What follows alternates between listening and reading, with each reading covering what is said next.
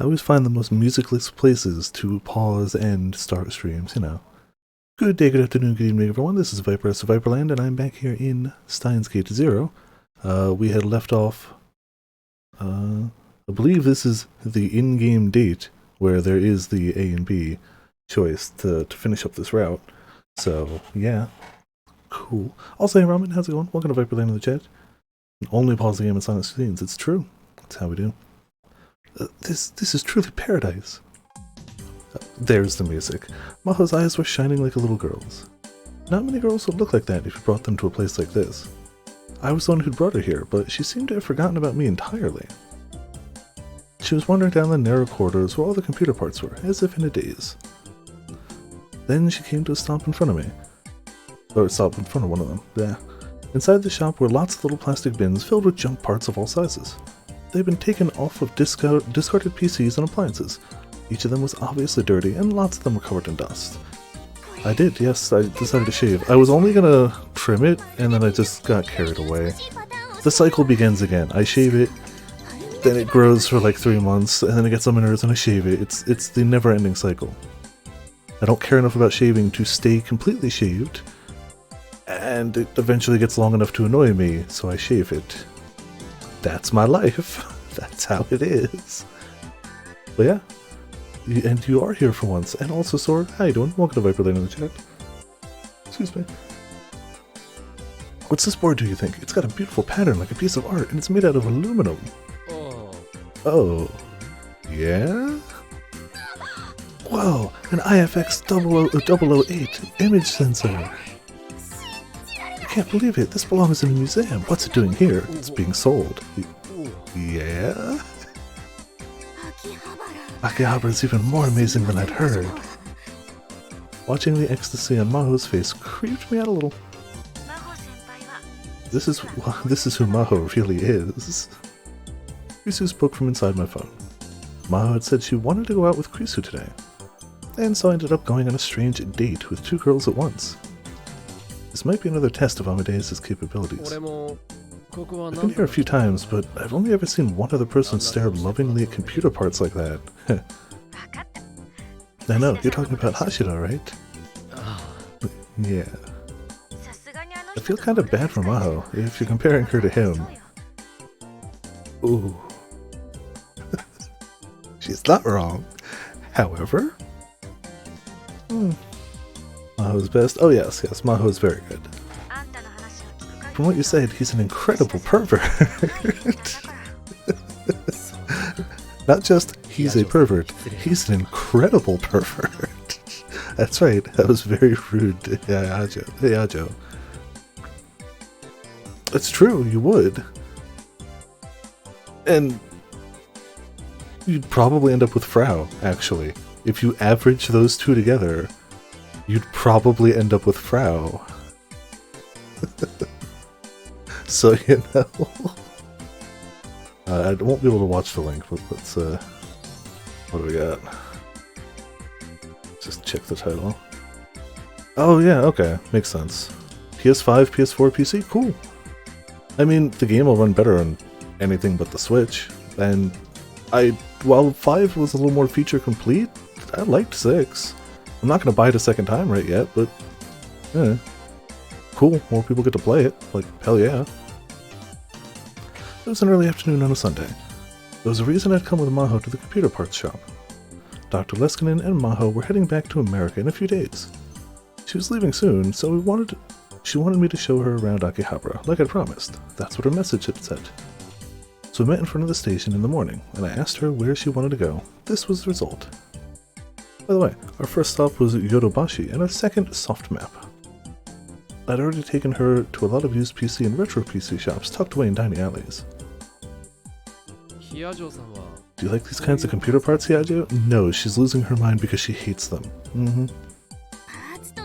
It's not the parts, really. I just like building things. I used to make plastic models all the time when I was a kid. A kit made from plastic parts, put together by following a manual. Thanks, I couldn't have put that together on my own. Without that tips, I would have never known. Would have been in the dark forever. I still swear, if I ever, next time I'm in the city, like anytime I'm in the city, if I ever spot one of those Gunpla models for Burning Gundam, I'll do another Gunpla stream. Easy to read tips, the hard ones for the end. True, you're right. A radio that uses germanium diodes as a rectifier and requires no power supply. This term can also refer to the kits used to build them. Since they're simple enough for anyone to build, they're a common choice for elementary school summer break projects. Cool. Never made one. Did you make germanium radios and stuff? I burnt myself soldering all the time. Oh man, I've never soldered anything, but all I know is just people burn themselves on it. Mixture comprised mostly of lead and tin that's used to join metal components together. All I know is just soldering irons hot. That's it. It's super hot. That's it. They start fires and burn people, and also are used for soldering things. Me too. I guess everybody's the same way, aren't they? Probably not everybody. Actually, I'd assume that it was a minority of people who soldered in their homes growing up. Probably, but wow, I could start this stuff forever. Why didn't I come sooner, I wonder? We were busy with research and stuffs. Felt like she was never going to leave unless I dragged her out. I finally managed to succeed in getting her away from the parts shop by telling her it was time to eat. Yeah. Want to use your body as a solder? Nah, that's okay. No, it wouldn't make good... I don't think seared human flesh is very conductive, or adhesive for that matter. I think it fails in every sense of what solder aims to do and be. In every way. And I'm sure it smells something fierce. Also hurts a lot. We went out to the main road. This area was close to the station, so it was especially crowded. Tasty! Thanks to the crowds of people waiting to cross the street, you couldn't even walk in a straight line. Now then, where to eat? My first idea was May Queen Yan Yan, but after the way she reacted last time, it was probably best to avoid it. Still, Sampo wasn't a good choice for someone new to Akihabara.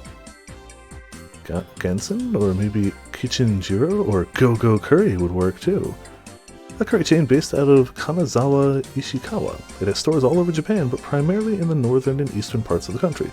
It offers Kanazawa curry, which is famous for its thick roux and katsu and cabbage on top. A restaurant chain found in downtown Tokyo, as well as Kansai. It has a popular combo menu that offers a large amount of delicious food. In addition to the restaurants, it also offers a delivery service.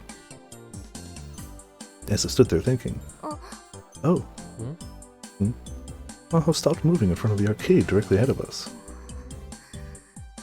Is this the secret underground Yakuza Mafia arcade that Nae will eventually train in to become the hardened badass she is in the future? Evidently she was looking at the crane games on the first floor. Yeah, literally under. Can we take a little look inside? I nodded. Maho walked— oh man, Yakuza flashbacks. Maho walked up to the crane game and pressed her face against the glass like a little kid. Inside the glass were characters from @channel memes, all of different sizes. Maybe Maho was a secret @channeler like Krisu? They were pretty close, so it was possible. I leaned over to Maho and whispered a magic spell into her ear. Nullpo. Old @channel slang. It started on the programming board as a shortening of null pointer, and as of now has no meaning whatsoever. Whenever someone says it, it's tradition for someone else to respond, "Gah!" Huh? I just confused her. I will never know. They're so stupidly broken. In a physics-based game, making a tiny... it's just stupid, yep. What? What's a null... what? Nothing, forget it. Well, Krisu was glaring cold daggers at me from inside the smartphone, but I decided to ignore it. Yajo, do you want that stuffed animal? Yeah, it's cute, isn't it, Krisu? But, Maho? What? Why do you look so flustered? It's nothing. I'm a little surprised, honestly. You just said you liked computer parts, so I figured your taste would be more boyish. Okabe, you need to learn some tact. This is tactful, Okabe. Is the thing. Say something romantic, like, the gap between my expectations and your reality is really cute. Sorry. It's fine, really. Actually, Krisu had one of these stuffed animals in her bedroom. Just the change in her expression on the phone, though. Did she? Just the eyes go large. Did she buy it off the internet and have it shipped to America? Does it really matter? I guess you can tell she's a secret at channeler. What's an at channeler? Never heard of it. Nope. Got.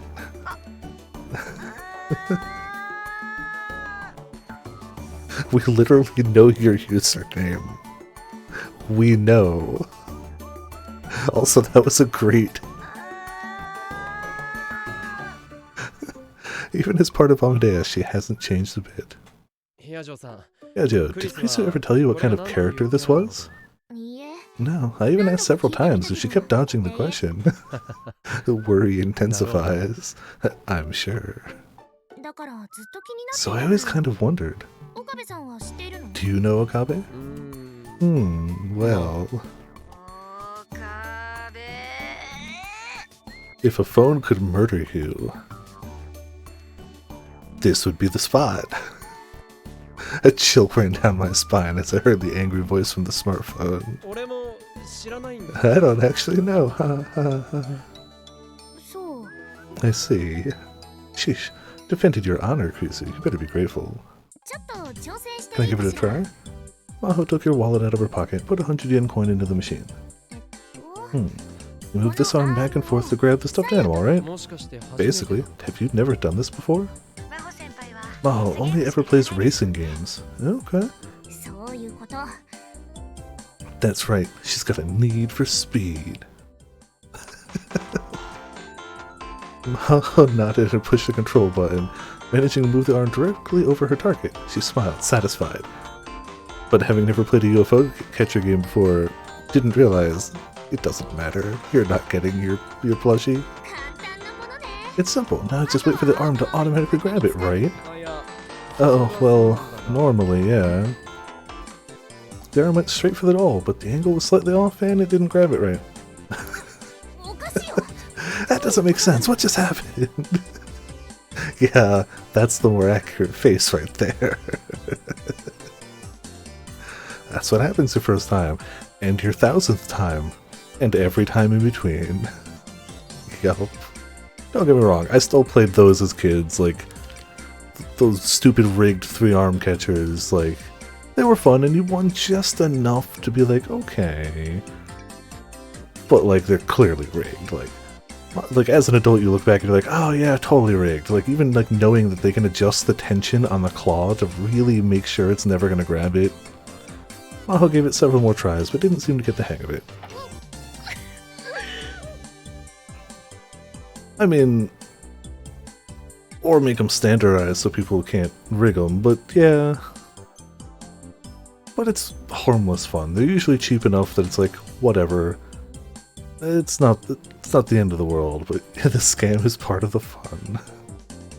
So when you eventually get one, you're like, I beat the scam. She groaned and took her last 300 yen to the back of the arcade. The reality of the world, who? She walked over to a game with a red and white two-tone Formula 1 car on the side of the cabinet. She slid inside, still angry. I remember that one was a CG racing game based off of real circuits. Okabe. Huh? What is it? Now's your chance to show your manliness. You know who you're talking to, right? My manliness? Get that stuffed animal that Maho couldn't, I mean. Yeah, it's true. Loot boxes are crane games, but worse. At least in a crane game you can aim for the right thing, and as long as you find one not sufficiently rigged enough, you can skillfully get things. I'd argue crane games are less rigged than loot boxes. Oh, I see.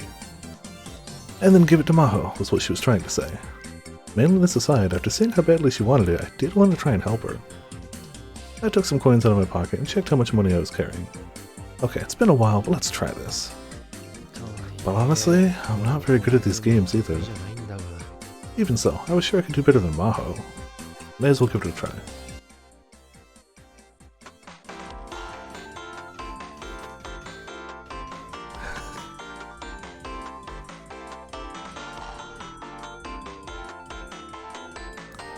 Oh, didn't move aside. Oh, there it is. Animation. Mm-hmm.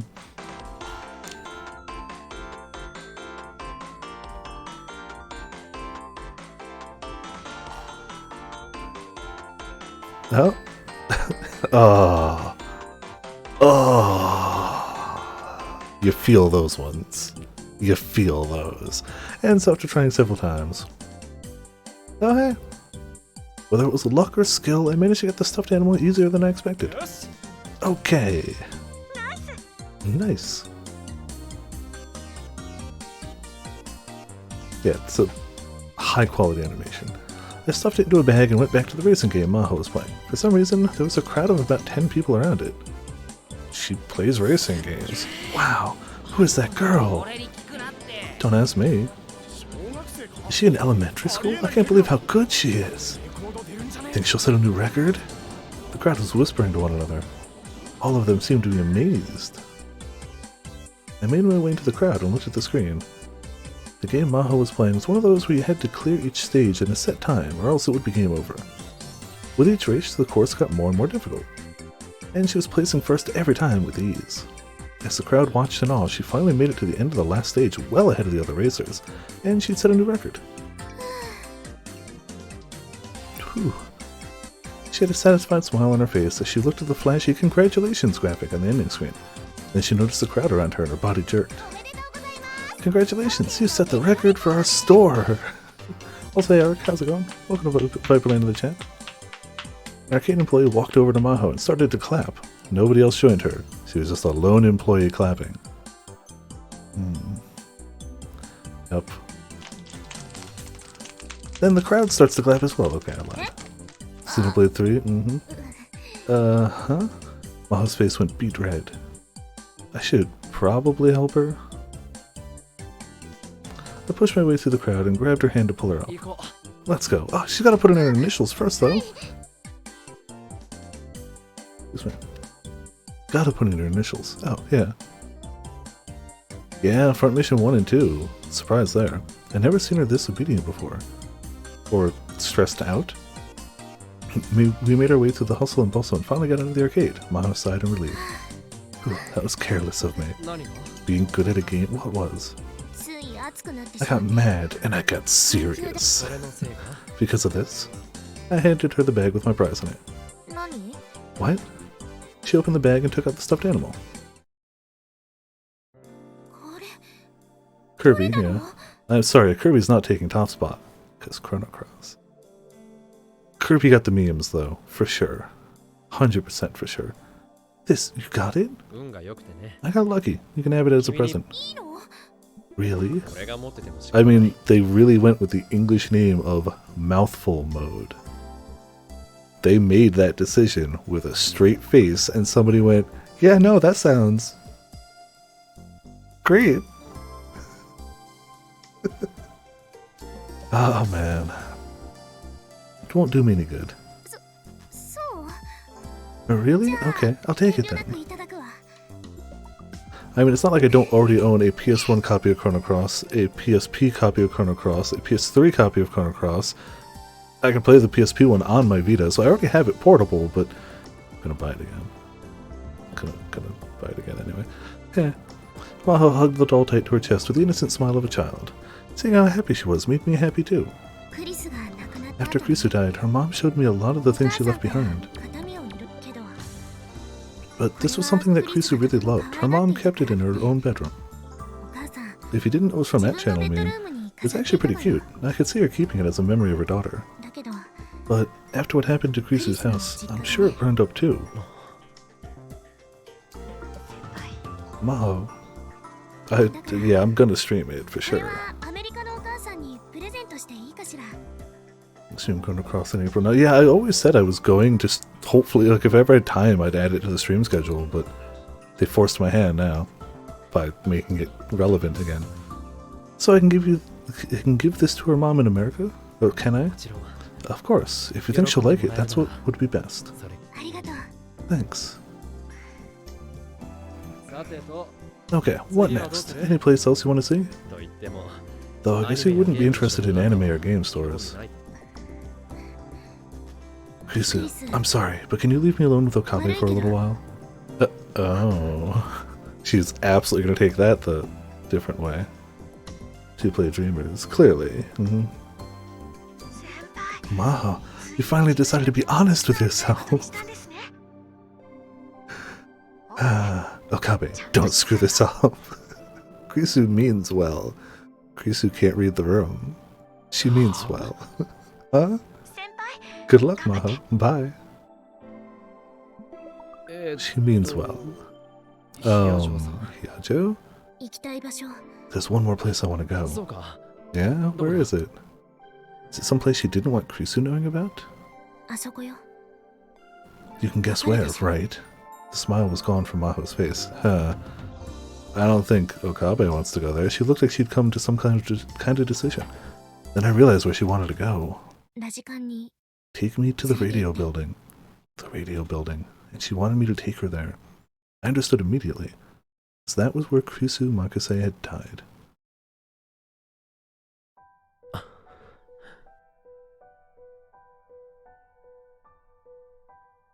A love hotel? Oh my, clearly. I'd gone up to the roof several times since then.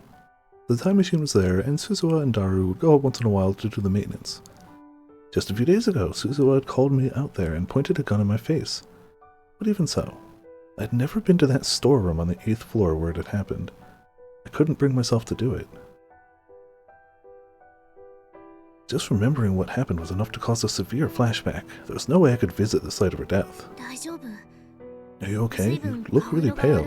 Almost like... Yeah, maybe. Are you thinking about Krisu? Yeah, I guess so. You don't have to come with me if it's going to be hard for you. I'll go by myself. But her face was colorless. Going there had to be hard for her too. But even so, she was trying to come to grips with Krisu's death. I wanted to help her remember our friend. The radio building was going to be renovated. There wasn't a lot of time. No. I'll go with you.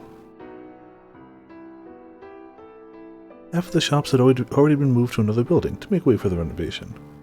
But many of the shops on the 7th floor were still open.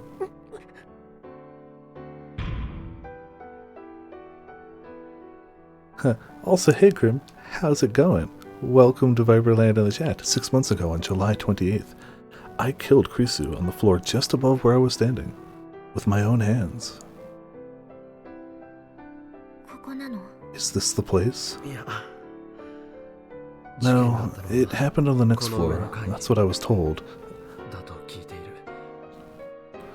I wasn't supposed to have been at the scene of Krisu's death. Oh yeah, such just happiness straight through. I'd already asked Mayuri and Daru not to tell anyone. What's upstairs? An event hall and some storerooms and stuff. Can we go up there? It should be off limits right now. But the rope that always blocked off the way to the 8th floor wasn't there today. I could hear loud voices and laughter from above. Since it was a day off, there must have been some kind of event going on upstairs. Looks like it's okay. Maho headed up the stairs first. I slowly dragged myself up the stairs. A demo with working multiplayer, yeah, we were saying that. Cool. Surprised, but cool. We passed by the event hall and into the back. It looked like there was no one around. Nothing had changed in 6 months. This is it. There were no lights on, and the place seemed dark and lonely. This time, the storeroom was locked. I see, so it was a place like this. Yeah, kind of surprising they didn't really bring it up during the direct. I could see her lips trembling as she whispered. It seemed strange. This was the place where Krisu had died, covered in blood, and yet, nearby, the rest of the world continued on like it didn't care. Now I'd come back, even though this was where the one I loved had died. Oh yeah. Sure. I'll do that. It's frustrating. I'm not a physicist, so I don't know all there is to know about relativity theory, but if space and time are essentially the same thing, then why can't we move through time as easily as we can move through space? I would know nothing of... I would know nothing at all. Spatially, we're in the same axis as Krisu's death, but that tiny little gap on the temporal axis means there's nothing we can do about it. I'd call it more the Devil May Cry of Metroid games, but to each their own. You asked Krisu, the Amadeus Krisu, an interesting question before. Whether it was possible to create a time machine. Yeah. I'd love it if you could look into it. I'd volunteer for the first man test. You don't want that. I couldn't tell from the tone of her voice if she was serious or joking. She laughed, sadly. Time machines are real, you know, and there's one right above us. Yeah. Huh. What would she do if I told her that? Would she blame me for giving up on saving Krisu and say she'd go back to the past herself? Okabe, can you tell me about how Krisu died? No. I don't know the details. I don't really know myself. Didn't I tell you that before? But you know more than I do, right? I was in America. What was Krisu doing in a place like this?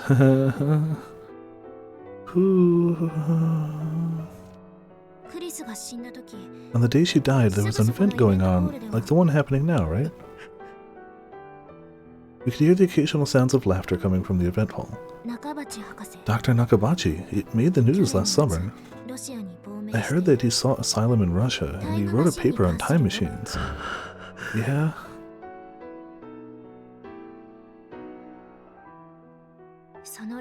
Supposedly, the paper itself was terrible. Terribly accurate, apparently. But that made me remember something. Those guys who set fire to Krisu's house in America were speaking Russian. Is that a coincidence, you think? I think the two events are connected somehow. So I decided to look into Dr. Nakabachi. But strangely, there's barely any information on him. If you look online, you won't even find his real name. Most blogs and websites that talked about Dr. Nakabachi are gone now, and all of them disappeared in the last 6 months. Tell me, what the hell was Krisu caught up in? Is it perhaps still going on? Are you hiding something? No. Her eyes were pure and sought the truth. Krisu used to get that exact same look in her eyes all the time. But you shouldn't get involved out of curiosity. I'm done with all this. It's too late, I'm already involved. And I've been wondering if the reason we were attacked before wasn't because of me. Because of you? Is there a reason someone would come after you? And then she paused for a moment. I have some of Krisu's belongings. Belongings? Some of Krisu's belongings? What did she mean? Maho had said that after Krisu died, she'd gone to her home in America and received some of her belongings from her mom. Was she saying now that the attack was because of that? My mind began to race. Russia, where Dr. Nakabachi had sought asylum. The people who attacked Krisu's home spoke Russian. And just a few days ago, the Russians probably had experimented with changing the past. Suzuha had said that after World War III would be set off by the time machine. The time machine? Nakabachi's paper? The paper he'd written about the time machine. The cause of the Third World War. A miraculous and nightmarish paper which would cause the deaths of 5.7 billion people. The time machine he discussed at his press conference was a rip-off of John Titor's. You now realize that Krisu's hands are awkwardly tiny in this art.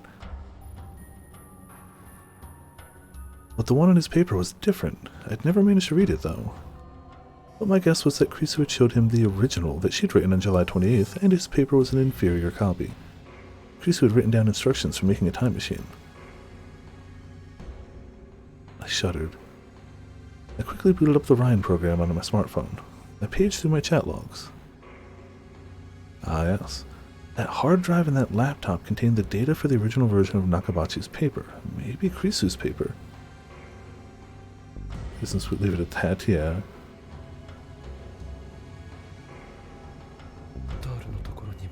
Krisu's laptop and hard drive, which were given to Daru. Was the person who gave them to him Russian? Oh, or Maho. I looked at Maho. She looked back at me without smiling. And she nodded. Yeah, it was me. From Maho's perspective, there were too many things about Krisu's death that didn't make sense. Maybe that was why she had decided to look into why Krisu was killed. Of course, she'd assumed there were hints hidden inside her laptop and hard drive. But if my hypothesis was right, that laptop was too dangerous to be allowed to exist. It was Pandora's box, with the power to unleash the Third World War. A box given to mankind by the gods in Greek mythology. We were told never to open it, but a girl named Pandora let her curiosity get the best of her and opened it anyway. The box was filled with disasters, all of which were unleashed upon the world. It said that the one thing that remained in the box was hope. So that's a truly, like, Greek god thing to do. Here, have this box. Never open it.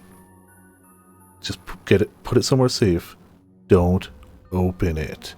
Why not just not give him the box? Why not just not give him the box? But yeah, asshole gods. We basically had a Pandora's box in my D&D campaign, but we knew what it did because we rolled high enough to figure out what it did. It was a box that had infinite wasps in it, and it was cursed that once it was opened, you'd never be able to close it. So we protected that box a lot. Thankfully, we did not open that box. I believe there were temptations to try at one point or another, but like, why didn't you tell me? At first, I didn't know that you and Hashira were friends. It was really just a coincidence that I gave it to him. Throw it in the pits of hell. That was the reason we were tempted to open it at times, was for the combat potential. But also, no. I'm not making this up. We almost opened it to combat the Bee Pope. There was a town that was taken over by a pope who used mind control honey from purple bees to take over the town. We originally went to the town and it was called Lu'uk. We went away and adventured elsewhere, came back and it was Applebee's. And it was taken over by the bee cult with the Bee Pope, who we fought, and I still have his hat. This is the very SparkNotes version, but this all happened in the D&D game. He got around by riding on 2 giant bees, one under each foot. I'm not making this up. He almost killed my character, too. We ended up fighting him at half party. The other half of the party was, like, trying to fix the town and, like, break the mind control. And he straight up almost killed me. And it seemed to me like you were hiding something about Krisu. And see, exactly, that's why there was a temptation, but we didn't do it. I think we eventually neutralized it, or maybe we just buried it somewhere. I don't remember what the actual end result of it is. I know we don't have it anymore. I don't remember if we, like, decursed it or got rid of it. I don't remember. Do you really think I'd tell you everything? It wasn't that I didn't trust you, but I didn't trust you. Thought it would be best to be cautious when it comes to Krisu. Yeah, you were right about that. Was letting me test Amadeus part of your plot? Don't call it a plot, but yes. You were Krisu's friend, and I just wanted to know more about you. To find Krisu's secrets. I wanted to know more about her. She glared right back, as if challenging me. Has Daru cracked it yet? Not yet. That's why I wanted to talk to you before I headed back to America. So that's why she brought me here. I need to call Daru right away.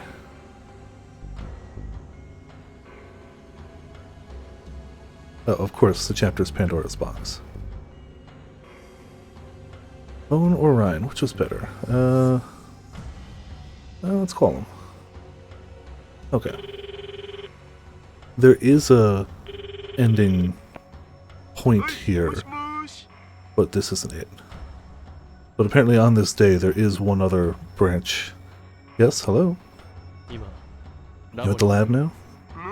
No? Then where are you? At home, fapping to H games. What's up?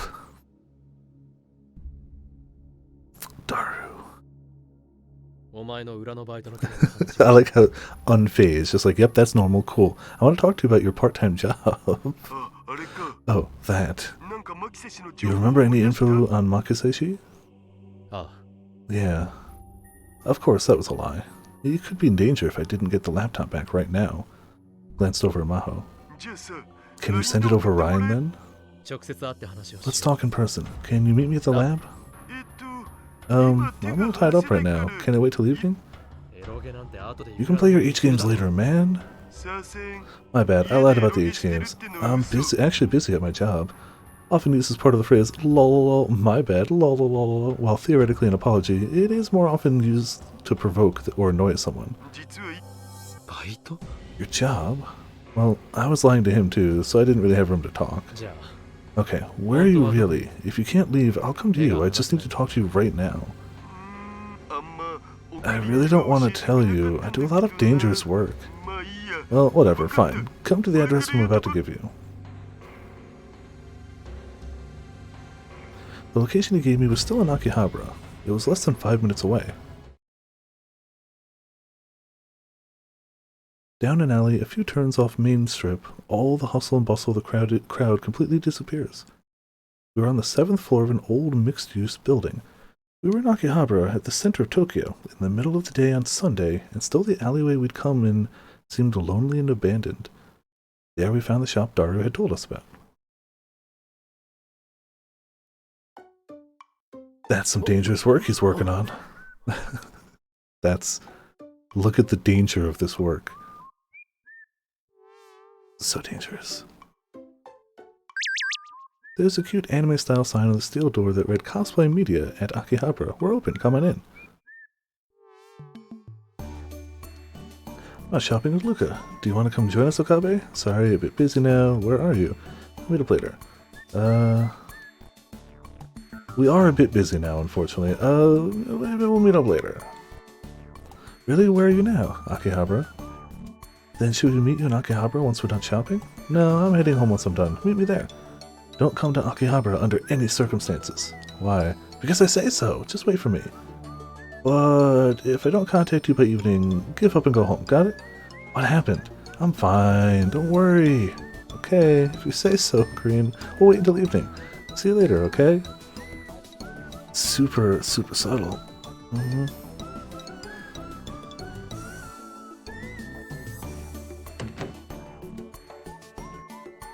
The store was jammed full of cosplay outfits. The wall near the entrance held the new arrivals corner and popular cosplay sections, as well as cosplay wigs, ribbons, jewelries, and props. The popular cosplay section is just Naruto outfits. Just Naruto outfits. Actually, wait, when did... Hold on, when did...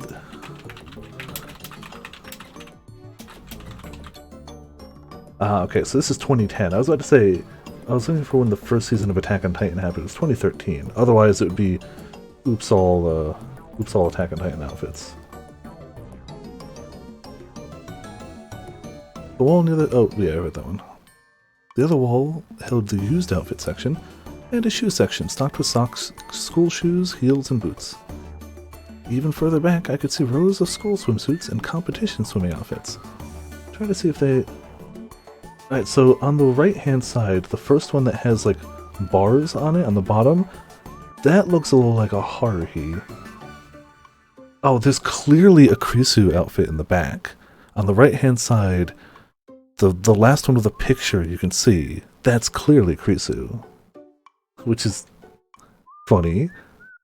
I don't recognize any other characters immediately. Oh, there's a Sailor Moon above. If you look directly above the Krisu one, that's just Sailor Moon, right? It's just the picture. Alright, that's as best I got. It looked like the place sold mainly to girls, but this clearly wasn't a location where a woman would feel comfortable. Why not? It's a cosplay area. Oh, because the location, not the store.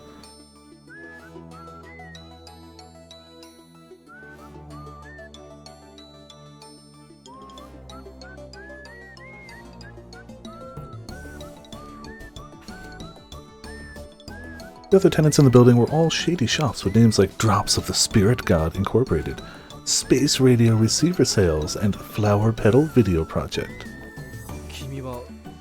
You ever been here before? No, last time we met it was in a different building. It wasn't much better than this one though. I see. I feel like I'd seen Daru's dark side. The shop was completely silent. There were no customers other than us. There was a thin man with long hair at the counter who looked like he worked there, but he didn't even raise his head up from his magazine when we came in. To be honest, ever since I'd entered, I'd worried that someone would think I was up to something illegal. Anybody who saw me would think I was a pervert taking a middle school girl to a shady cosplay shop. Sure. Hey, Ocarina, over here! Daru appeared from the back of the shop. There had been no sign of him a second ago. Wait, Mahotan's with you too? Would you stop calling me Mahotan? That was a Taku thought right there. Why? It's cute.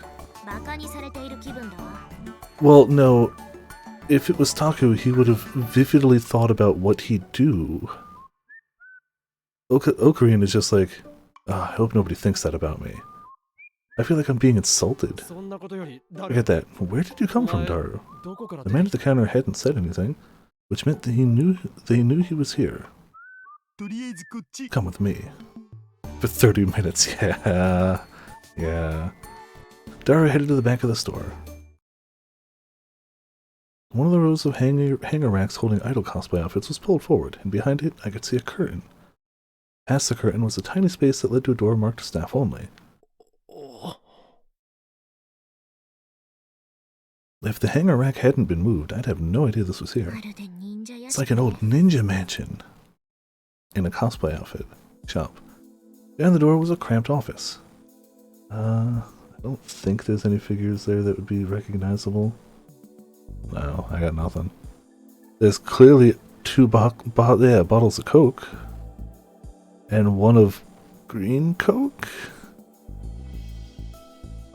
Well, no, the room itself may have been pretty big, but the darkness made it feel very cramped. It was honestly hard to breathe. There were 4 desks in the center surrounded by metal racks. The desk and floor were piled high with all manners of computer and peripherals. There were boxes and bags littered everywhere. I couldn't tell if they were trash or not. There were towers of magazines, games, plastic models, and figure boxes. And the desk was covered in garbage, just like the one at the lab. It was too dark to tell, but I was sure the figures he had on display were covered in dust. And what did he need 6 monitors for anyway? Hey. Once you add a monitor, you find a use for it. You don't think of a use and then get a monitor. You get a monitor, and then you find a use, and then you realize, how could I have ever lived without this monitor? And then you get another one. I only have 2. There are times where I wish I had a 3rd. I understand. Each of them displayed an image of the store. Evidently it was footage from a security camera. Given the size of the store and the lack of customers, even 3 cameras would have been too many. Well, sit down, I guess. There's no place to sit down. I'll make you a space.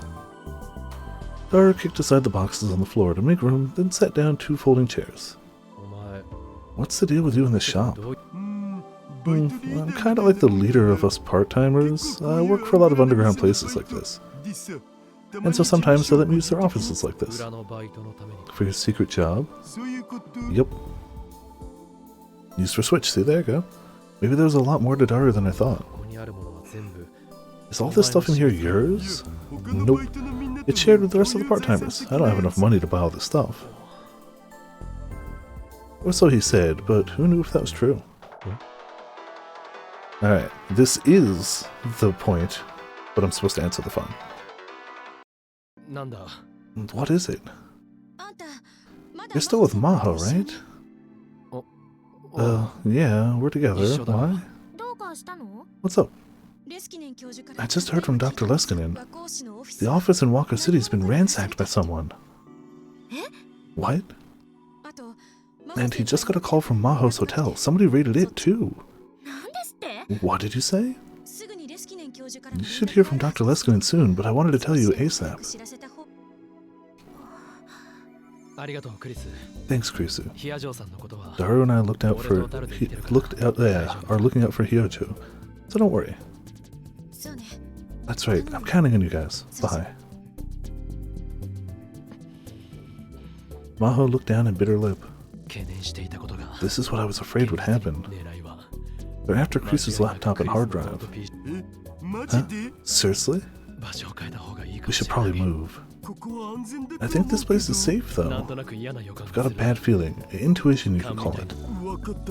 Got it. Oh, and where's the laptop and hard drive? Daru sighed and grabbed a locked, fire-resistant case off one of the racks. He opened it. Is that where he hid it? The laptop was a deep red Japanese model with a 12-inch LCD screen. The hard drive was American, from a brand known for equipping its drives with a shock-resistant rubber case. Seriously? Yeah. Let's take it and get out of here. Both Maho and Daru nodded silently.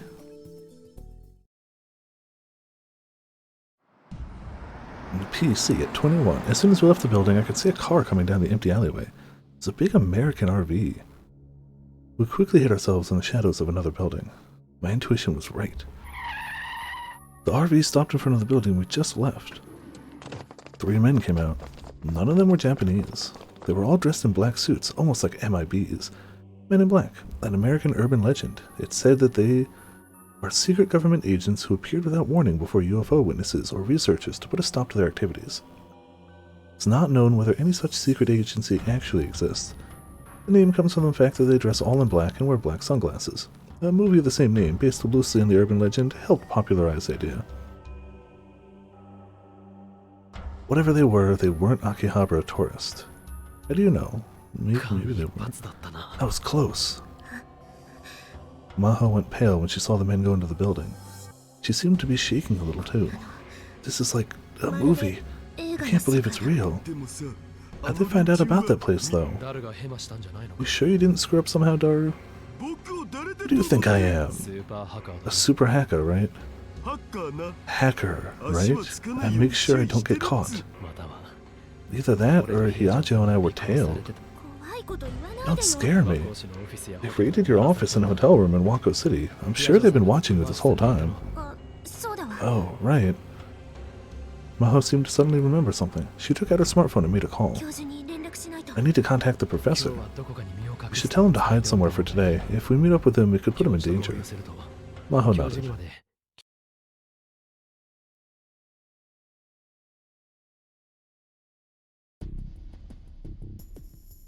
Rintaro took Maho to Ferris Nyanyan's home. It was on the top floor of a high-rise building in the center of Akihabara.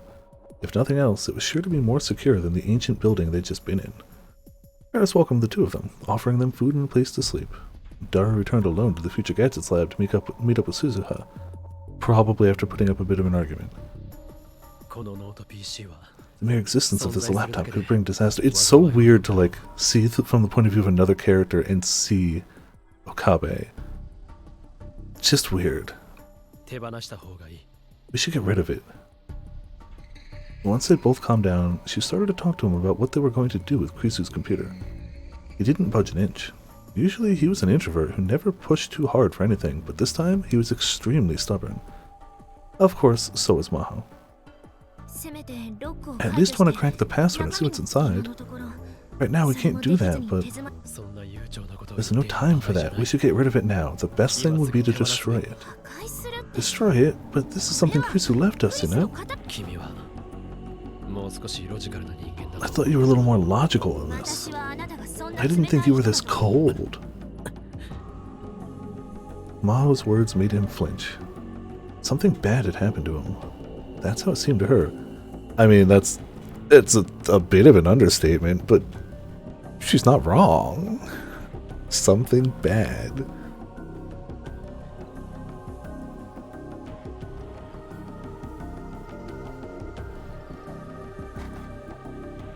And it was easy to assume that it had something to do with Kreesu.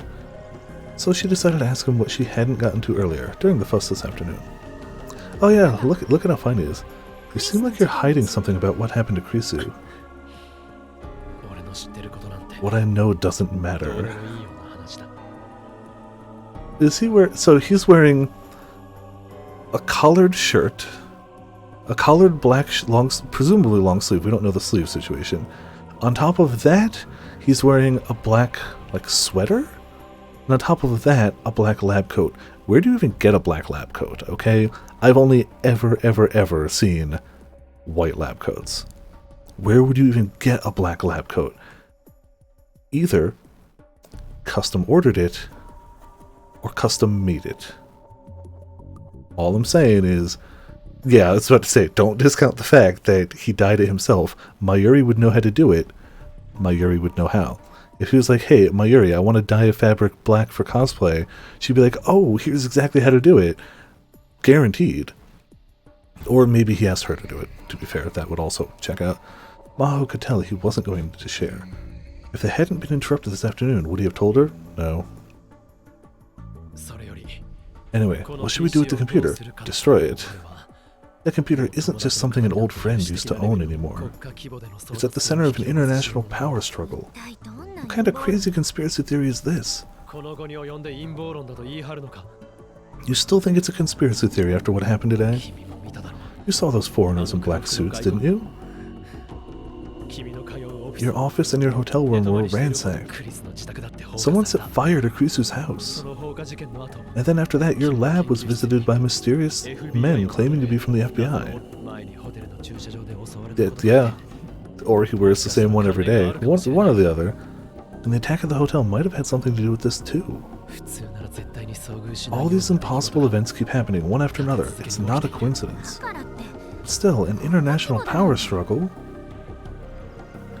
The whole thing just seemed like too much of a stretch for her. Trying to connect every single event was a trap that conspiracy theorists often fell into. But in fact, most things that happened didn't really mean anything. When she began to tell him that, what he said next surprised her. John Titor's prophecy is going to come true now. John Titor? Maho had never even heard that name before. A time traveler from the year 2036 who appeared in American message boards 10 years ago. I know for a fact that he's real. I've met him myself. John Titor says World War III will occur in 2015. The cause will be a time machine. Are you making fun of me? I am being very serious.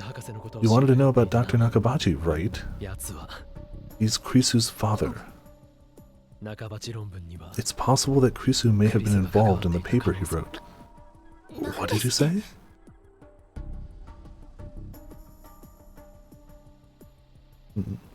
Yeah, we can hope. Maho had read Dr. Nakabachi's paper out of curiosity. Last summer, he proudly announced his paper on time travel to the entire world just before fleeing to Russia. The paper itself, however, was so poorly written that it was of no value whatsoever. She couldn't believe that Krisu might have been involved in writing it.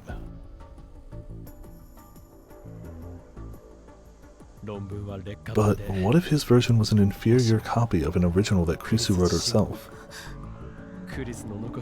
What's inside Krisu's computer doesn't actually matter right now. What matters is that there are people who want it. Give me a second, I need to process all of this. Could what Rinjiro was saying be true? She took a moment to think. Normally she wouldn't give something like this a second thought, but what had been happening around her lately was just wasn't normal. She couldn't outright deny it. Besides, she was noticing a conspiracy theory of her own. I also thought that someone might be after this computer. But what you're saying is just so different than what I expected. What did you expect? Thought it might be about using Amadeus for military purposes. Military purposes? Krisu spent a lot of time at the psychology lab. She said sometimes she'd be visited by people who looked like they didn't belong there at all. Fictional. One of the labs at Victor Krondia University. While the Brain Science Institute attempts to understand and process the processes behind thought and memory by examining the systems used by the brain itself, the psychopsychology lab's goals are more medical in nature. They develop new medical treatments by researching the biological and physical effects caused by the mind's workings. The lab's research covers a wide range of areas including perception, recognition, reflexes, learning, sleep, alcohol addiction, and schizophrenia. She said she thought they were from the Department of Defense. The United States Department of Defense. It's also known as the Pentagon, due to the shape of the building it's located in. It's America's most high-level defense agency, responsible for controlling the Army, Navy, and Air Force. Can Amadeus kill someone? How? Well, for example, you could take the memories of a veteran pilot and copy them and use them to control drones. And remember what I said about medical applications? Oh man, going all the way back. You mean copying memory data back to the brain? Yeah. If you could alter memory data and then send it back to the brain, you could make soldiers who didn't feel fear, or who could carry out any kind of unethical mission without hesitation. My thought was that Krisu had found proof that they were running experiments like that. Damn military always messing with everything. Hey, the US military aren't involved in researching Amadeus, are they? Of course not. You sure? You're just a scientist. You're not the head of the project. Dr. Leskinen wouldn't let the military get involved either. You're right. All that happened in another world line. Of course, he says this out loud. World line? What are you talking about? No, forget it. I'm overthinking things. He hadn't seemed like he'd really meant that, and that really bothered her. She wanted to hear more about John Titer, but he didn't tell her anything else. Since she couldn't crack the security on Krisu's laptop and hard drive, it did Maho no good to carry them. And just like Rintaro said, these attackers scared her. So she decided she had no choice but to give them to him. He didn't tell her whether he was going to destroy them or not.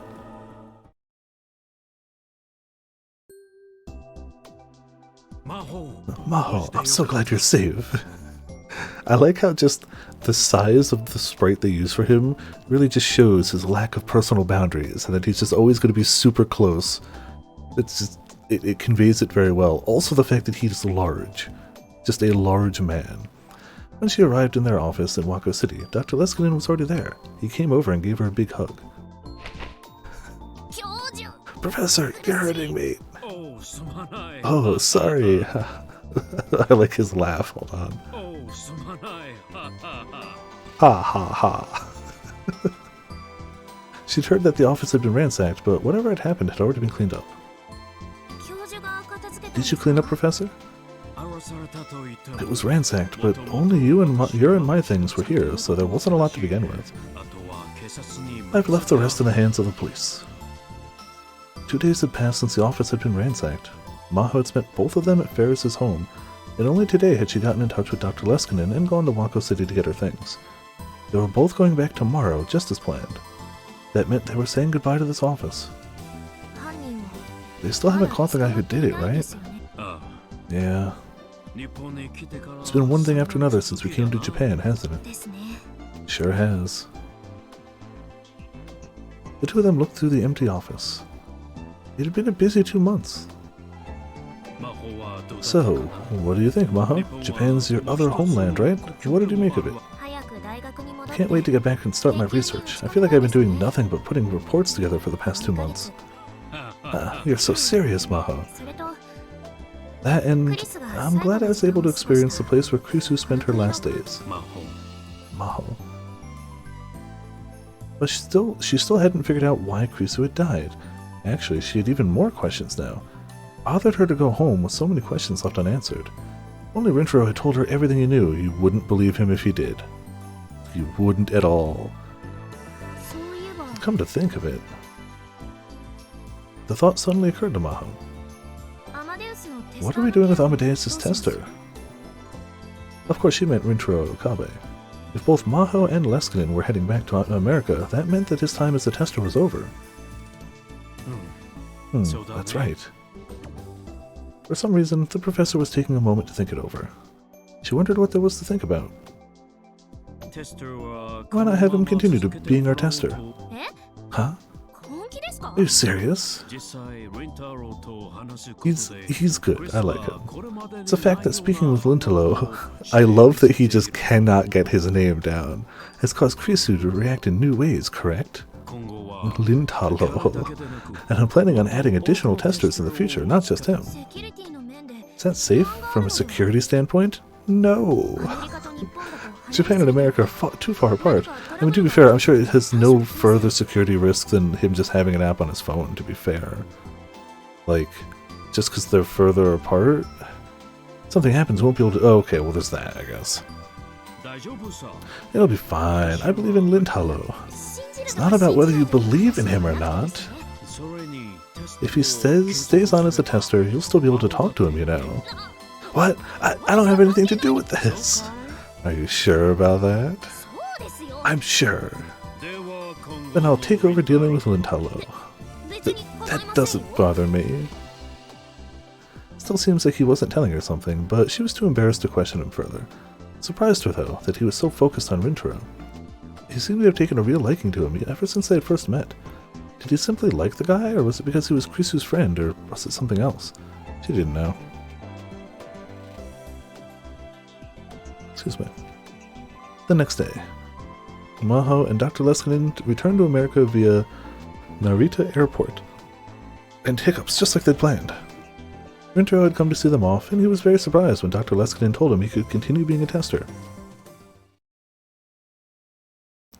And then half a year passed.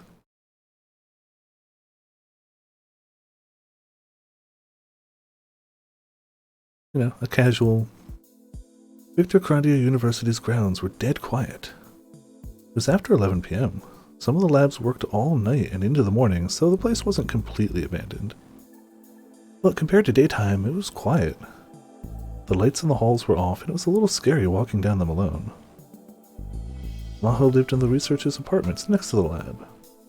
She'd been thinking about so many things that night, her head felt like it was going to explode.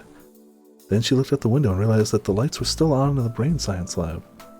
Dr. Leskinen must have been working late. She decided to put some coffee in a thermos and take it to him. Why am I doing so much research about time machines anyway? I can't even imagine how you... Well, it could... I don't know. Ever since she'd come back from Japan in January, she spent all her free time on it. Even she had to admit she was getting obsessed. Of course, since this wasn't something she could research in public, and since she couldn't let it interfere with her real job, she had to do it all of it on her own room at night. As a result, she was staying up late battling with physics textbooks, an unfamiliar subject for her. Exhaustion and lack of sleep were starting to get to her. Yeah, that'll happen. The whole idea of a time machine was stupid. She still thought so, but she was surprised at how desperate she was getting. This is all because of Okabe. I mean, yeah, but... yeah. He didn't make you do this, he just mentioned time machines. What Okabe had said to her in Japan still stuck with her.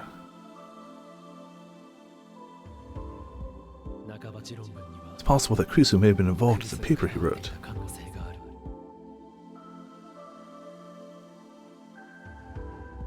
Rintaro could have been lying, or wrong, or simply delusional. But part of her wanted to believe it was real. Of course, from what she'd seen of Dr. Nakabachi's paper, she didn't want to believe Krisu was involved. It was just that bad.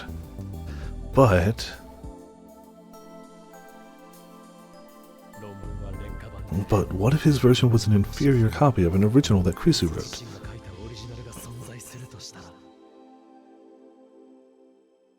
If she could have written it off as a slim possibility, everything would have been so much easier. But it was just like her, she thought, to be unable to do that. I want to find what Krisu found. That desire was what drove her to action. But the more research she did, the harder it seemed. It was so hard she was starting to lose faith in what she wanted to believe. Her usual complex started weighing down on her. Krisu, I can't be you after all. Krisu was her dear friend, but at the same time, she was starting to feel jealous, frustrated, and hateful.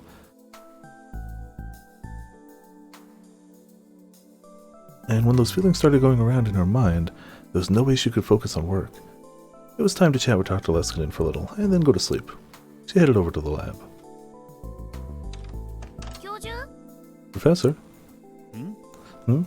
Hey, Maho. Dr. Leskinen seemed surprised at her sudden visit, but he stood up from his chair and welcomed her. What brings you here at this hour? It's time for kids to be in bed. I'll say those exact same words to you. Haha, you've got that right. Dr. Leskinen laughed innocently, like a child at her cutting remark. Super cutting. I could see the light on from my room. Here. The cup on Dr. Leskinen's desk was empty. She poured him some coffee from her thermos. wasn't the sticky sweet cafe au lait that she liked. She made it straight black to match the professor's taste. Straight black coffee, just no thanks. The room was filled with steam and a pleasant smell. This is a surprise, Maho, bringing me coffee? I'm not that bad, am I? But I thought you hated this sort of thing. As I recall, it was the first day you came to this lab. French words. No, we don't. No. Yep, new sticker event. It's a Valentine's Day event, and the monster is Grimm's waifu, and you get Valentine's Day themed chocolate stickers. Mary was French is an enigma. The way to pronounce French words is nothing to do with how they're spelled. I'm convinced it has nothing to do with how they're spelled. You just have to know already. Maybe it's because I never took French class, but you know. But hot damn, it's one of those like you either know ahead of time or you get it wrong. It's magic. Yeah, even sometimes if you know ahead of time, you're like, wait, no, I know how that's pronounced, but it's not written anything like that. How? Mary was passing out morning coffee to everyone, and you refused. And do you remember what you said then? Did you come to work to make coffee? If you've got the time to make coffee, why not get started on your work? Fries, clearly. I was in awe, I remembered. This new kid was really something. That was such a long time ago. You don't need to bring it up now. Maho's cheeks swelled in embarrassment. The vowels are super inconsistent. Yeah, I'm sure if I took like French classes or like grew up exposed to French in general besides just random words that Americans tend to know, I'd probably have more of it and it would make more sense to me, but I didn't, and so I don't. So that's just how it is. Back then I was, well, everybody called me the girl genius, and I kinda let it go to my head. I know better now. Mary was another scientist at the lab. After Maho had apologized, they'd gone on to be friends. You're so mean, Professor. I'm never making you coffee again, okay? Just as she was thinking of taking the coffee she'd poured back. Take it poured out of his mug? That's right, Professor. Don't be so mean to Maho. She heard a voice from Dr. Leskinen's computer. Oh, Krisu. Yes, it's me. I was just examining her program. She moved around to where she could see the monitor, and sure enough, the Krisu CG model was displayed on it. Good evening, Maho. Sorry to see you working so late. Maho chuckled to herself. Krisu was just a program running on a computer, but she still couldn't stop herself from saying things like that. After all the time they'd spent together, Krisu was no different than a human to her. I'm not being mean to Maho. I was actually quite impressed with what she said to Mary. I thought that she was very logical, very cool-headed, and very entertaining. That's why I made her my assistant. Of course, I don't mind the new, nicer version of you. Dr. Leskinen gave her a wink as he reached for his coffee cup. Thanks, I'll have some. As he drank his coffee, he grabbed the corners of his eyelids and gave them a little massage. He was acting cheerful, but evidently he was really tired. Yeah, that's anybody working in the middle of the night. So, what were you doing with the program? Oh, you know, for the paper I'm writing. The mechanism Amadeus used to lie? If we could figure out this part of the program, we could learn more about how humans lie, you know? Women's lies sometimes hide important secrets. I can't say I approve of you trying to discover them. Krisu's expression was deadly serious. I'm not trying to discover your secrets, I just want to know the thought process involved in telling a lie. Well, that's fine. If I have to reveal something, I'll start by revealing Maho's sweet secrets. Hey, don't be weird. Now what are my sweet secrets anyway? Oh, I couldn't say. She played dumb. Sometimes Krisu liked to joke around. It was infuriating and at the same time kinda cute. For example, do you think I don't know about the stuffed animal that he got you at the arcade? Huh? First thing she thought of when she heard the word arcade was what happened back in Akihabara, Japan. She tried so many times to get the stuffed animal and failed each time. Rintaro had won it easily and given it to her. I don't know if easily is the way to put it, but, you know. What about it? You've got it on your bed, don't you? What are you talking about? That's a present for your mom. Then what's it doing on your bed? Because your mom says she's looking for a new house, and she's living in an apartment right now. I don't want to give her more stuff to haul around. Really? Really? And anyway, that stuffed animal is an important reminder of you. What's wrong with snuggling with it as I sleep? Oh, so it is on your bed after all. And you snuggle with it when you sleep. That's so cute. Tell me more details, please. That stupid computer program had tricked her. By the time she realized it was already too late. Both Krisu and Dr. Leskinen, who'd been listening the whole time, were smiling at her. She glared at them, her cheeks flushed. Looks like Krisu won this round, huh? Doesn't matter who won or lost. I'm going to bed. Good night. She turned to leave Dr. Leskinen's office, fuming. But before she could leave, Krisu got in one final parting shot. Maho, you haven't talked to Akabe for a whole week. If you keep putting off talking to him because you're busy, you're going to regret it later, okay? Listen, are you really that insistent on getting me and Akabe together? Maho stormed over to the monitor, but Krisu seemed unconcerned. Do you ever think about seeing him in person again? Nope. I see, that's a shame. For some reason, Dr. Leskinen shook his head sadly. I've got another joint project coming up in Japan, and I was thinking of getting in touch with Lintello while I was there. I was wondering whether I should invite you. I guess not. Huh? She'd heard nothing about this. Most of the time, whenever the professor had a project coming up, she'd heard about it. But she'd hear about it through the school's network ahead of time. Going back to Japan? Yeah. She had to stop herself from immediately saying that she wanted to go too. If she did, Dr. Leskinen and Krisu would make fun of her again. But she didn't want to miss this chance. There was still a lot she needed to do in Japan. More than anything, she wanted to talk to Rintaro in person, about the time machine, and about Krisu. Definitely was not because she just liked talking to him. Please, take me too. In the end, she gave in. Baka. Oh, you've finally become honest about your feelings. Let's come up with a plan to tell him how much you love him. Come on, guy. Maho is starting to get tired of dealing with them. Well, joking aside, I'm honestly not sure if I can take you or not. What do you mean?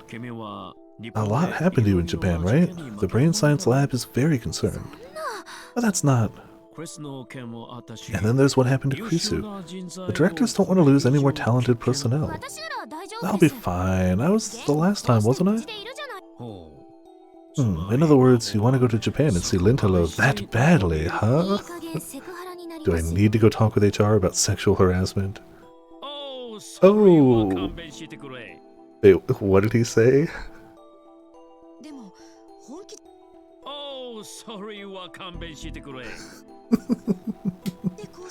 But why not seriously consider dating him? It's possible he'll be coming here in the future, right? You should try to get your hooks into him while you can. It's a strange way of putting that, but I get what she's going for. Stop sounding like a nosy aunt. Alright, Maho, I understand. I'll talk to the directors, but just know that I can't guarantee anything. Right, thanks. I'm pretty serious, actually. Are you still saying that? Really felt like she was talking to Krisu. The feeling was much stronger than when they'd first started on Amadeus, and that reminded her of something she'd almost done many times but stopped. Why not tell Krisu about the time machine? She didn't know if Krisu had completed the time machine theory before her death, but if she had, some clues to it might be hidden in Krisu's memories. Of course, she couldn't ask her in front of Dr. Leskinen, and she couldn't let others hear that she was making a time machine. If the rest of the lab found out, they'd make fun of her for sure. It wasn't even her field of research to begin with. Okay, Professor, I'm going back to my room. Maho took her thermos and was about to leave the lab. Oh, wait a second. You haven't updated Maho's memory data at all lately, have you? Amadeus Maho. Oh, excuse me. The last time was before we went to Japan, wasn't it? Oh, how about that? Maho didn't know what to say. He was right. Well, I had a lot of scary experiences in Japan. I've been thinking that maybe we shouldn't give Amadeus bad memories. I understand how you feel, but I can't do a comparison trial like this. A comparison trial involved loading memories from both before and after a given experience into Amadeus and seeing how it changed.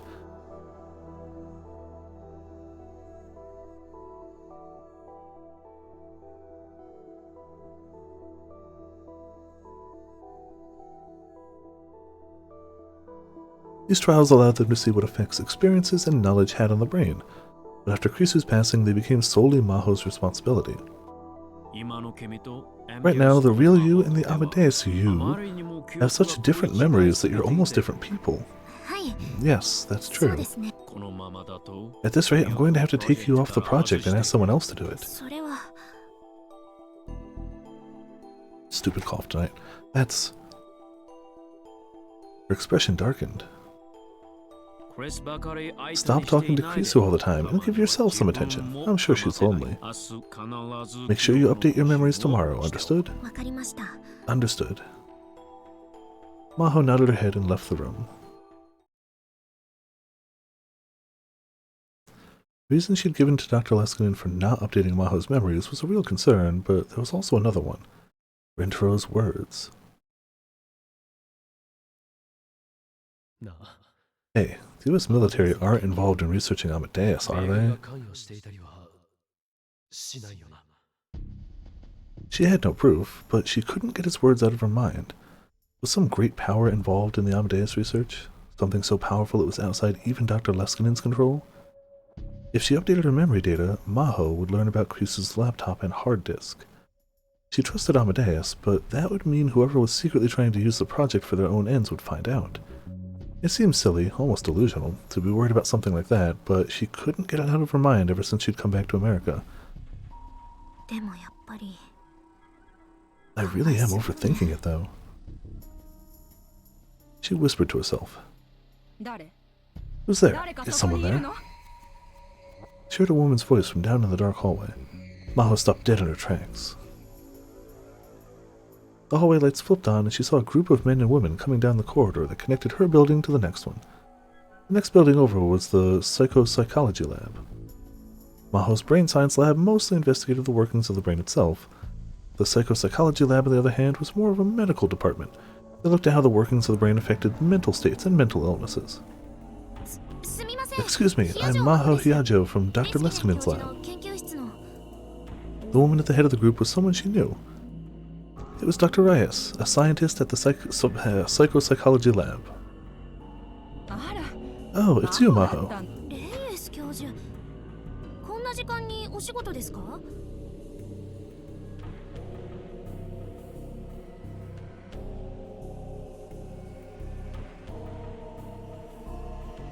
I feel perfectly fine, but I just got a little, like, in the back of the throat.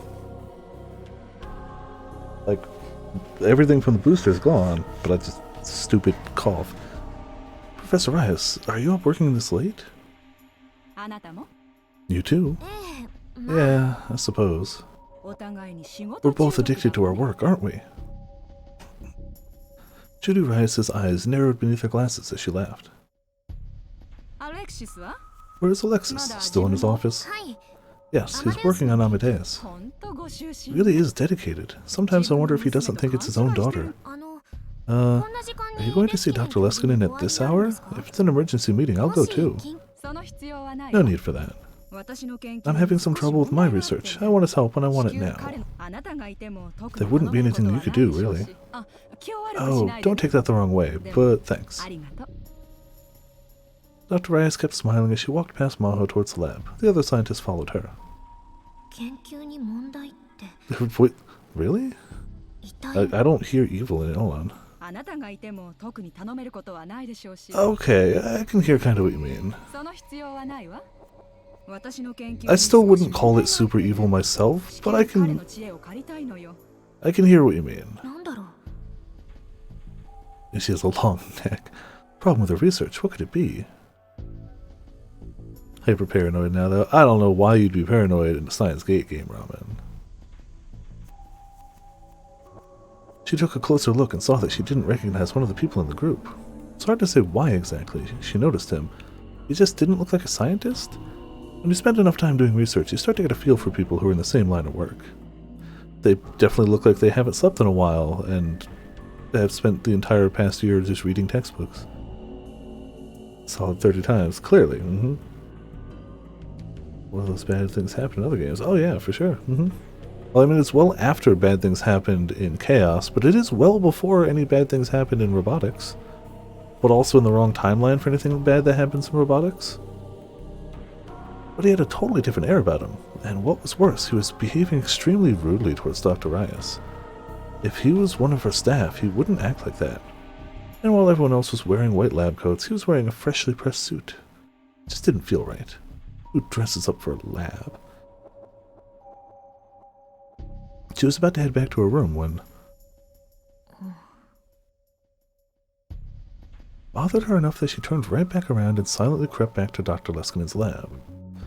Only instant noodles for the past month is also an important qualifier. Yes, absolutely. The door was slightly ajar, also surviving on coffee being the only beverage. She could hear voices inside. She knew it was wrong, but she decided to push her face up against the door to listen.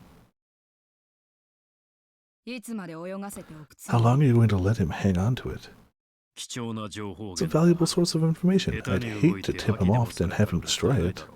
いずれにせよ Either way, we're leaving for Japan this month. I plan on getting it back then. なぜ半年近くも Can you 様子を explain 見 why たの you've dragged your feet for 6 months over this? 彼らは我々が I have a feeling that they're still hiding something we don't know about yet. そこで I tried to use Amadeus to get it out of him, but かなり警戒心が it's a very 強い cautious boy, our Lintalo Okabe. マホに Why not use your special treatment on してあ Maho? げたら 彼女は I don't think she knows 何も知らない anything. と思うがね Maho started to panic when she heard her name.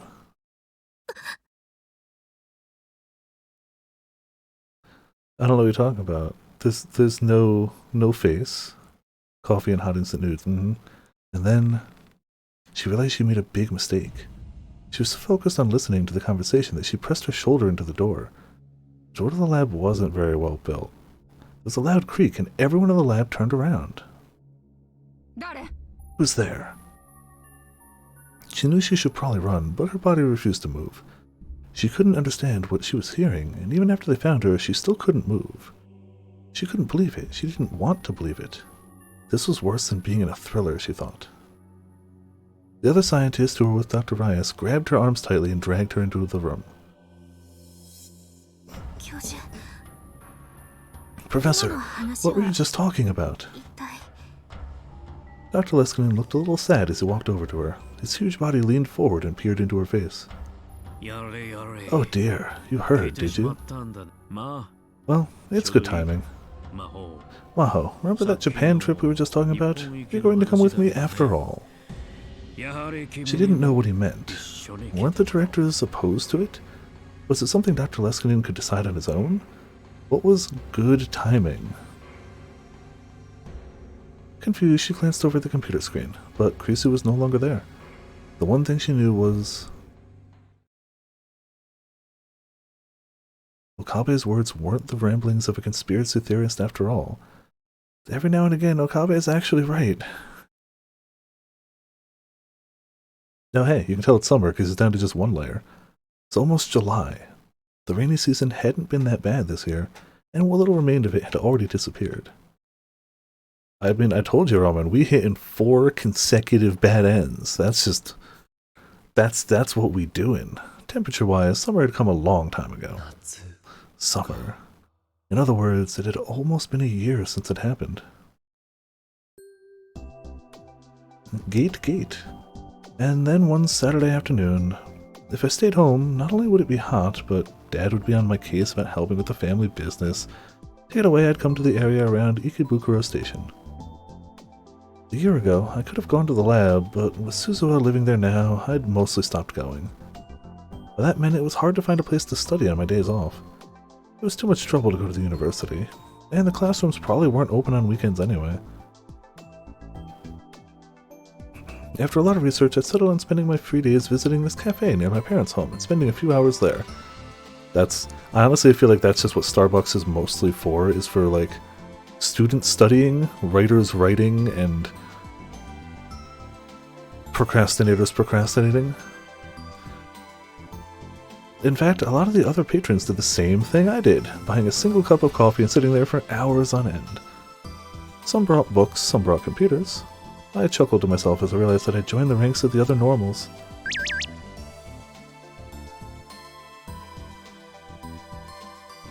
Tuturu, where are you now? I like that there's just a sticker for that. And it's a good one. It's cute. Oh, the usual cafe, right? I just went to your place and you weren't home. You did. Did my dad make a nuisance of himself again? It's okay. He gave me some barley tea. Oop. I have to go shopping. Will you come with me? Okay. Ah, the Ferris one's cute too. Okay, I'll leave now. Wait for me. So they went to my house. My family's business was called Okabe Green Grocer. It was a beat-up old store located in a rundown shopping street. The place was almost 40 years old. I really wanted them to rebuild it. The stickers are very good. Ooh. I guess when you make your own chat service, you can make whatever stickers you want. My mind had wandered. Mayuri was going to be here in less than 15 minutes, so maybe it was time to call it a day. I'd worked pretty hard during the morning, so it wasn't too bad. I was a little surprised at how hard I'd been working lately. I could feel how having a goal gave me energy. I needed to get to Victor Crondia University as soon as I could. Victor Crondia University? Since I was still testing Amadeus, I'd kept in touch with Maho via email and online chat. She must have been working hard because she was always sleepy. Also, yeah, no, that checks out too, honestly. Oh, there's a full-on sticker pack for it? Oh. Maybe we'll add some of those. Damn, there's also more of them than I thought. Alright, cool. I'm gonna keep that link up, and maybe we'll add some of those to the Discord, you know. Yeah, that's a good idea. That's a good idea. Huh. And then my phone started to vibrate. It was from the Amadeus Krisu. Hi. Hello? What? Why is your voice so low?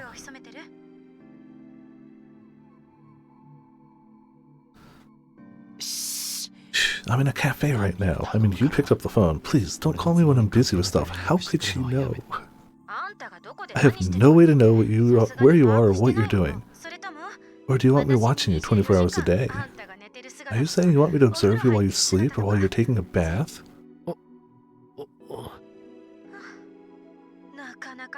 Quite the pervert, aren't you? Sorry. If you don't want to talk to me when I call you, just don't pick up. I won't get mad about something like that. That's true. Well, looks like you're busy now, so I'll do what you want and hang up. You're right, it's probably pretty weird for the rest of the cafe to see you talking to a 3D model of a girl on your phone. Probably. Come on. I'm kidding. You always take the time to talk to me, and well, I am grateful. We can talk about that some other time. I'm hanging up. Hey, wait! Krisu always talked so much. Everyone used to talk a lot too. Talking to her in a place like this always drew a lot of attention and made me feel awkward. Looking at a screen and talking was embarrassing. Excuse me. It was all. So I'd once proposed that I talk to her like this. Talk to her like I was on a normal phone. This is what she said. Why do I have to stare at a close-up of the side of your head? She really was a selfish little program. Mayuri and I met up and headed for Tokyo Hands. When I stepped inside the air-conditioned store, I felt refreshed. If it was this hot in June, I shudder to think what it's going to be like in July or August. It's still February, I don't have to worry about it, I don't have to worry about it, I don't have to worry about it. So what are you going to buy? Oh hey, new outfit from Mayuri. we're gonna make some signs and for advertising, so I need poster board and highlighters and stuff. You have to worry about it. Yeah, I don't like the heat, personally. Don't like the heat. Are you going to put out a book at this year's Kamima? Nope, it's for Okabe Greengrocer. Almost 80 today. To be fair, it was like low 50s today here, which is hot for this time of the year. It's not 80s, that's way hotter. Obviously, that's how numbers work. Huh? What did you say? My family business. When I went to your house today, I talked to your dad about it. And I said that Mayushi would make them for him. Wait, seriously? My dad could be such a jerk. There's really no reason you have to do that. But Mayushi wants to do it. You're sure? Your mom and dad are always so nice to me. Okay, I'll get you something as a thank you present then. Really? That makes me so happy. Took a quick look around and saw they were selling a lot of things you could use for advertising. I decided to mostly leave the purchasing decisions up to Mayuri. She spent quite a while deciding what to buy. But, well, maybe because of all the time she spent at May Queen Yanyan, her taste ran in the direction of cute and anime. Or maybe it's the fact that she's a cosplay creator who goes to conventions, but it could be any of the above. Part of me thought it was dangerous to leave it up to her, but still, they had asked her, not me. It wasn't any of my business. I should just leave it to her. And so I decided to wander around the store while Mayuri finished her shopping, but... Well, more calls. What's up? Are you out shopping? Yeah, with Mayuri. Ooh, a date? Mainstream woman. I've told you to stop calling me that. Then stop assuming everything's about romance. Right, fine. But isn't Mayuri cute? I mean, Mayuri's the best, it's a well-known fact. You're lucky to have such a cutie as your childhood friend. Who are you trying to set us up with? Make up your mind. You're right. Maho doesn't stand a chance at this rate. Ah, that would be why, yeah. She's not as cute, she's not as young, she's shorter, and her boobs are just hopeless. Her boobs are just hopeless.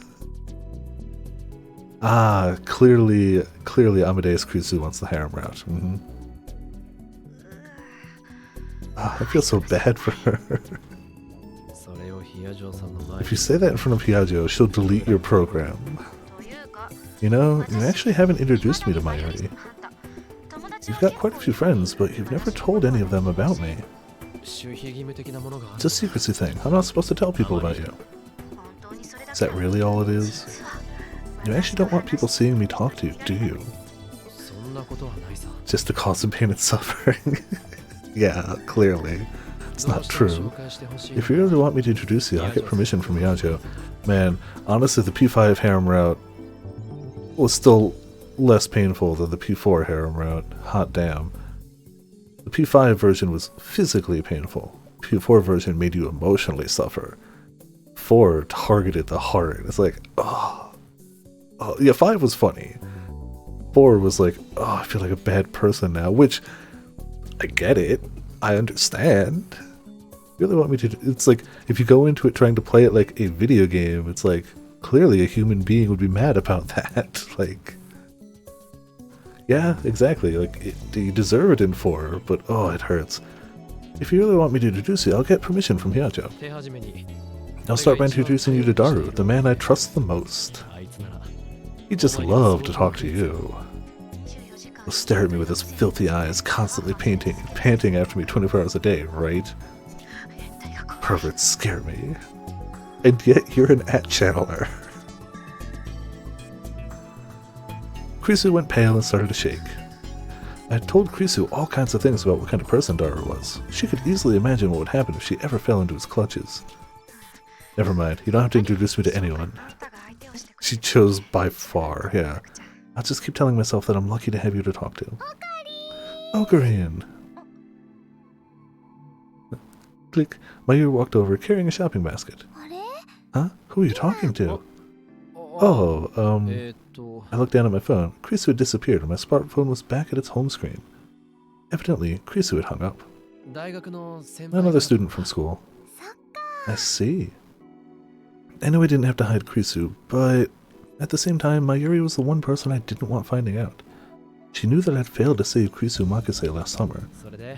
So, did you decide what you're gonna buy? Oh yeah, what do you think about this? The basket was filled with heart and star-shaped cardstock. This didn't really go with our store's look. But I decided when I started. I was going to let Mayuri make the decisions.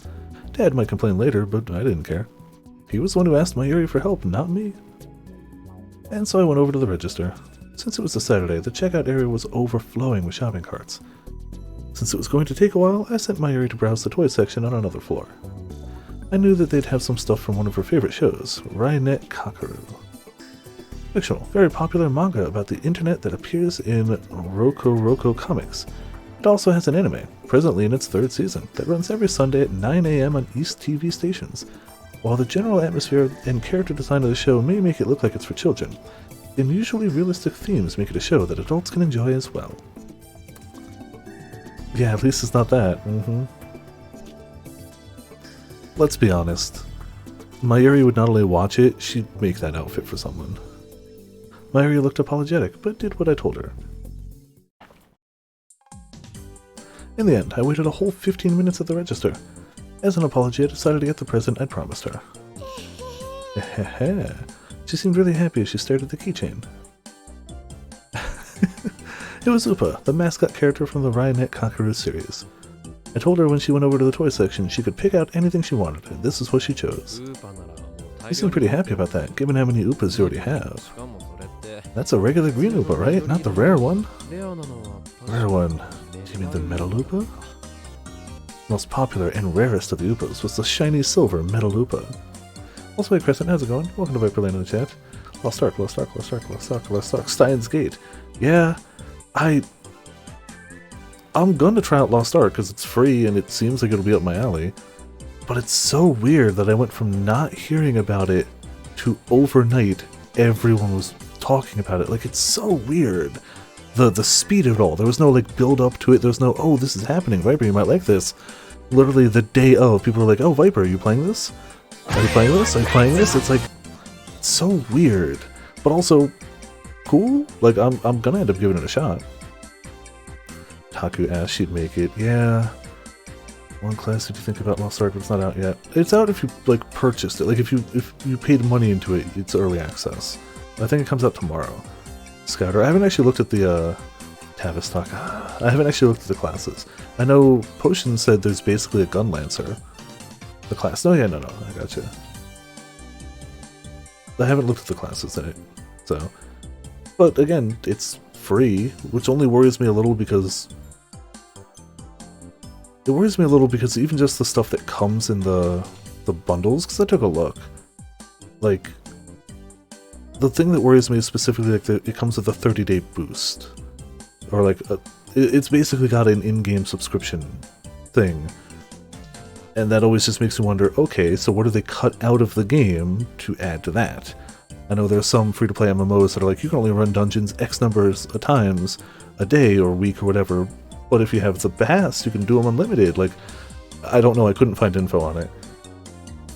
So we'll see. I'm gonna try it for free and see. But also not streaming it today, and hey Crescent. Oop, not auto.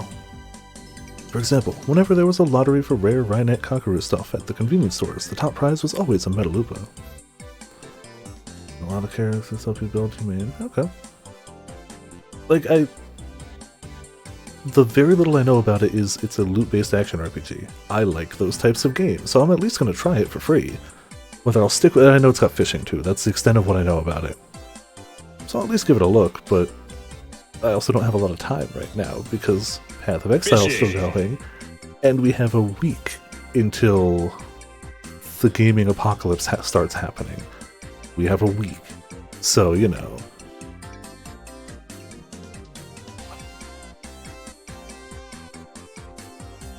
Two weeks until Sophie. Yeah, 1 week until Forbidden West. Mayuri told me once that they sold for tens of thousands of yen at auction. Tisk tisk tisk. For some reason, Mayuri was wagging her finger at me. Nope. This is a green Oopa, but it's not a regular Oopa. Rain games for the next 6 months. Oh, absolutely, huh? This is the green fairy Oopa that was in the movie they just released. Come to think of it, there had been a Rainet Kakaru movie out in spring, and Mayuri sat in a theater full of little kids to watch it. The green fairy? Is it okay if I spoil the movie? Go ahead, I'm not gonna go see it. So, this movie is about a fight with an evil super hacker in the virtual world. Ah, Digimon, got it. The virtual world is a forest where the fairies live. Mr. Super Hacker is really strong and Kakaru and Oopa are in big trouble, but just when they're about to lose, the fairies come to save them. And it turns out that the fairies are actually the flowers in the school garden that he'd always taken care of. They come all the way to the virtual world to save Kakaru, and then there was this big shiny light, and then they combined with Oopa.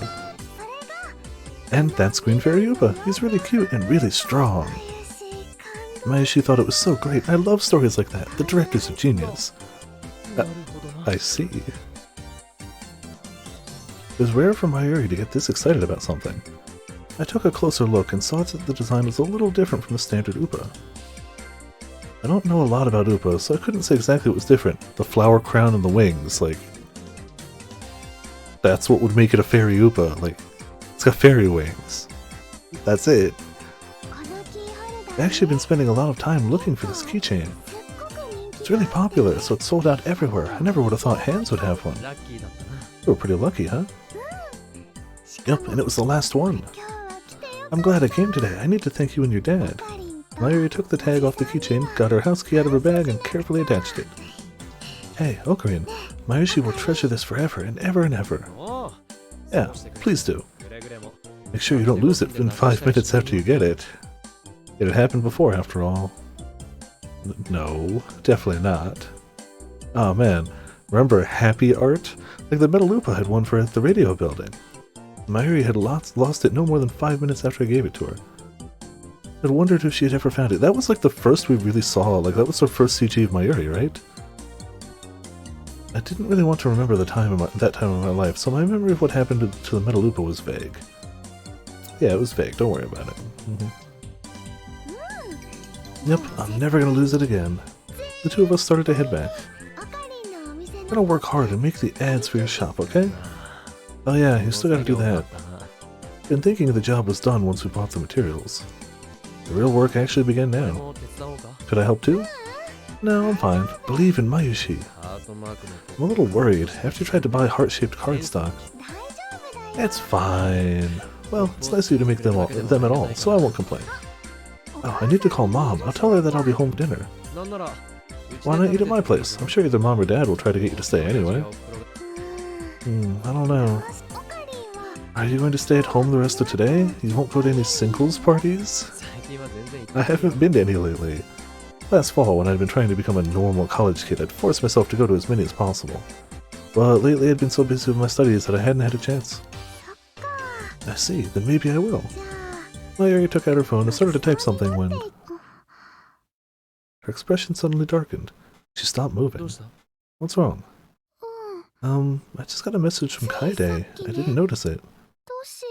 What should I do, Ocarine? Mayuri seems like she was on the verge of tears. Normal college kid. Did something happen?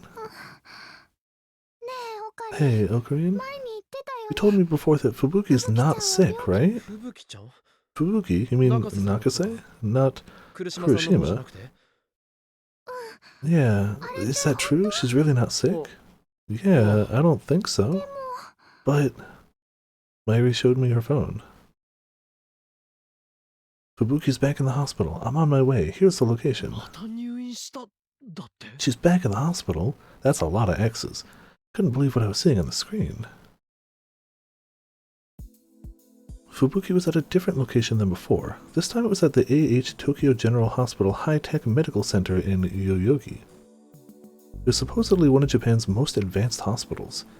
According to what I read on the internet, patients with the new encephalitis that everyone was talking about were being gathered here for special treatment. I also read lots of really bad urban legends about the place, and I was a bit worried about what kind of horror show they'd find here. Rumors whose sources unknown or unclear, usually dating from the 20th century or later. They can be divided into ghost stories, occult stories, and folklore, but lately the boundaries between these three categories have become vague. Urban legends range from short, silly stories to the terrifying and nightmarish, and all of them are told as if they really happened. Examples of urban legends include the Japanese story of Hanako-san, the stories about the Shadow People, or the story of the Men in Black. Yeah, we do, don't we? But of course, when we arrived it was nothing like that. It was very clean and decorated like a luxury hotel. Mayuri, Ocarine! This way! Kaede and Yuki waved to us as we entered the lobby. Yuki had gotten a message from Kaede as well, and had evidently come right over. I mean, every place loves their horror stories, for sure. I definitely hit a big Japanese horror phase in high school. The first, real horror movie I ever saw was The Ring, which I get is not inherently Japanese, because I saw the American version of it. But I liked it so much I searched deeper into it and found Ringu, and Ringu Zero, and the deeply strange Raisen. Holy crap. The Ring sequels in Japan were weird. Weird. Raisen is a strange movie.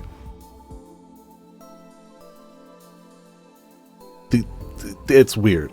Still, then that got me to go see Ju-on, which ended up getting an American version of The Grudge. I saw movies like pretty much any Asian horror movie with "the" before it I ended up seeing. The Eye, which is pretty good. The Eye 2, which was even better. Really liked The Eye 2. I think there was one called The Cello. And then there was, I believe it was a Korean horror movie, not Japanese, called A Tale of Two Sisters, which was also really good, but mildly confusing. One of the only movies I've ever bought simply because the cover of it was so just okay, well I have to buy that. Well, let me see if I can find that cover art just to demonstrate.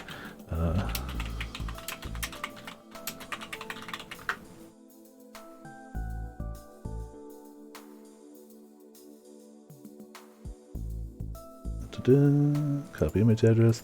For a high schooler who was just yep, saw that. Sora posted that earlier. I already have it on Switch, but it's getting released on more things now. For a high schooler just beginning to be super into Japanese horror movies. Again, that's not an actual Japanese movie, but that's just okay, well, okay, fine, I'm gonna buy it. All right, fine, cool, you got me, you got my money. I ended up really liking it. So, I like American horror stuff too. I love a good cheesy slasher movie, but if it gets too real, that's a bit much for me. I've seen it gets too realistic with the blood and gore. Hostel. Hostel was a mistake. I saw that movie without knowing anything about it. Would not recommend. 0 out of 10. -1 out of 10. But yeah, but I like cliche horror sometimes. I love a good, give me anything with Bruce Campbell in it. Give me Army of Darkness. Give me Bruce Campbell, Evil Dead. A good B-movie horror, or even a good old slasher fic. Those honestly end up having more the first Nightmare on Elm Street was a little more horror, and they're still scary, but after that I feel they lean more into the goofiness of it, and I like that. If it's comically over the top blood and gore, I'm fine with that. Or you want the best B-movie horror ever, and I'm sorry Bruce Campbell, because you're number 2, Dead Alive.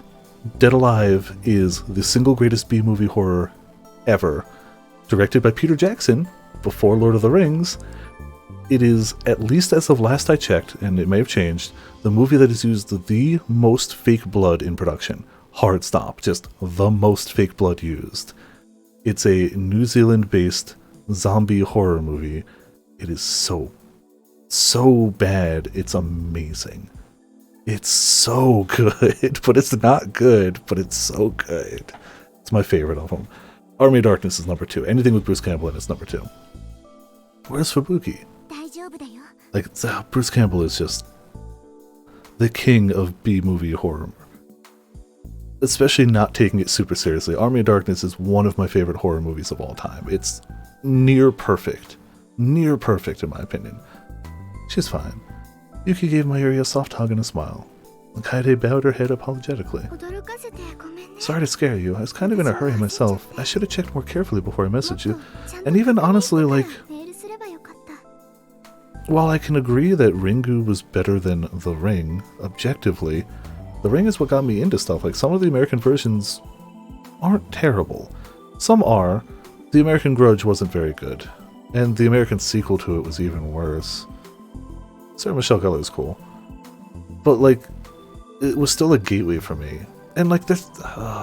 I really liked Annihilation. That movie was the most recent movie to truly scare me on a deep level, was Annihilation.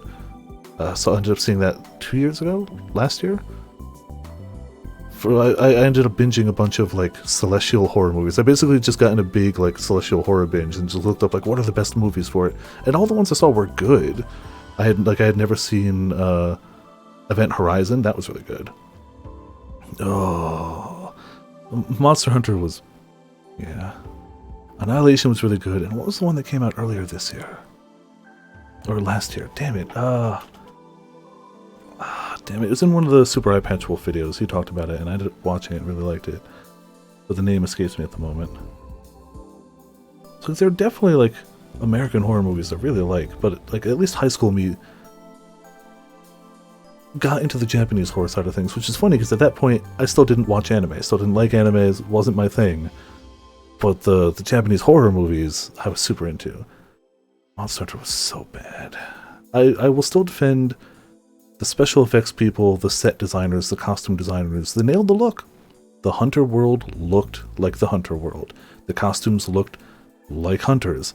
The weapons looked like hunter weapons. The monsters acted... okay, moved like monsters. They didn't necessarily act. But that was just a silly casting choice. I like Ron Perlman, but he didn't visually look the part. But his outfit still looked it. Like, you still recognize that's who he was supposed to be. His face just didn't look anything like it. That's just how it is.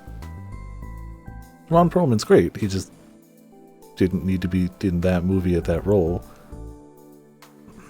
Oh, absolutely. Hellboy, fantastic.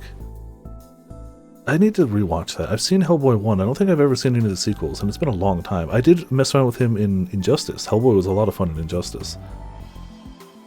Sorry to scare you. I was kind of in a hurry myself. I should have checked more carefully before I messaged you.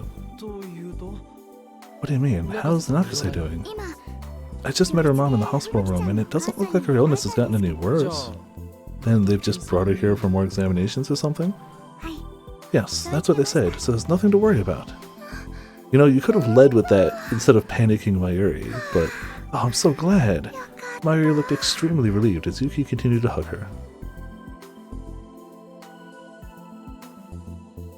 If I remembered right, the last time they examined her, they said it was possible she had the disease, but as long as it didn't get any worse, it wouldn't affect her daily life. They just told her to come back for regular checkups. The new encephalitis had arrived in Japan over 6 months ago, but the number of patients was still increasing. Fortunately, there hadn't been a single casualty yet.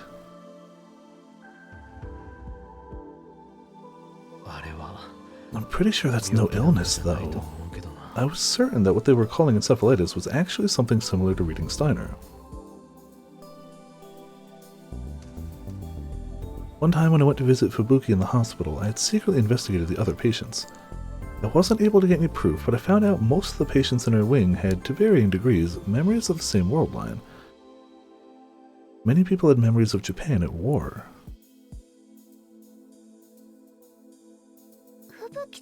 Can we see Fubuki?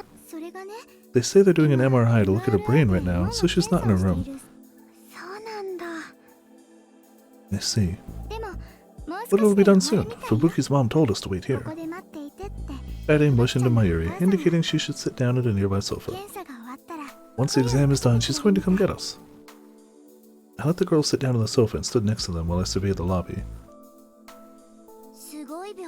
This is an amazing hospital, isn't it? Yeah. Is Nakase's family really rich or something? If she's staying in a place like this? No, that's not it. Fubuki's mom says the Japanese and American governments are paying for a new treatment project. It's going to be centered around this lab and a dedicated hospital in America, supposedly. I see. I wasn't sure how I felt about that. If I was right about what this disease really was, it was hard to imagine a bigger waste of money. Please, give all the patients private rooms, and try to keep the rooms as far apart from one another as possible to ensure the patients don't come into contact. But there aren't that many open rooms. You need to do it anyway. If the patients talk to each other, they'll start to share their dreams, right? Sure, that's true, but once a person hears about someone else's dream, their brain can trick them into thinking they had that dream as well. Across the lobby, I saw an old Japanese doctor in a white coat and a big man in a suit who was frantically trying to talk to him. Oh, I'd seen the man in the suit before. Actually, it was a man I knew well. Professor Leskinen. I hurried over. Dr. Leskinen, it's me, Okabe. He must have been wearing his translator because he was communicating with the old doctor in Japanese. Dr. Leskinen's face quickly broke into a smile when he saw me. Oh, Rintaro! His voice was so loud that everyone in the lobby, doctors, nurses, staff, and even the patients, turned to look at me. But Dr. Leskinen didn't seem to notice them as he ran over. He was like a giant American football player racing for a touchdown when you get glomped by a 9-foot-tall American. Oh, wait, Professor, stop! My cries went unheard as Dr. Leskinen tackled me and then pulled me up. He switched from football player to pro wrestler, and he swung me up and down. I felt like I was a little kid. There was nothing I could do to resist him as he flung me around. A moment later, he noticed the cold stares of the people around us and finally released me. Oh my, I'm sorry, I was so surprised. I got a little too excited. Dr. Leskinen bowed to the people around him in apology. Dr. Leskinen, who is this young man? The doctor that Professor Leskinen had been talking to was staring at me suspiciously. Oh, I wasn't sure exactly what to tell him. It wasn't like he was really my professor. You seem to be a student. Which school are you with? If you're studying brain science like the professor... No, He'll be a student at Victor Crondier this September. I'm planning on having him come to my lab. Huh? I see. Victor Crondier University, eh? That's a surprise. I looked over at Dr. Leskinen questioningly, but he just gave me a mischievous smile. This guy. He really was such a kid. It's very rare for a Japanese student to be able to go there. I'm impressed. Thanks. After the doctor left, I sighed loudly enough for Professor Leskinen to hear me. So, who was that guy? The director of this hospital. The director? You just told a lie to someone that important? Oh, did I lie? I said you'd be a student starting in September, but I didn't mean this September. Well, what? Do you think you don't have what it takes to make it to my school in the end? That's a little unfortunate, but he really was like a little kid, completely shameless. But still, it was hard to hate him. I'm surprised though, I had no idea you were in Japan. It had been 5 months since I'd seen him off at Narita. Maho's here too. Really? She didn't say a word about it. Talked to her often via email and video chat, mostly about Amadeus' testing, but she hadn't said a word about coming to Japan. I hadn't heard anything about it from Krisu either. We're back in the same office at Wako City. Come by anytime you'd like, and bring Krisu. I told them to find us a different place after we got robbed last time, but... Dr. Leskinen looked up towards the ceiling and shrugged. Did feel like that place had security issues. Are you not feeling well, Lintalo? Did you come here for treatment? Oh no, I'm here to visit a friend. Oh, I see, that's good. Well, it's not good for your friend, I'm sorry. Oh no. So, what are you doing at a Japanese hospital? Dr. Leskinen brought his face close to mine and whispered so that the people around us couldn't hear him. You've heard about the new encephalitis cases, right? The American government asked our psychopsychology lab to look into it, but they've hit a roadblock. The university ordered me to help with the investigation. I see, so you're helping with the new encephalitis cases. Now there was a word I didn't expect to hear. I explained that my friend was here because they thought she might have the disease. Is your friend named Katsumi Nakase, perhaps? Oh, yeah, you met her at the Christmas party, didn't you? That's right, my interest in this new disease started with that party, you see. Both you and Katsumi collapsed, right? He was right, actually. In my case, I'd been sent to the other world line. I met up with her again several days ago. She demanded to know why she was being sent back to the hospital when she was just fine. I see. Yeah, I could imagine not being happy. Would you tell her it would make me happy if she was a bit more cooperative? I actually feel really bad for both her and all the other patients. Me and the Japanese team are doing what we can, but we just don't understand the results we're getting. Dr. Leskinen's usually chipper expression darkened. The man was such a ball of vitality that I hadn't noticed until then, but when his smile disappeared I could see the wrinkles that had formed on his face from exhaustion. He must have been working hard, like he said. To be honest, none of the doctors thought we'd have this much trouble explaining it at start. Huh? What's wrong, Lintalo? Oh, well... Is there something wrong? No! I'm not a medical student, so this is all outside my expertise. I was just about to tell him about my reading Steiner, but in the end I couldn't. If my uninformed opinion was wrong, it could cost the encephalitis patients their lives. I couldn't just tell him when I didn't have any proof. And then his face drew close to mine again. By the way, Katsumi was saying something very interesting. She said something about not being sick, about how she was actually experiencing another world in her dreams. Told her not to say anything about it. Could she not help it? This was bad. I might start to doubt her sanity. Well, Nakase's got a very vivid imagination, maybe? She loves sci-fi and anime.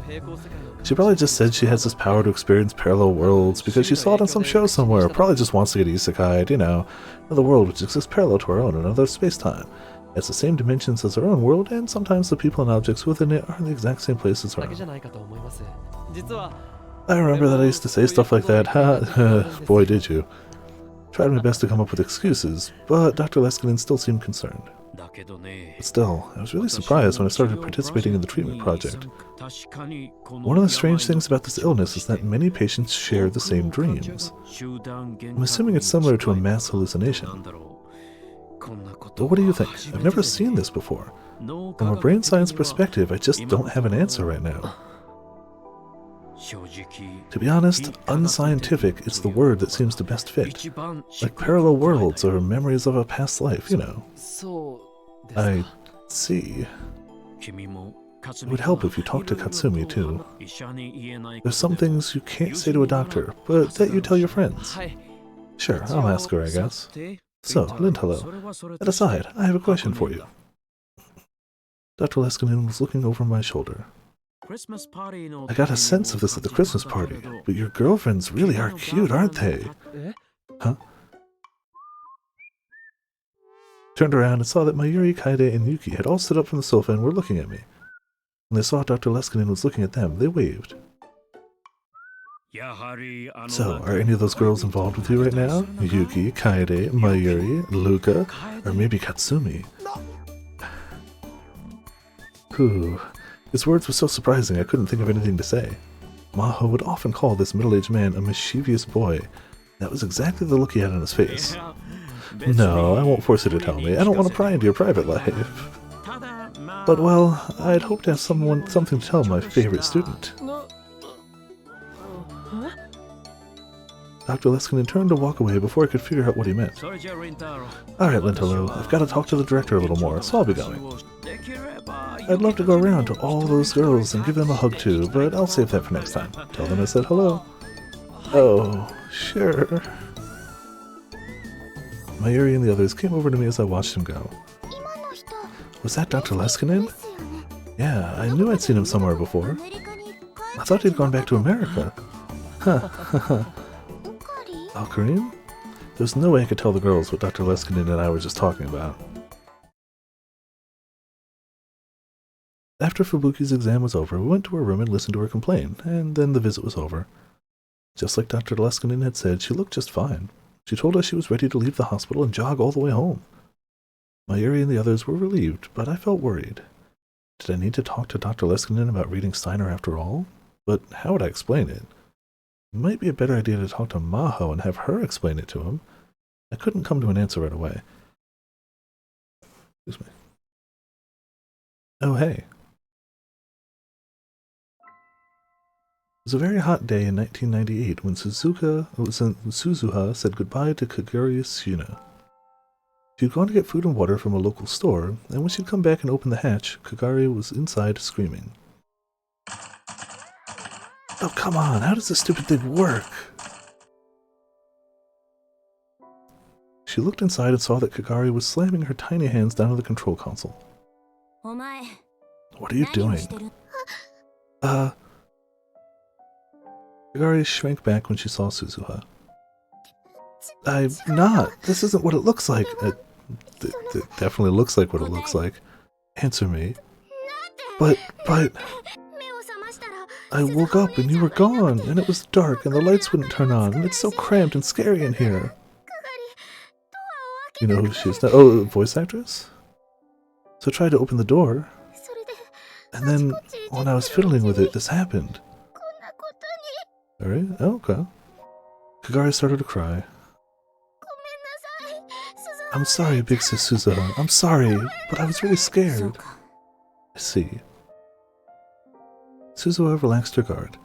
Kagari had PTSD from her time as a war orphan, and she hadn't fully recovered yet. Mayuri had once told her that she got very frightened in dark and cramped places. It would make sense if waking up in the dark caused a panic attack. And the time machine could only function with Suzuha's biometric authorization. It all comes together.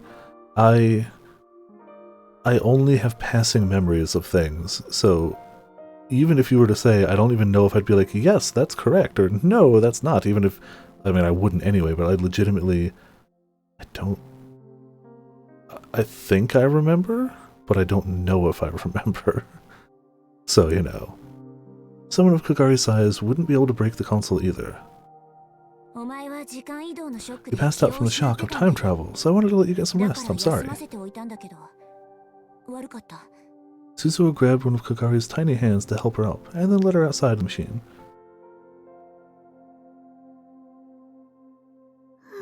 Wow, it's so hot. かがり Kagari, promise me that you won't touch the switches in the control console no matter what, 操縦 okay? 席 Okay. じゃあ I'm going to get started. You go and rest. Have some food お and 前 water は if そ you の want. 辺で休んでるんだ飲み物と食べ物は Suzuha 適当に handed 食べて Kagari the provisions, wow, she brought, then went inside and poked her head into the cargo space under the control console.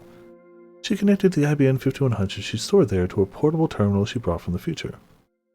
By all appearances, it was an early 2000s cell phone, but inside it was a miniaturized quantum computer from the year 2036. Of course, future Daru had made it himself. When she booted up the IBM 5100, rows of numbers started to appear on the screen. 何をするの What are you doing? Kagari was looking in from outside the machine. 2000年問題 Did you study the year 2000 problem? Problem where old computers would supposedly had errors after the year 2000. Almost all old computers stored only the last 2 digits of the year in order to save memory. For this reason, when 1999 became 2000, the computer's data would change from 99 to 00. Since the programs were never equipped to handle this, it was thought that computers would treat the year as 1900 and malfunction. While an error with a home user's computer would not be a severe issue, a malfunction in a medical, financial, or military computer could cause disaster. For this reason, all these programs across the world were rewritten by hand starting in the mid-1990s. The process was successful, and January 1st, 2000 came and went without serious incident. 施設の学校で It's the Y2K. I studied it a little at the orphanage. In the end, nothing happened, right? 表向きはね That's what everybody thinks. 公表されてない Guilty けど Gear, yep, It wasn't made public, but at the time, a lot of places and a lot of countries had serious problems because of it. そう Really? 問題だったのは The issue was this computer, the IBM これに 5100. は古いプログラム It's got an 言語が old 搭載されてい programming るんだ language on it, and the engineers weren't その able to fix the プログラム program. というよりそんな言語 In fact, they don't even know that an 重大な important プログラム programming が存在す existed る that was written in this language. まあ第三次世 The 界 race to 大戦 develop the time machine was the タイム beginning マ of シ the ン Third 開発 World 競争 War, が but もしかすると there's a chance that 2000 something 年 that 問題で happened during the year 発生したある 2000 事象 problems と and the それに divisions 付 that 随する resulted from 対 that 立こ were a そが deeper cause. もっと深い原因である可能性がある She didn't expect a 10-year-old like Kagari to understand this, but she didn't feel like taking the time to explain. しかも And 西暦 the year 2000 is a special year, you 特殊な see. 年でね All of the world lines 全て temporarily の世界 converge 線 there. それに関連して This means that it's possible the year 2000 problem has a huge effect on all of the world 私た lines. ちが目指してる The world line in the gap that we're trying to reach, Steins Gate, シ is ュタイ no ンズゲー exception. トも例外じゃない She looked down at the terminal connected to the IBM 5100. だからこれは So, this is a patch program to keep the year 2000 problem from ever happening. 修正プログラムなんだよ Right now, the terminal was converting the patch into the language used by the IBM 5100. The next step was to spread the program all around the world in the form of a virus, and the year 2000 problem Excuse me. That this era's engineers missed would completely disappear. Shut them down, clearly. The word connect appeared on the terminal subscreen. Okay. Okay, it's connected. She'd been told that in Japan in this era, ADSL was still in the test phases, and most normal users connected to the internet by low-speed dial-up using ISDN. But in major city areas like Akihabara, universities, labs, and some big computer companies were starting to use fiber optic broadband. Some of them were even using wireless LANs, method of connecting to the internet and sending and receiving data without the use of a cable. A high-speed, high-capacity internet connection that uses optical fiber, also called FTTH, fiber to the home. Instead of relying on existing telephone lines, it requires the construction of a new communications network. For this reason, adoption has taken longer than ADSL. As of 2010, 35% of Japan uses FTTH. Suzuka cracked her way into one of those, or Suzuha. Dad had laughed when she said that with 2036 technology, cracking late 20th century network security was a joke, but he'd been right. But if you change the future, won't that change the world we were in? Surprisingly, Kagari had gotten to the gist of what Suzuha had just told her. That's right. I refuse to let that world exist any longer, so I've come here to reach Steins Gate. Suddenly, the uneasy look on Kagari's face vanished. It was as if her soul had left its body. Suddenly her face was expressionless and her eyes were wide. Voice? Can hear God's voice. Kagari? You can't do that. It's not right. You can't do that. Big Sis Suzuha, you can't. Huh? Kagari was acting strangely. Suspiciously, Suzuha reached her hand out towards her. But she slipped past Suzuha's hand, and quicker than any child should be able to move, she slammed her shoulder straight into Suzuha's body.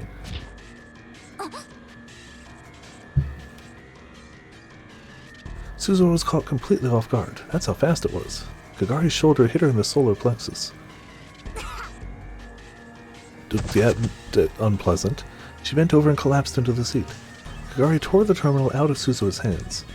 The cables connecting it to the IBM 5100 were ripped out and errors displayed on both screens. What are you doing? Kagari didn't answer that question. Instead, she grabbed the backpack that Suzuha had placed on the seat and spilled its contents onto the floor. There were MREs, spare parts, clothes, and a semi-automatic pistol. Suzuha couldn't believe it. Kagari was going to try and pick it up. Stop it! She forced herself to ignore the pain as she jumped on Kagari's body. But another unbelievably powerful slam knocked her back.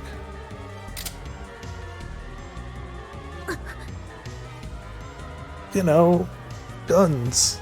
Always good. Something cold was pushed right up against her brow. Don't move. Kagari's tiny hands weren't shaking at all as they clutched the semi-automatic pistol. In the space of an instant, the safety on the gun had been flipped off. That's when Suzuha realized this wasn't just a temper tantrum.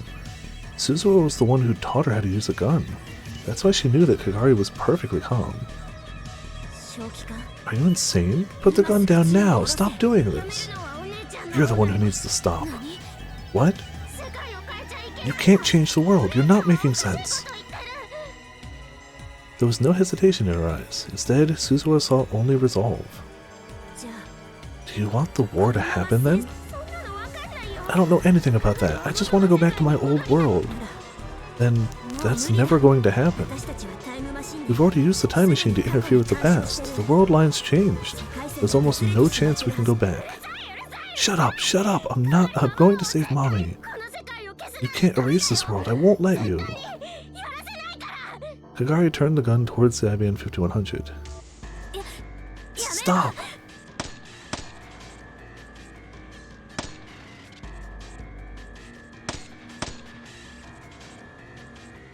Before Suzuha could stop her, she yanked on the trigger.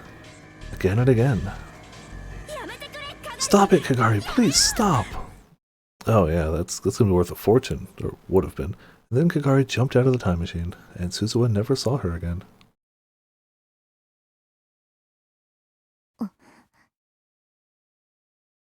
On every night that passed, she remembered Kagari. Suzuha had spent some time looking for Kagari when she'd first come to this era, but in the end, she'd never found anything. But Kagari Shina, who was now 22 years old, was here in Akihabara. Suzuha was sure of it. But it did no good to keep thinking about it. So, Suzuha decided to stop thinking and look around the room. Yutaru, her dad, was playing yet another game populated entirely with female characters. He would never do that. He'd never— no, not Daru. His jaw was slack and he was scratching the belly fat that stuck out from under his shirt as he played. There wasn't much of respect in him right now, either as a father or as a person.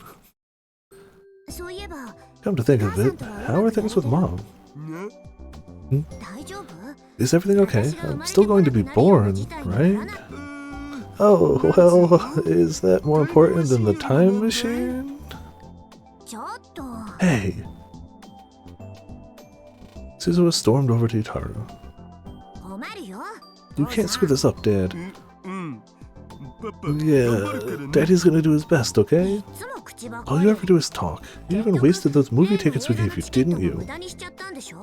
She meant the pair of movie tickets that Mayuri and Ferris had conspired to give them at the Christmas party. That was because Ocarina and Miss Fubuki collapsed, you know?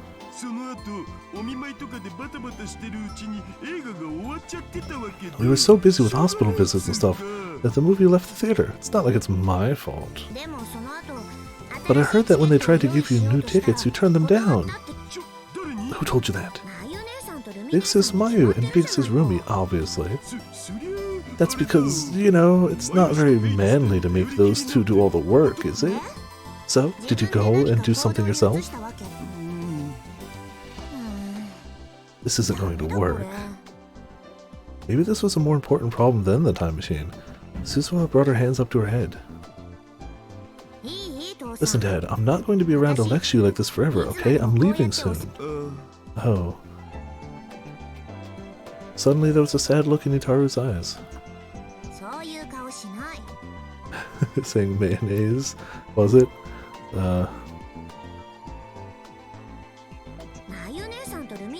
Yeah, no, it does. Yep, yep, no, that, yep. Don't make that face. I promise I stopped worrying about it. For the past 6 months, Suzuha had been thinking about whether it was really right to erase this world. But in the end, it was none other than Itaru who'd pushed her to go ahead.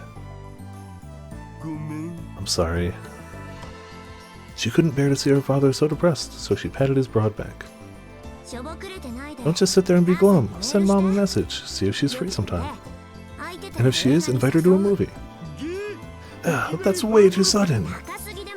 I don't care if it's sudden or not. Do it anyways, okay? This is an order. An order? What's your answer? You know, whatever works. Satisfied, she headed off to take a shower. Oh, but before that, I'm going to hit the convenience store. Priorities. Don't glare at me like that. I'll eat as healthy as I can, so please forgive me. Vanilla. Huh? I want ice cream when I'm done with my shower. Vanilla ice cream.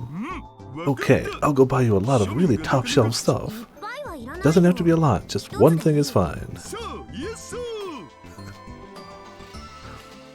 Daru. That was enough to cheer Daru up. He took his wallet and ran out of the lab. He's such a handful. She had just about taken off her jacket so she could take that shower, but... Suzuha! Itaru had come back into the lab. What is it? Maya-san. I found this on the stairs. Itaru showed her a keychain she was holding. It was a round anime character whose color had faded to a smoky green. It was... an Upa. Do you know whose this is? Big Sis Mayu's, probably. She leaned forward to take a closer look, and then felt like she was experiencing deja vu. I've seen this Upa somewhere before. She'd seen it before. She couldn't really remember when, but her internal alarms were going off.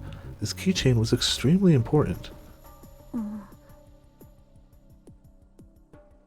Upas were common enough that you could find them anywhere.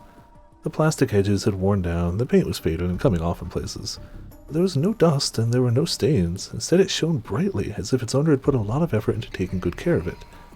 The chain was so old that part of it had snapped off. That was probably how it got dropped. どこだっただろう。 Where was it? I've seen this before. Did Mayushi show it to you? そうなのかな。 I don't know. She stared at the green uba in Itaru's hands. I don't know what you're talking about, Robin. With Teddy, yeah, I can see that. And then, in her mind, she heard a young girl scream.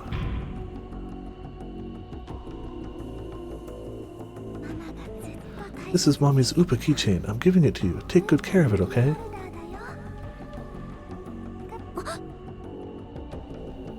She gasped. A feeling of indescribable terror raced down her spine. This can't be Kagari's? That was when she'd last seen it, August 13th, 2036. The day she'd gone into the time machine. That's when she'd seen this Upa. It was older and more worn now, but the more she remembered that day, the more certain she became. This was the Upa that Mayuri had given to Kagari. She'd seen Kagari holding it and crying to herself many times before. Kagari? You mean the future Miss Mayu's daughter? Yeah. Did you find her? No, but she knows where I am. What do you mean? She's watching this lab. 監視してるんだよ。 That's not... That's fine. Satisfied, she headed off to take a shower. Ever since then, her careful efforts to defend the time machine had paid off, and she hadn't seen any sign of Kagari, but she'd never thought she'd be watching the lab. いや、 No, it would have been obvious if I'd given it any thought. あいつは She's trying to stop us from reaching Steins Gate. She doesn't want this world to end, which means she's watching not just me, but you too. Huh? Me? Well, I don't think your life is in danger, probably. If you believe what we know about how the world lines work, you live till at least 2036.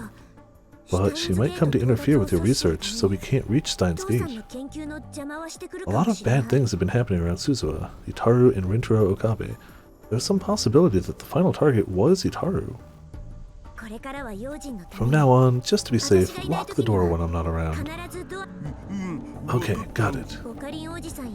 Even if Uncle Ocarina, Mom, or Big Sis Mayu are here, don't leave it open. It might not help much, but make sure you use the door chain too.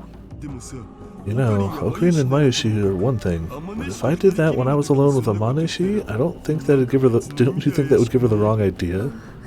Ah, that's true. If that makes her not like me, my whole family could be in trouble. Suzuha groaned softly, unsure of what to do. If you'd only gotten to be her boyfriend sooner, there wouldn't be a problem. She's not wrong. Wait, we're back to that? Just be careful, okay? Suzuha decided to keep the green Upa keychain. She softly ran her fingertips over it as she stared at it. Hey, Suzuha, Kagari-tan's not related to Mayushi, but she's still her daughter, right? That's right, that's how adopting works, Daru. Could somebody raised by Mayushi grow up to be the kind of person who'd assault someone? That's a valid question too, honestly.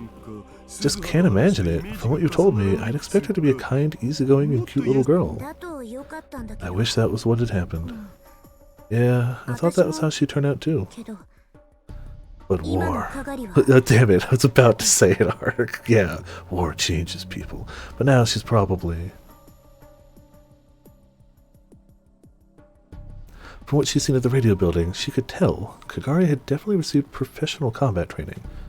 It wasn't just the simple self-defense techniques that she'd learned from Suzuha when she was a child, and she'd grown up, or as she'd grown up, she'd been taught the cold techniques of a killer. There was no way to know where she'd been or what she'd been doing, ever since she'd gone missing in 1998.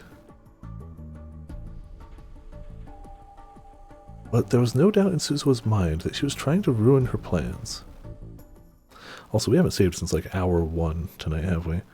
We still have the locked thing that we will need for later.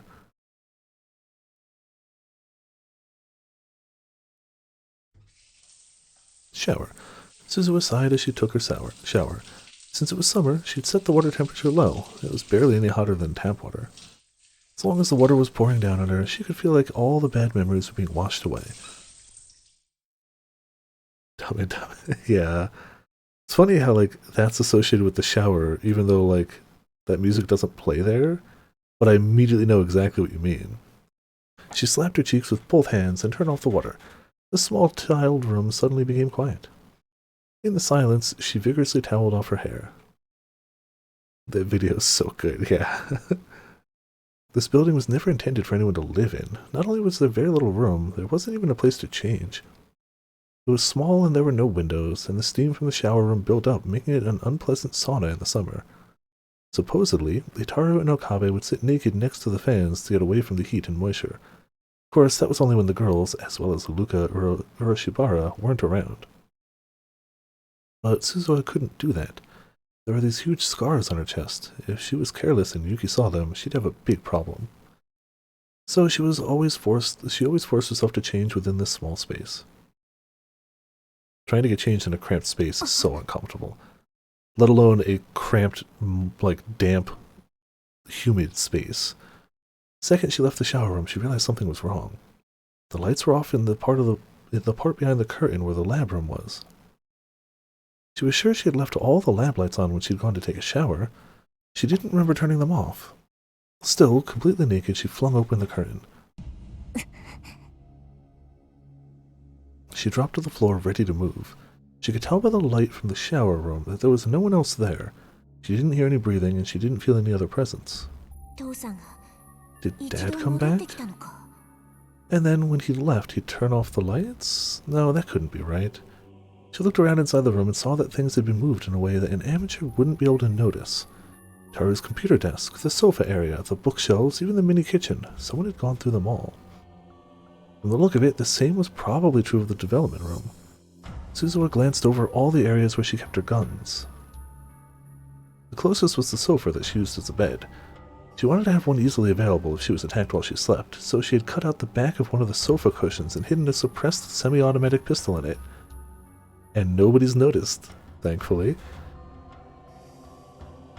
You really don't want, like, Mayushi sitting down and hugging a pillow and just having it, like, shoot out one of the windows all of a sudden. It was just a .32 caliber for self-defense, so it wouldn't do much damage unless you had good aim, but it was small and relatively quiet, which made it the best choice for a place like this. Suzuha tensed all of her muscles, coiling like a spring and slowly moving towards the sofa without making a sound.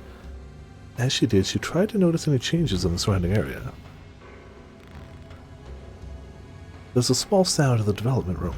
It was a tiny, tiny creaking of the floor, to which you'd usually pay no mind. That was more than enough for Suzuha. In an instant, she moved from quiet to action. She cleared the distance to the sofa in an instant and quickly drew her gun.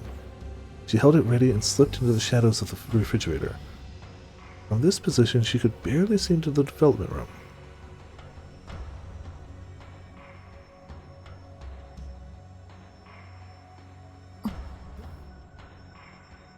The room became silent again. This time, the intruder on the other room didn't try to hide their presence. Try anything and I'll shoot. Hands on your head. Come out slowly. Suzuha threatened the intruder in a low voice, but the intruder seemed completely unconcerned as they exposed themselves to Suzuha's gaze. Woman with riding suit. You must be pretty hot wearing that in this weather. Why not at least take off your helmet? The intruder was wearing a motorcycle suit, just like before. Even the helmet was the same. The leather suit clung tight to their skin, revealing a voluptuous and perfectly proportioned body. It's clearly a woman. What you're looking for isn't there. It's in my pocket. Suzuha pointed towards the entrance to the shower room. The shirt she'd just taken off was lying there on the floor. The girl in the motorcycle suit turned her head, but because the face mask was down, Suzuha couldn't read her expression. You should know better than to drop that. It's something Mommy gave you. Right, Kagari? Oh, well. The second she spoke, Kagari Shino was the first to move. She drew a deglossed military knife that she must have been hiding behind her back, and closed the gap between herself and Suzuha in an instant. Suzuha pointed the gun at her legs and pulled the trigger, carefully aiming away from her vitals. She heard the small pop of a suppressed 32 and saw Kagari lose her balance and fall. Or she thought she did, but it was faint. Or it was a feint. She only pretended to lose her balance. In fact, she changed directions and was heading to the shower room. It seemed her first goal was to get what she'd come for. Huh? After firing only one shot, Suzuha realized even a 32 should have more recoil than this. She fired again, but Kagari didn't flinch even for a moment. A blank? How? At some point, all the bullets in Suzuha's gun had been swapped with blanks. That instant's panic was all it took. Kagari reached out for the shirt on the floor in front of the shower room. No way! Suzuha gave up on firing and flung the gun at Kagari. I mean, use what you got. There was a dull thud as the hard barrel slammed into her neck. Caught off balance, she staggered before she could grab the shirt. Ugh. She could hear Kagari's voice for the first time from within the helmet. Suzuha jumped. She kicked the off-balance Kagari as hard as she could with her toned, muscled legs. This was no time to hold back.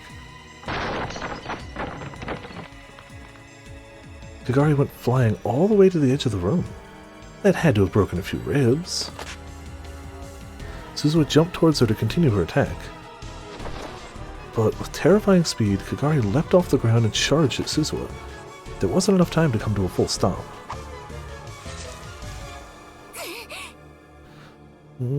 The sharp blade swept by, mere centimeters from her exposed abdomen. If she'd pulled back even a few tenths of a second later, the knife would have fatally sliced open her gut. You bitch! The blood rushed to Suzuha's head. Kagari was serious. She was planning to kill her. There was no hesitation in her movements. Suzuha leapt back and searched for something she could use as a weapon. But the other guns were probably no different. Yeah, oh, horrible for the AC, yeah. There was a good chance they'd all had their ammo swapped with blanks too. It was even possible that all her self-defense knives had been taken too. Which left... There were several knives carefully stored in the kitchen. Yuki had brought them over to use in teaching the other girls how to cook. But Kagari had evidently noticed them as well, and she was moving to keep Suzuha from reaching them. Looks like you've had a lot of practice. It's hard to believe you're the same girl who spent all her time sobbing inside the time machine. I'm surprised. Suzuha kept her distance from Kagari as she slowly moved along the wall. Her competitive drive burned even brighter as she tried to come up with a way to overcome her disadvantage. Here, Kagari, this is what you're after, right? She picked up her shirt from the front of the shower room and took the green keychain out of its pockets. What's wrong? Come get it. Her fingers moved as if to crush it. She could see Kagari twitch. For the first time, she could detect a hint of emotion behind the helmet. And in an instant, she threw it at Kagari's stomach. The keychain flew in a slow arc, like she was tossing it to a friend. If something they loved was thrown like that, even the fiercest warrior would instinctively reach out both hands to grab it. Kagari was no exception. She carefully held her mother's memento in both her empty left hand and the right hand that still clutched the knife.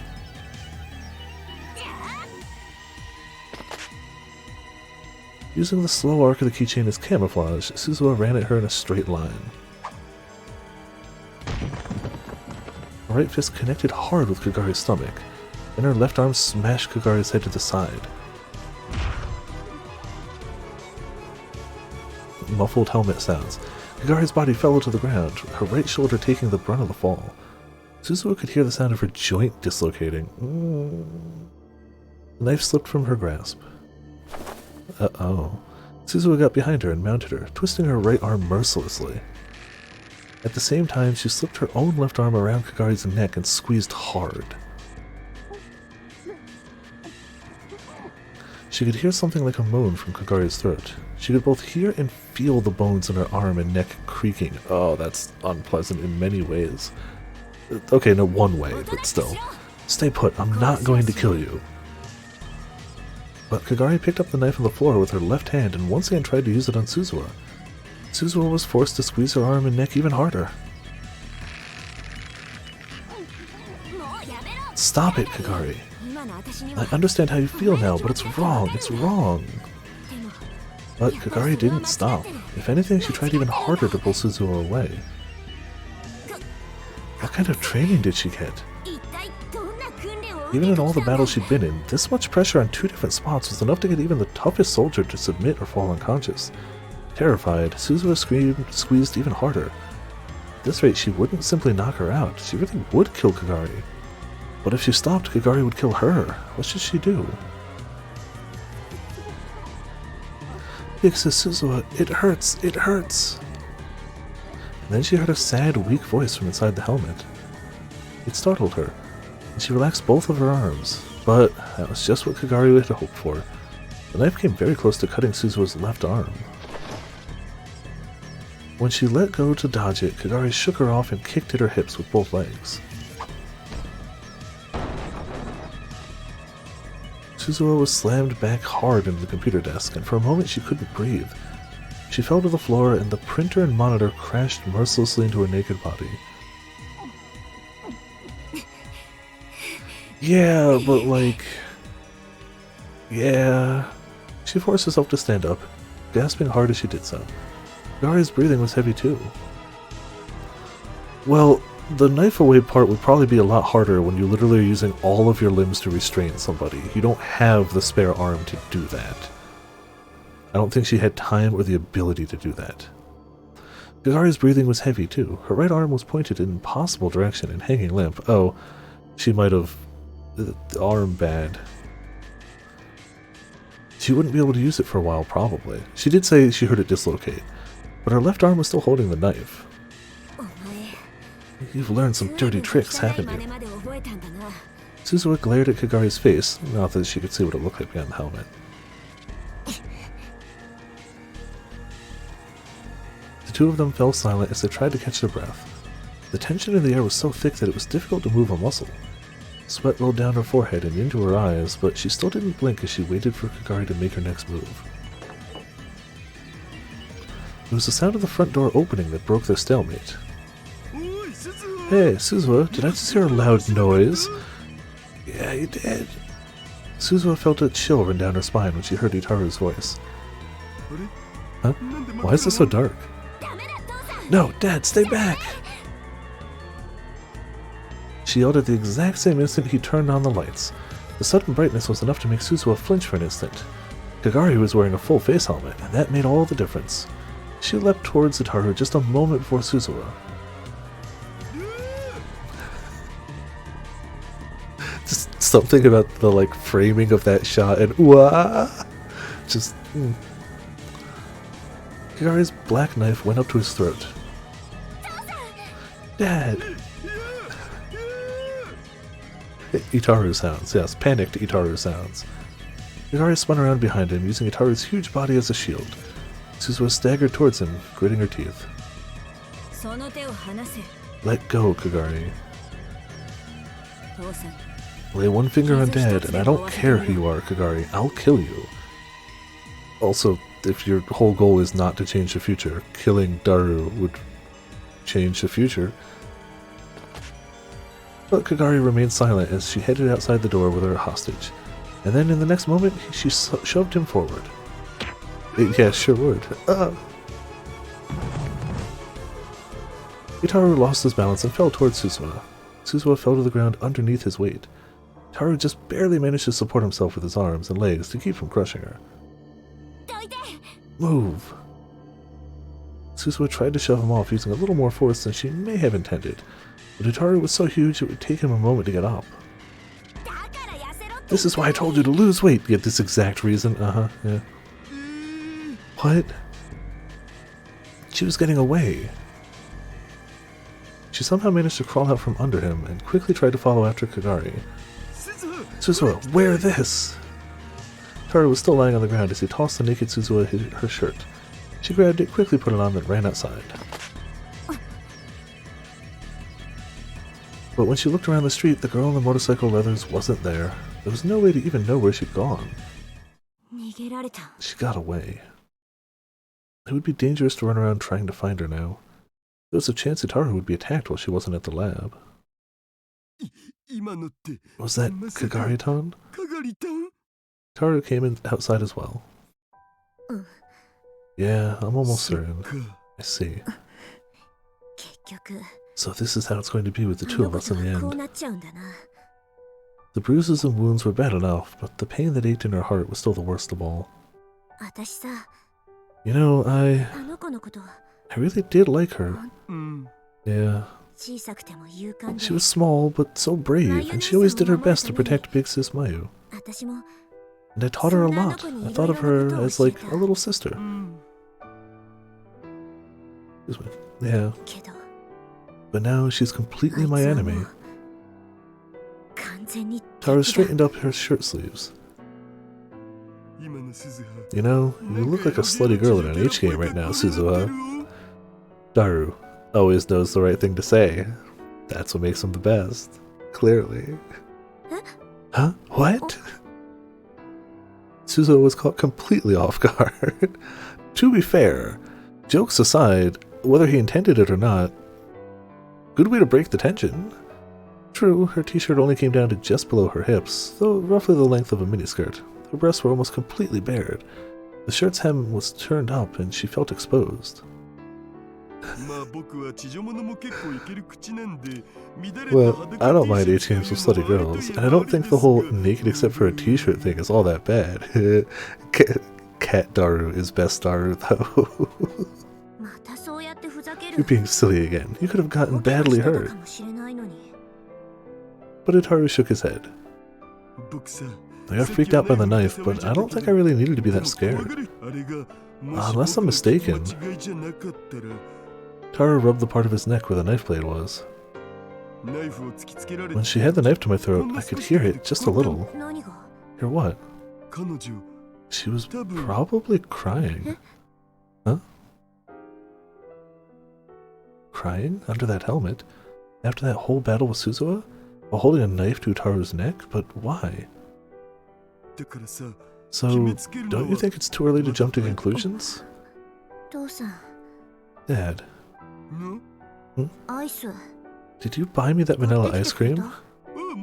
Yeah, of course. I'd love to eat it. I'm a little tired. Yeah, no kidding. And then she almost fell forward. Well, I managed to catch her before she hit the ground. Hey, Suzuha. I'm fine, but let me rest a little. That was all she had the energy to say. She closed her eyes in her dad's arms, and her consciousness melted away. Back to happiness incarnate.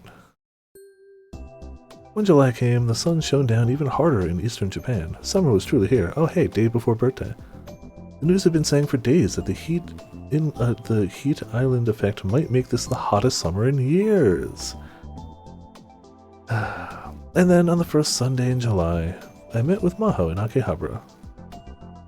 I was waiting at the open cafe in the UPX when Maho arrived. She was a little late. Summer outfit Maho, Okabe. It's been a while.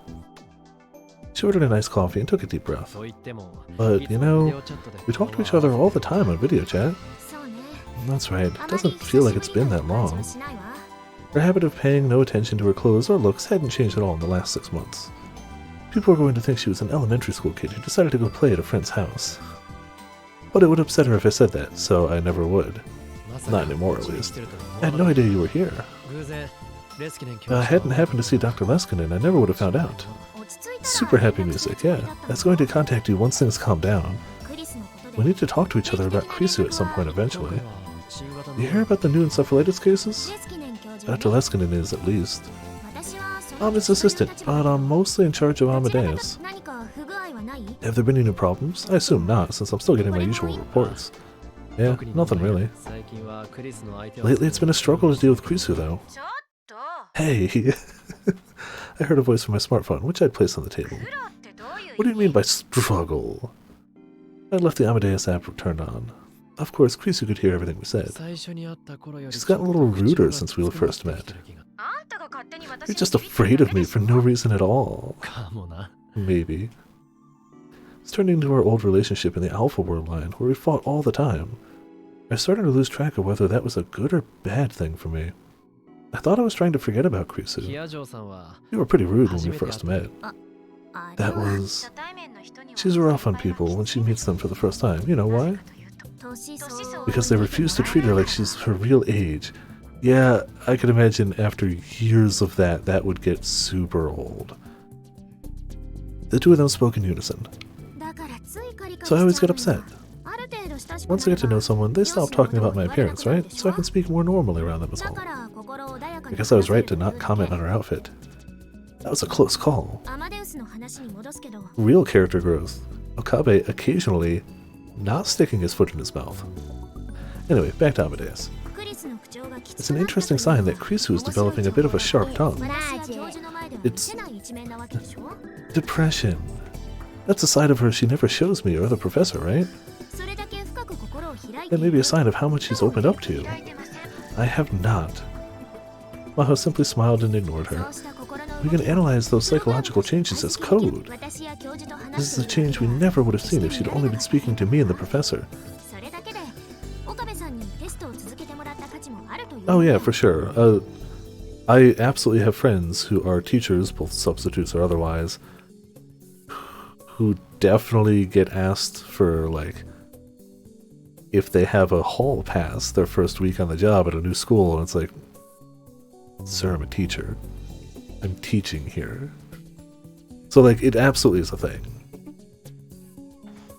And, like, on the one hand, you have the, well, I guess at least you don't look old, but on the other hand, it's like, I bet you that gets old after a week, let alone after decades of just every person you meet acting like that. That's gotta just suck. That alone means we were right to keep you on as a tester. そんなものか。 Is that how it works? Dr. Leskinen was very impressed by this too. Think you're giving him too much credit? In fact, whenever he talks to me, he's always complaining. He's not very manly, you know. Well, I knew my personality had gotten a bit negative, especially given what I've been through. But did she really need to say that to Maho right now? An eye for an eye it is, then. ちなみに By the way, there's something I hadn't told you yet. What is it? これはおそらく Something I don't think you or Dr. Leskinen are aware of. Wait, what are you going to tell her? You brought this upon you, Amadeus Krisu. You brought this upon yourself. Something Maho and the professor don't know about 栗 me? ご飯とカメハ Does the phrase Kuri Gohan and Kamehameha mean anything to you? Hey! A few weeks ago, I'd actually searched for Kuri Gohan and Kamehameha on a whim. It was the handle Krisu had used on @channel when she was still alive. An online nickname. It's rare for people to use online nicknames on boards like @channel. If a user does not pick a nickname, they'll simply be displayed as anonymous. From what I'd seen, the comment started in summer of 2008, then abruptly stopped in July of 2010. Then started up again in December of that same year. Even now, in July 2011, they were still appearing. If it wasn't Krisu's ghost, and it wasn't an imposter, then the one who could be writing these posts was... Printer Okabe, why don't we have a private chat? If she could choke him through the phone, that's what would happen on that private chat. They accidentally, like, push an update to the phone where it could just sprout little robotic arms and choke somebody.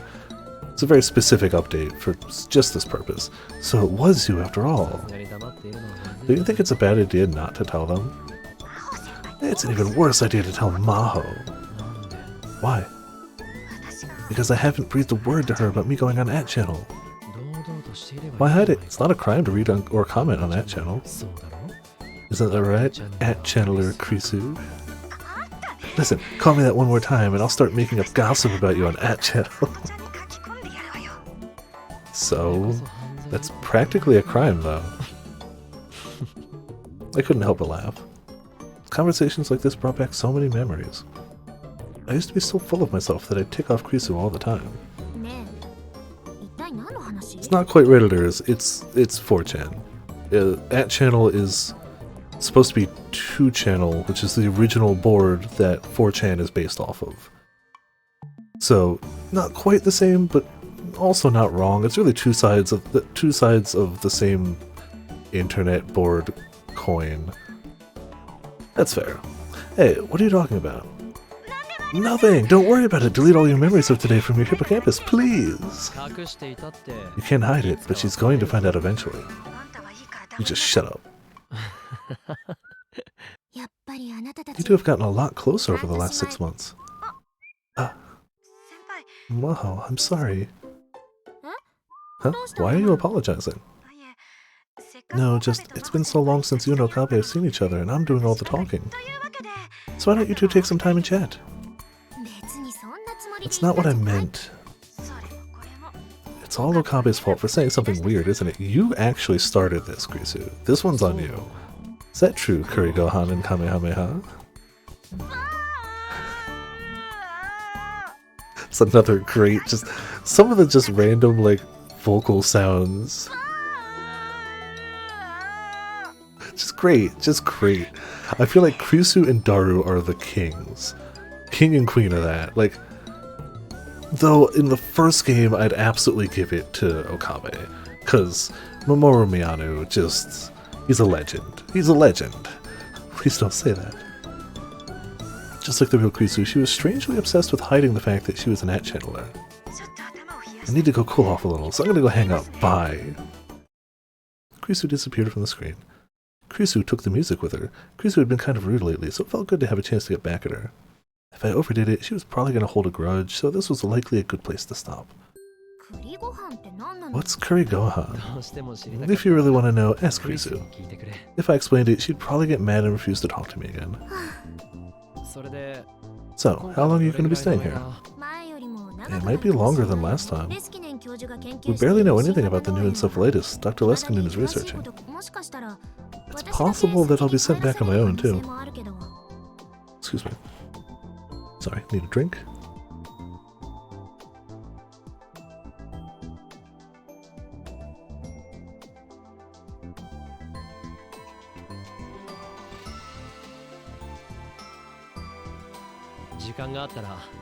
If you've got time, visit the lab. I'm sure Daru and Mayuri would love to see you. まゆりさんはともかく Mayuri, sure, but I don't know about Hashira. どうかしら Maho was finally starting to understand Daru's true nature. Speaking of Daru, he should be on a date with Yuki Amane right now. ちなみに By the way, what happened to Krisu's あ laptop? れは I destroyed it. それが It was the best thing to do. I explained that to you before, didn't I? Yeah, you're right. She looked down, a sad expression on her face. I told her I was going to do it ahead of time, but still must have upset her to see one of the last things she had to remember Krisu by destroyed.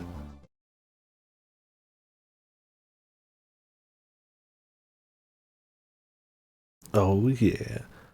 After about half the seats at Go-Go Curry were full. It's the best place, Go-Go Curry.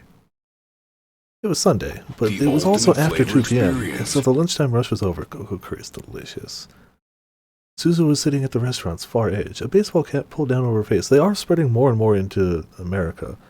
I know they've opened up at least one location in New Jersey. They've got like 3 or 4 in New York City, but I don't know past that. There's none near me, unfortunately, other than New York City. I'd have to go into the city. She was hiding her face with the cap and carefully watching a couple sitting nearby. There you are, your Major Curry. Yeah, for some reason all their plates are named after like baseball stuff. And I always thought that was weird, but apparently it's that way in Japan too. It's a franchise. One of the items on the Go-Go Curry menu. It consists of an extra large portion of rice, a pork loin katsu, chicken katsu, hot dogs, fried shrimp with tartar sauce, and a boiled egg. And their mascot is just a giant gorilla. It's just a gorilla. That's their mascot. It's a strange place, and it's easy to miss, but it's so good. Though I think the one they're talking about is called a home run curry in America. Cheerful employee put down 2 giant silver plates, or trays more accurately, in front of them. Suzuo could see the other customers looking at them and whispering. The couple really stood out after all. The man was a giant who looked like he ate Major Curry all the time, but the woman was slim, pretty, and looked very kind. The combination of huge man and slim woman was as unbalanced as the combination of pretty girl and Major Curry. The Major Curry was big, it was huge, it's a lot of food. It's a lot of food. Suzuo knew from experience. The massive silver trays were loaded with rice and curry and topped with 2 fried cutlets, fried shrimp, sausage, boiled egg, and a mountain of cabbage. There were damn, I'm hungry now. There was 2 or 3 times as much curry as you'd find in a normal dish, and the toppings were just as big. Even a growing young boy would find it hard to eat them all. Yeah, it is a lot of food.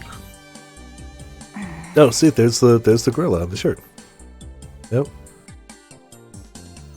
Suzuha was irritated. Why are you ordering major curry on your first date with her dad? The Beauty and the Beast couple that Suzuha was watching, of course, was Itaru and Yuki. In the morning, they'd gone to see a movie in Yurakucho. Then they'd come to Akihabara and gone straight to Go-Go Curry. That's the obvious right choice. Suzuha had followed them the whole time. That's why she couldn't believe Itaru's choice of date spots. I don't mind Go-Go Curry at all. In fact, I like it, but this is your first date. There are other places you could have gone. She clutched her spoon tight and gritted her teeth. Suzuha knew next to nothing about Japanese youth culture in 2011, and even she knew it was a bad idea. Who knew what was going through Yuki's mind, or so Suzuha thought. I mean, yeah, that's a weird thing.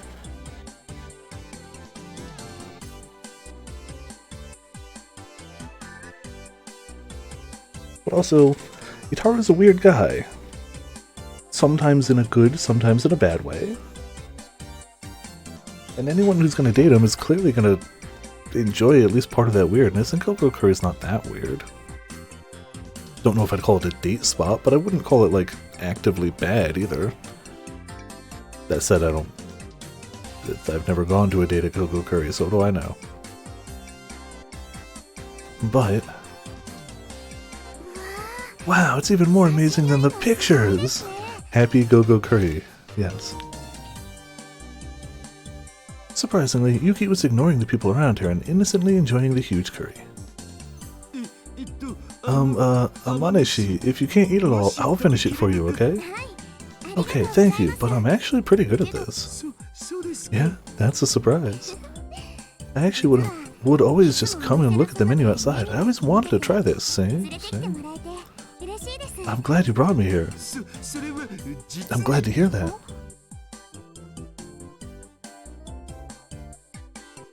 The sticker told all. Oh, I didn't actually look at all the stickers. Was there one for that? Oh, yep, there was one for that. Uh-huh.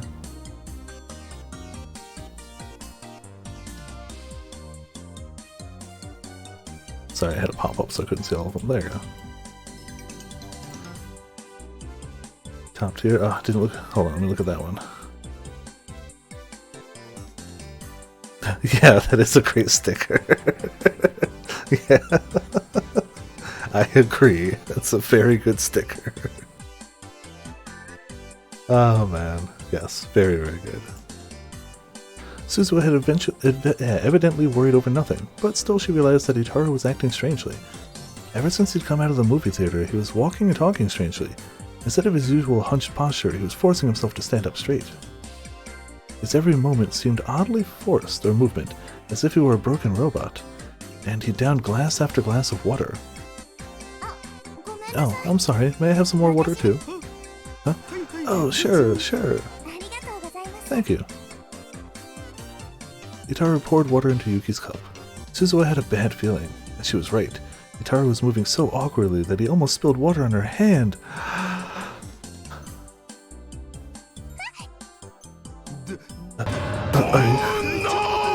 Are you okay?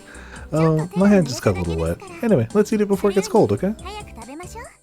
Yuki quickly wiped down the table with her handkerchief, and grabbed the fork and spoon. There were stars in her eyes.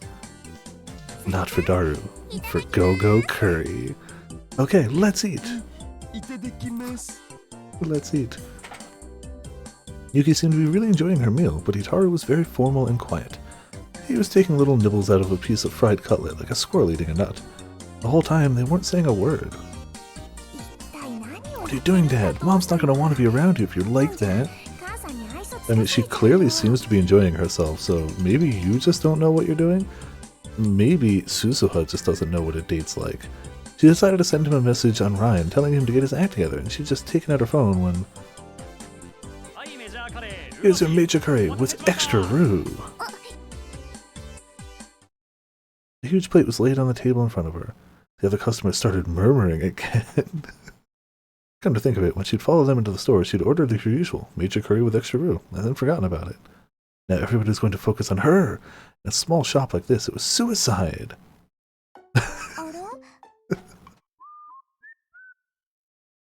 Who would have thought that the one to blow the date wouldn't be Daru? Huh? Just as she expected, her eyes met Yuki's. Suzuha, I didn't realize you were here. Oh, yeah, what a coincidence seeing you here. Yuki, brother, you should have said something. No, I didn't even notice you, really. She realized that she should probably leave, but she couldn't go without at least taking a bite of the major curry in front of her. Her experiences in the war had left her completely unable to waste food. She felt Yuki and Itaru staring at her. She reluctantly picked up her spoon.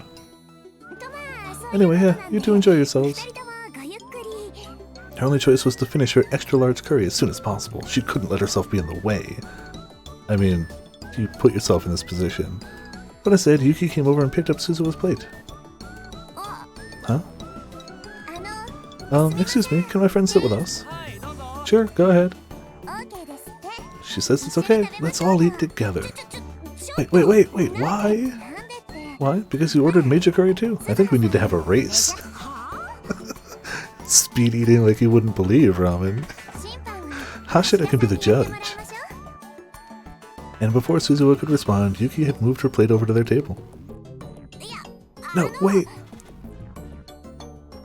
She had no choice but to follow, but before she sat down, she whispered in Yuki's ear. You're on a date, right? Huh? Oh, yeah, I'm on a date. It makes me blush when I say it aloud.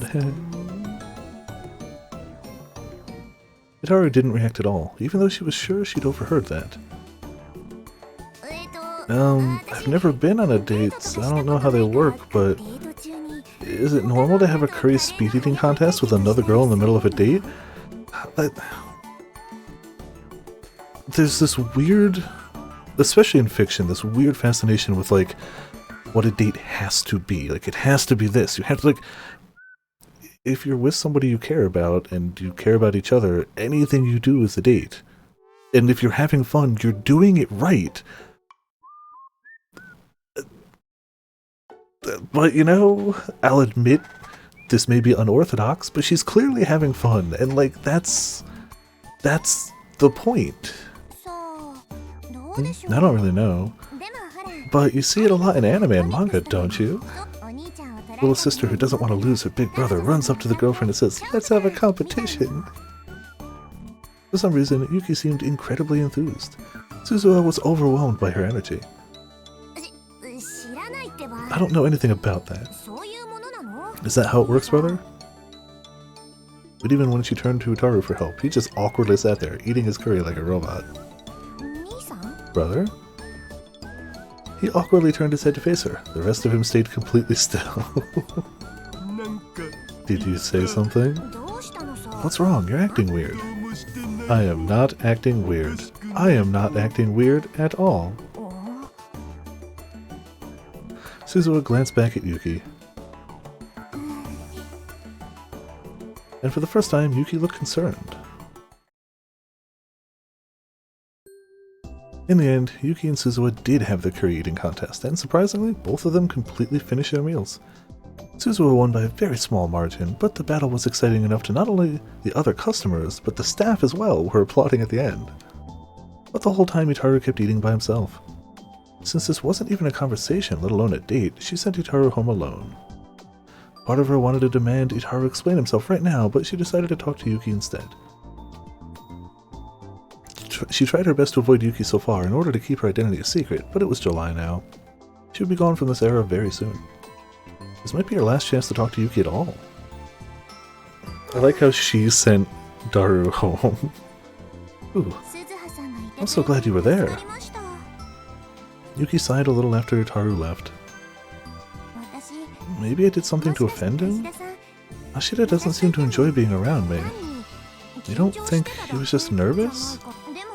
But he was having fun talking to me before the movie, you know? But after the movie he started acting really strange.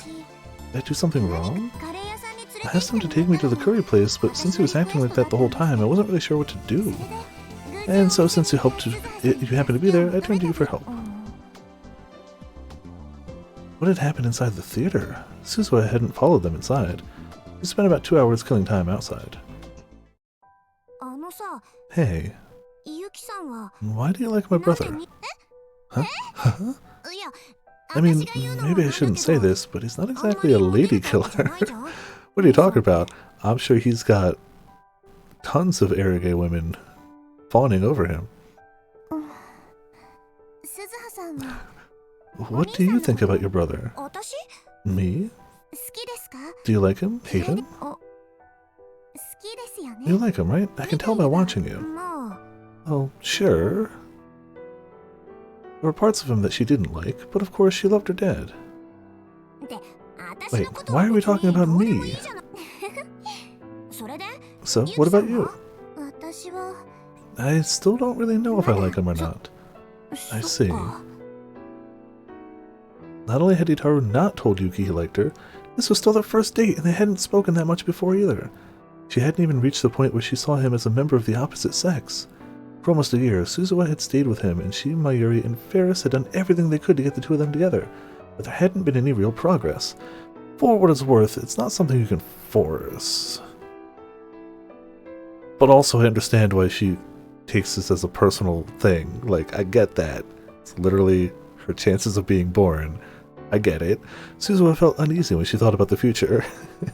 Yeah, the timeline shenanigans and, like, a bit of pressure, yeah. Maybe her dad wouldn't be her dad anymore. Maybe her mom wouldn't be her mom anymore. Dad and mom wouldn't be together. She imagined that future. I don't want that. She looked straight into Yuki's eyes. I'm going to be leaving soon. What? I'm moving someplace far away. Really? I don't think I'll be back. And I'm worried about Dad. I mean, my brother. Smooth. Smooth. So, Yuki, I know this is a weird thing for me to ask. And then she bowed deeply. Please take care of Itaru Hashida.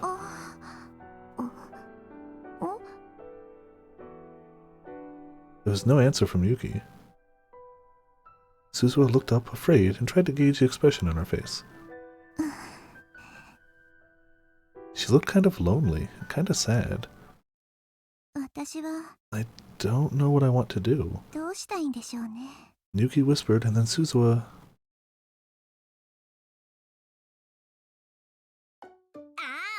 Oh jeez, what are we gonna do? Everything's almost finished, even though it's never even started. As soon as she got back to the lab, she yelled at her useless father. Oh, Suzuha, I'm sorry, the Hashira family is doomed. Stop sitting there feeling sorry for yourself, this isn't funny. Start by explaining why you were acting that way today. You looked so excited when you left this morning, and Mom said you were normal until halfway through the movie. Yeah. So what the hell happened? Well, you see, listen to this. You know how movie theater seats are cramped, right? So I tried to sit as far to the edge as I could so I wouldn't get in Amaneshi's way. And then I heard this crack and the seat almost broke. What? And then I tried to support myself, so I grabbed the armrest. But it wasn't the armrest. It was Amaneshi's hand. Now I see why he was so stressed. And now I see why he was... Orc was right. Yeah? Mom didn't say anything about that. I'm telling you the truth, it was so soft it couldn't have been an armrest. It was a girl's hand. It had to have been. I see. I also like the Garo Froggy up there, just discarded with the cat, just balanced precariously. But you see, I've held a lot of 2D girls' hands, but never real girls. And what happened then? Amaneshi is so nice, I guess she didn't try to shake it off because she didn't want to hurt me. But you know how fat I am, right? I sweat a lot. She must have gotten soaked, but she didn't say a word. So I really started to think about that. Oh, I see. That's why you were acting so weird. I'm sure in her mind, Amaneshi was going, "Get off me, you creepy loser pervert." Mom's not like that. In fact, from the way she was acting, she probably thought she'd upset him somehow. The problem is what she'd said.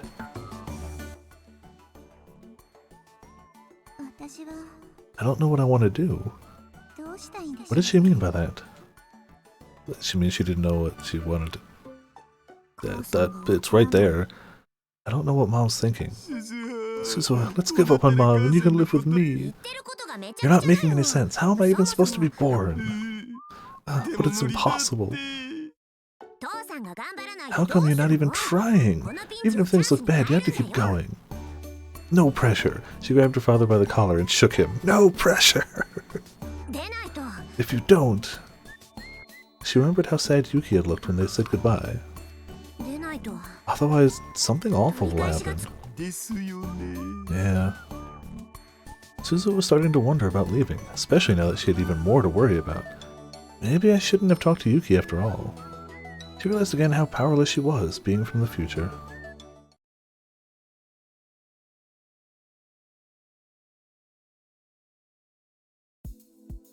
The Global Brain Science Comprehensive Research Organization Japanese Office Prep Room, jeez, in Waco City hadn't changed a bit in 6 months. It was still far from being what it needed to be, and still almost completely empty. There were rows and rows of empty desks. The amount of dust on the tables had perhaps increased? After Dr. Leskinen had left, it had probably remained unused. Sorry to call you out here like this, Lintello. Oh, it's fine. Dr. Leskinen had told me he wanted to update the Amadeus app to the latest version, so I'd come to his office after class. Maho hadn't connected my phone to her PC to begin the begin the process. He said it would only take 10 minutes, so I was sitting around and waiting. By the way, Lintello, I know we discussed this before, but would you seriously consider being an exchange student? Huh? If it doesn't bother you, I'd be willing to write a recommendation letter. Of course, you'd need to pass the test and the interviews. I frantically straightened my posture. Yes, the test is a posture test. That's a very tempting offer, but I don't think I've got the academic talent for it yet. My goal is to get to Victor Grandia, and so I really don't want to screw it up. And so I was planning on really buckling down and studying for at least another year. Dr. Leskinen pursed his lips as I tried to stammer out an explanation. But soon... Okay. He patted me on the shoulder and smiled. I knew you were a very thoughtful young man. Really? No one's ever told me that before. Saying it was one thing, but maybe I was just a coward. There were times when you needed the courage to move forward without being afraid of failure. It's almost like this loops back around. All the figure announcements. Jeez, that's a lot of figure announcements. I'm gonna have to go through them after this. I mean, honestly, there's very little that, like... Right now, I'm good with the figures I've got. I've still got the Lady Maria one on order. And I've got the Chrono Cross music box on order, but they wouldn't show that at the figure show. But who knows? It was now one of those times. So, you'll try for it next year then? Yes. Maybe. Had I missed my chance? Would Dr. Leskinen wait until next year? Started to get nervous. It's not good to obsess over things too much. I think even coming to visit would help your motivation. Visit? If the timing works out for you, we'd be willing to pay to have you visit. How about it? I can't believe you do that for me. Thank you. Of course, I don't know when we'll be heading back to America next, so I can't say exactly as to when it will be. Right. I bowed my head in gratitude. Meeting Dr. Leskinen was a really lucky break for me.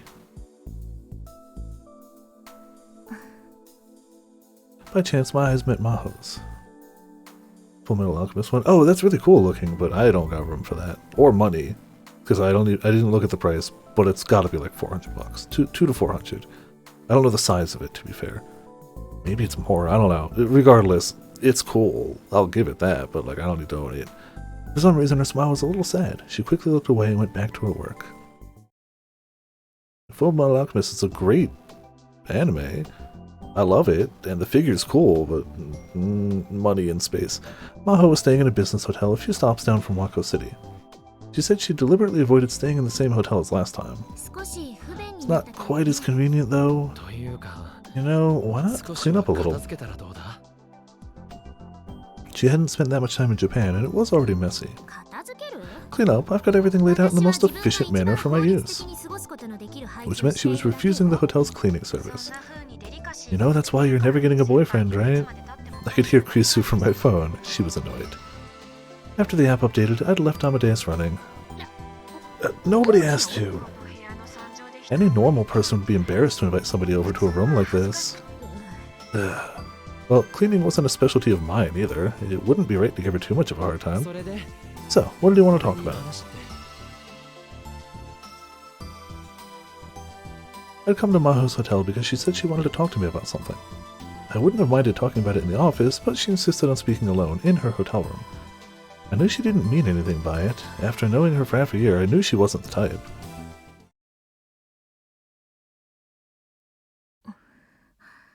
Maho looked like she was having trouble finding the words she wanted to say. あなたに You still haven't told まだ me クリスの事件の the truth about what happened to Krisu. I quickly shut down the Amadeus app. それに And I want to ask you about the time machine, too. タイムマシン The time machine? クリスは You're the one who said that Krisu was involved in Dr. Nakabachi's そう言った paper. のねえあの子は Was she really working on the time machine? あ How should I answer that?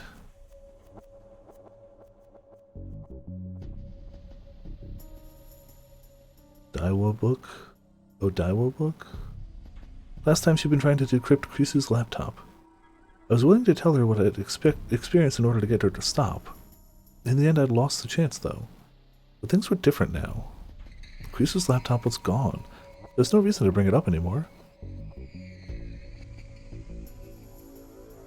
But then Maho said something I didn't expect. 実は私 Actually, I've been researching a time machine for the last 6 months, along with my normal research. だって What? クリスにできたのなら I thought that if Krisu could do it, so could I. 歪んだ対抗 It's just a silly rivalry. Maybe I'm just being stubborn. でも But, ね you know, もしタイムマシン if I could make a time machine, I told myself, maybe I could save Krisu. Don't. This was awful. Why bring it up now? Maho is still haunted by Krisu's death just as much as I バ was. カなことは Don't get any stupid ideas. カベさん Kabe, マキセクリスを救う don't try to save Krisu Makase. そんな可能性は It's impossible. 神の設営が The laws of God won't allow it. やっぱり Then I was right. あなた I was right. You know やっ something, ぱり don't 何 you? か知っているのね Maho got closer to もし me. かして Terra on the Magitech one looks so good. Oh, I'm sure it looks great, but yeah, that sounds expensive just hearing it. Did she really do it? Did Krisu really make a time machine? あなたはそれに乗って You used it to become humanity's first time traveler, didn't you? I know you 根 did. 拠があって Do you have any proof of 言っ that? ている I pretended to remain calm. Maho seemed shocked at her own words. ごめんなさい I'm sorry. 私 I'm being weird. I can't believe I said something so delusional. I mean, you're right, but... 東條さん Yojo. Maho started to cry. I didn't know what to do when she started crying right in front of me. どうしたのかしら What's gotten into me? I didn't mean... 全然 Didn't mean to つ cry. もりなんて She used her fingers to wipe away the tears. She seemed pretty unstable. I could sense a lot more fragility than I'd seen before. She looked like she'd been psychologically pushed to the limit. Or she was staying up all night researching time machines when she could have been sleeping. All the things she'd experienced must have taken a toll on her. When we were talking on video chat, I hadn't seen any signs of that at all. Should I tell her? Jeez. Probably huge. 1/6 scale. That's big, but like, yeah, She was researching a time machine. That was a bad sign. She might start looking into things and open doors that should remain closed. If that was the case, I should tell her what I experienced and then have her give up, just like I did. 分かった Fine, I'll tell you what I experienced. 絶対に Because even like 1/6 human figures are big, but like add in the Magitech too? Promise me you won't tell anyone. And I'll say this one more time. これだマキセクリスを Don't get any ideas about saving Krisu Makase. いいな Got it? She nodded as she wiped away the tears. I told her about the events in the Alpha World line, about the time machine, about reading Steiner, about the method of sending memories back through time that I called a time leap, about how Krisu had developed a time leap machine that made this possible. about Suzuha Amane, the time traveler from the year 2036, about the future Suzuha had told us about, and the Third World War, and about how the race to develop a time machine would set off that war. I told her all these things as matter-of-factly as I could. As for how Krisu died, I couldn't tell her that. When I told her everything, she fell silent for a bit. Whew. She took a deep breath, frowned, and rubbed her temples. 頭が My head hurts. Yeah, I can imagine. 全て信じる You 必要 don't need to believe it all. 俺の頭がおかしい You can think I'm crazy if you want, it doesn't bother だ me. が But if you insist on continuing to research a time machine and save Krisu Makase, I'll do whatever I have to in order to stop you. So give up on any ideas you've got. 自分を追い詰める Stop pushing yourself so hard. I was about to say more, but Maho put her hand up to stop me. もう少し整理させ Let me get this all straight in my head a little more. あなたの言うリーディングシュタイ In a single sitting, yeah, right? 新型の This reading Steiner you told me about, it's not the new encephalitis? レスキネン教授が The 話していた symptoms match what Dr. Leskinen told me about. そう That's true. It might be. レスキネン教授には I still don't know whether I should 話 tell す him べ or きか not. どうか無用な混乱を招 It く may just confuse him for no good 君 reason. はどう思う What do you think? 私に聞かない Don't ask me, please. Maho is still massaging her temples with her fingers. そうだな That's true. すま Sorry. ない あなたは Did you really destroy Krisu's laptop? あ Yeah, I did. 中身は Did you see what was on it? ロックの解除方法が Didn't know how to crack the password. There was no way I 言い could. ようがない Even Daru said he couldn't do it. There was no way I could do it on my own. あなたは Did you read the original paper on the time machine that Krisu wrote? いや No. Maho kept asking me questions. She seemed to be in some kind of strange hurry. あなたは Do you know how Krisu made her time machine? おおよそうな The basic ideas? 再現できる Could you recreate it? どうだろうか I don't know. Maybe with Daru's help? できるのね So you could, right? 俺一人じゃ難しい It'd be difficult to do on my own. 私なら What about me? そんなことは考え Don't る even think about it. Maho suddenly grimaced as if she was in pain. I realized how pale she ひ was. よじょうさん Yajo, are you okay? 大丈夫か Did she really have a headache or something? 少し You want to lie down? But she shook her head and kept asking questions. タイムマシンは Where's the time machine now? 鈴葉さんが乗ってき The た one that Suzuha used. Where is it? どこなの Where? I wasn't sure if I should say without Suzuha's 秋 permission. 葉原だ Akihabara. Maho looked so desperate that I found myself answering her question. ラジカンの屋上に It's still there, on top of the radio building. 今も そう I see. Her shoulders slumped and her head drooped. I was worried that she might ask to see it for herself, but maybe she really was sick. 本当に平気 You really okay? I put my hand on her shoulder and looked at her face. 今日はもう You should rest for today. I mean, there was no warning at all. Maho's tiny body slammed into me. The force was enough to push me back to the wall. What are you? Before I knew what was happening, my arm was against my throat. She was using the bone in her arm to put pressure on my windpipe, or her arm. I couldn't breathe or speak. I twisted my body and tried to resist, still clueless as to what was going on. Then she used her other hand to grab my head and slam it back into the wall. Her strength was incredible. I was a lot bigger than she was, but I still couldn't escape her 残 grasp. 念だわ Sorry, Okabe. 岡部さん Her voice was very dark and very cold. And suddenly she moaned again and her face twisted in pain. 頭が My head feels like it's about to explode. She was crying again. なんで Why? なんで私に Why did you tell me? あなたは You shouldn't have said anything. I couldn't escape. I grabbed onto her long hair and tried to pull her away, but she didn't move at all. It was as if she felt no pain. My phone had been vibrating in my pocket for a while now. I desperately grabbed for it. I pressed the button without even looking at the screen. Please answer, Krisu. Kabe? I was blacking out. Was I going to die here? Without even knowing why Maho was trying to kill me? But the whole time she was strangling me, Maho looked like she was in so much pain. And wait, was she still crying? Before I could figure out if her tears were real or an act, I passed out. When I woke up, my throat hurt. Yeah, I wonder why.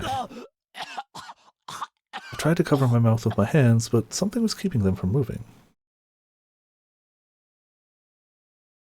I opened my eyes and saw that I was sitting in some kind of chair with my head facing downwards. I slowly raised my head.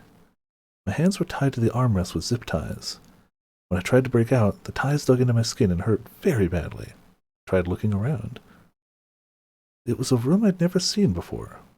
There were machines that looked like they belonged in the operating room of a hospital.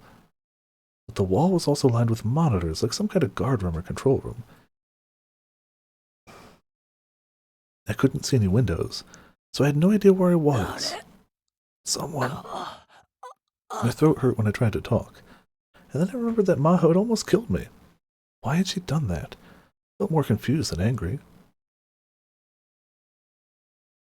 Yeah. Hello, Lintalo. You're awake. I like the question marks under the name as if it's, like...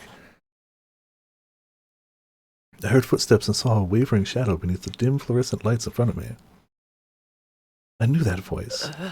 What? I say I would think I have your character. Oh, very cool. What are you going with? Dr. Leskinen? How do you feel? If you're thirsty, I can get you some water. When I looked again, I saw that he wasn't alone. There were several men behind him in black suits. They were looking at me without saying a word.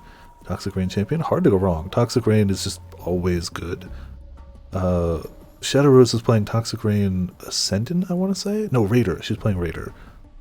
They said they flew through Axe, so, like, seems good at least up until maps, and I'm sure it continues to be good. All of them were holding guns. They looked like MIBs and reminded me of the foreigners I'd almost ran into at Daru's shop 6 months ago. Or was it the same group? What's going on here? There were a lot of things I wanted to ask, but more than anything I wanted to know why Dr. Leskinen wasn't helping me. Of course, the first thing that came to mind was the obvious answer. It was Dr. Leskinen who had put me here, and Maho had captured me under his orders. But I didn't want to think about that. Where are we? So all I could ask was a stupid question like that. I was right. You truly are a treasure trove of information. Right now, you're as valuable as the President of the United States. He didn't answer me, but he showed me a self-satisfied smile.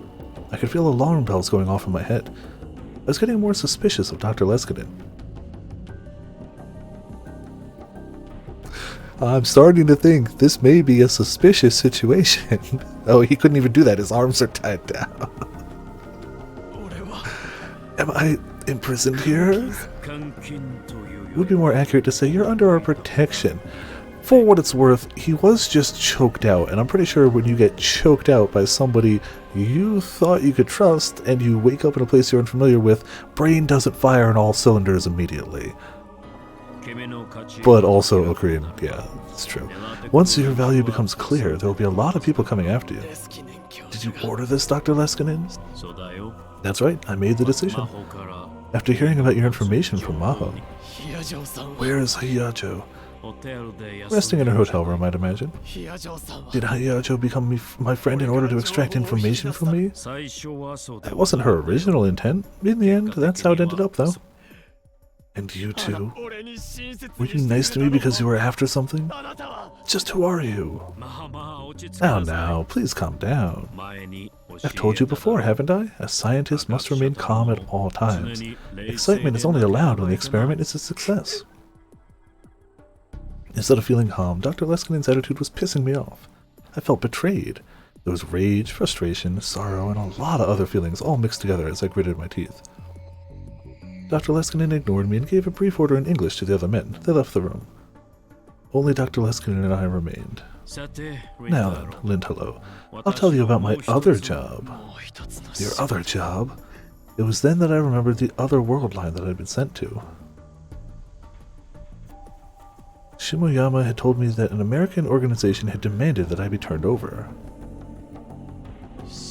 Are you with the CIA, the NSC?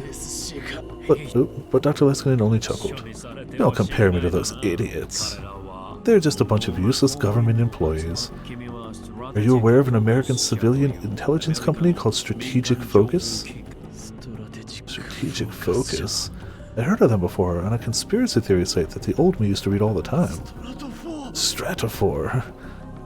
Fictional, official name Strategic Focus, an American civilian intelligence company somehow called the Shadow CIA. It has its own independent intelligence network that it uses to gather and analyze security information from around the globe. And many famous companies and military organizations sit on its board of advisors. They are a for-profit company with completely different ideals and policies from groups like Anonymous, who crack classified information, or WikiLeaks, which publishes public interest information from whistleblowers. There's a real information brokerage company named Strategic Forecasting Inc., based out of Texas. This company bears no relationship whatsoever with Strategic Focus. Our lawyer said we had to put this line in here. I remember reading that they'd acquired top-secret information on Russian ballistic missiles that even the CIA couldn't get, and then sold it. The result was the destruction of the CIA's reputation, and at the same time, the total reorganization of Russia's military strategy. I'd even heard rumors that during the Gulf and Iraq wars, they'd obtained information about the warring countries faster than anyone and spread it as needed. We aren't slandering you, we promise. Yeah. But the fact that they didn't feel the need to do that for, like, CERN or anything, I guess they're just a research company, not like tactical information gathering. The world's governments supposedly call them the Shadow CIA. I could see how, if any part of this is even remotely accurate to the actual place, where they'd be like, we didn't mean anything. It's just a name. It was just a name. It was just a name. It was just a name. It's a video game. You work for Stratfor? But I thought you were the chief researcher at the Brain Science Institute. That's my real job, of course. By the way, I often run into people who tell me the exact same things. They tell me that humans are just monkeys that murder each other. The human brain and the development of the neocortex are what give rise to crazy religions and crazy ambitions, and that's why there are wars. But every time I hear that, I think to myself, that's stupid, it's nonsense, who could believe something so silly? So why do humans fight all these useless wars then? Do you know, Lintello? It's because of information. All human beings are part of a certain community, a certain colony, if you will. Each individual thinks he's acting on his own, but in fact, all our brains are connected by the information distributed by our community. And thus, we are forced to live as members of a herd, whether we like it or not. Whew, boy, man, if that were true, websites like Facebook would just make that so much easier and convenient. Nah. Let me give you an example. Well, examples go, it's not the best, but the worst massacre in history, which was carried out by a certain European country, did not take place during the dark ages of the witch trials. It was halfway through the 20th century, in a time when the atomic bomb already existed, and the country that carried it out was one of the most civilized on Earth. We'll leave the question of their leader's sanity to the historians, but what about the people who were actually on the ground doing the killing? Were they simply murderous monkeys? No, they were people, like any others you might find. Speaking as a brain scientist, I'm certain that if I were to examine one of their brains, I'd find nothing wrong with them at all. But once they received the wrong information, their brains became capable of murder without remorse. The wrong information? This is our job. We are in the right, and anyone who does not obey us is evil. Wow. Only good guys say things like that. That information. What are you trying to say? There needs to be someone who can control the information given to these fragile things we call brains. And that is the ultimate goal of strategic focus. As I am in complete agreement with that goal, I work as an agent for them in addition to being a brain scientist. Do you understand? I don't. That's just the kind of monologue a villain gives in the movies. In the end, all you're doing is selling information for money. You said I'm a treasure trove of information, right? Who are you going to sell information on the time machine to? America, China, or the war zones in Africa and the Middle East? All of them. Oh. Luskin shrugged his shoulders and quietly laughed. It's just like nuclear weapons. Every nation needs them to act as a restraint against the others. Time machines aren't like nuclear weapons. No one even realizes if they've been used. The whole world might change without even the person who used it knowing. There's no way to restrain their use. The world would just keep changing and changing with no one knowing which country altered the world line or how. That's right. Time machine is far more delicate, a far more delicate thing than a nuclear weapon. That's why we need your power, all of you people, I should say. Need a time, pal. You called it reading Steiner, as I recall. Seems to have the same symptoms as the new encephalitis.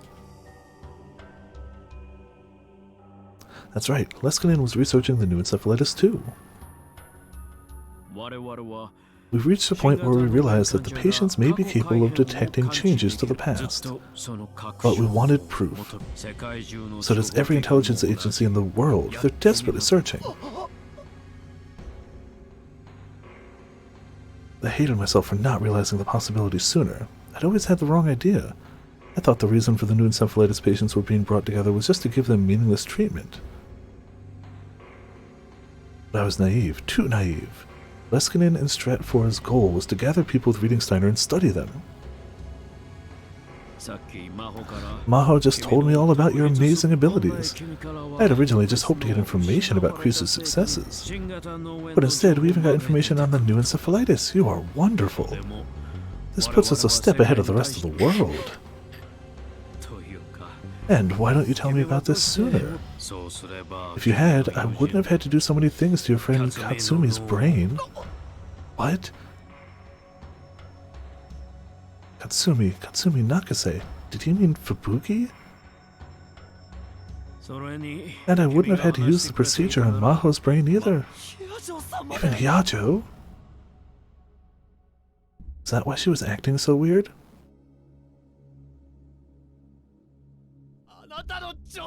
She's your assistant, right? She respected you. She looked up to you.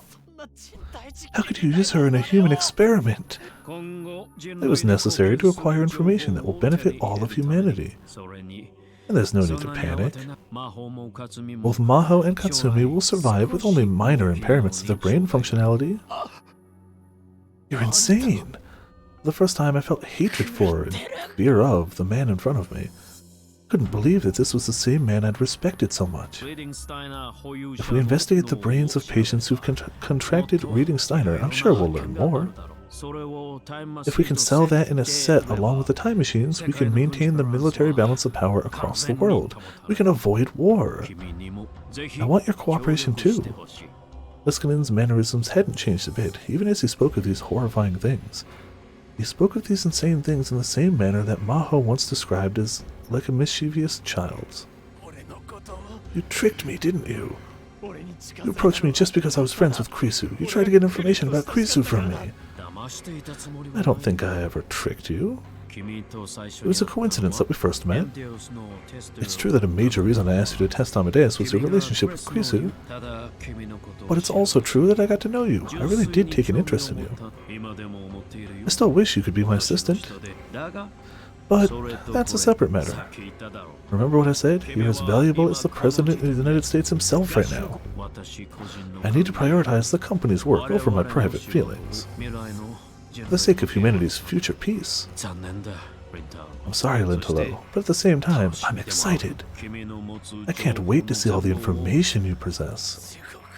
Go to hell. I'm going to take a copy of your memory data. Your memories are going to be used in the Amadeus system. Interesting idea, right?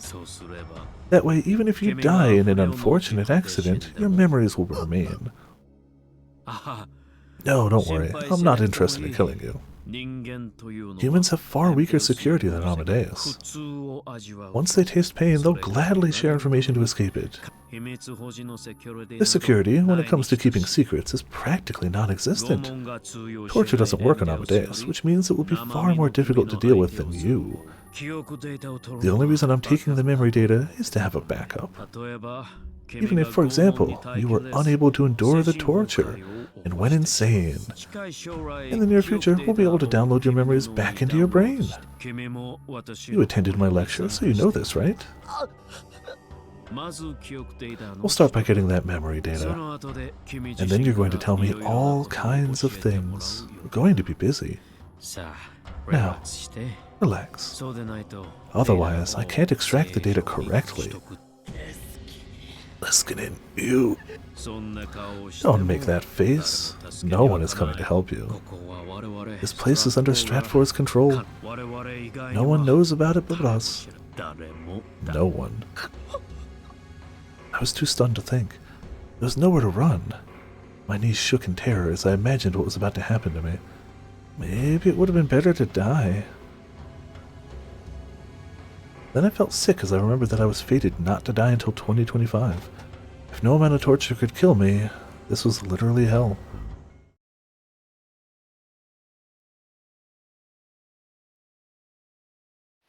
Good happy times at our first ending, right? Her head hurt. Maho knelt down, closed her eyes, and bit her lips to shut out the pain. There was an annoying noise in her head that wouldn't go away. It made the headache worse. No matter how much she covered her ears, she couldn't block it out. She wanted to scream from the pain, but she held it in because she thought it would only make her headache worse. She could hear a voice mixed in with the noise. It was Dr. Leskinen's. Listen, Maho, you need to find out Okabe Lintelo's secret, no matter what it takes. If you can't, I'll have to kill him. You don't want that, right? You seem to really like Lintelo, don't you? Or didn't you? Me and Krisu kept bringing it up after all. Even if you weren't interested in him originally, you couldn't help but think about him. That's how the human mind works. And to save him, I want you to find out what he knows. If you do that, I'm willing to bring him to my lab, unconditionally. Maho, tell me everything you learned from him. You could say his future is in your hands. The voice and the noise were extremely unpleasant. She couldn't really understand what the voice was saying. She could hear him speaking, but her brain refused to understand the meaning of the words. But it didn't matter either way. Maho had done something terrible to Okabe Rintaro. She'd sold him out to Dr. Leskinen and Stratfor, and the fact that she knew it made her guilt worse. She wanted to disappear from the world altogether. Maho-san? Maho?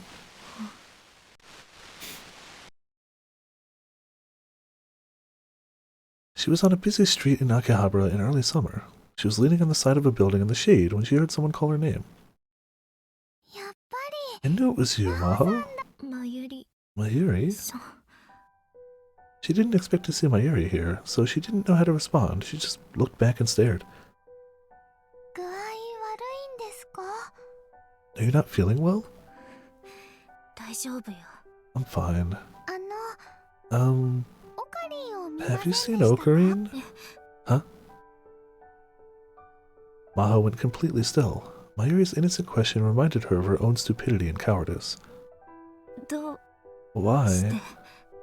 Her voice was shaking. I haven't been able to get a hold of Ocarine since yesterday. He hasn't gone home, he hasn't picked up the phone, and he's not answering text messages or Ryan. Daru says I'm worrying too much, but something doesn't feel right. So I left school early today and now I'm searching around here. It was still only July, but it was pretty hot. She'd been wandering around all of Akihabara in this heat? I mean, the hat keeps her cool. Mayuri Shino was a kind, pure-hearted girl. That was the impression that Maho had. She would never betray someone or get jealous or let someone use her. Do you want to know? Huh? Mayuri leaned forward. Maho, do you know where Ocarine is? If you know, please tell me. Please. She bowed deeply. I see. And then she realized, and then she wished she hadn't. Mayuri was in love with Rintaro Okabe. Dull pain ran down her temples. You seemed to really like Lintaro, didn't you? She could hear the noise in her head. Just tell Mayuri everything, and then have this innocent girl tell you how horrible you are. Maybe you'll feel better then. The idea raced through Maho's mind, even as she knew it was wrong.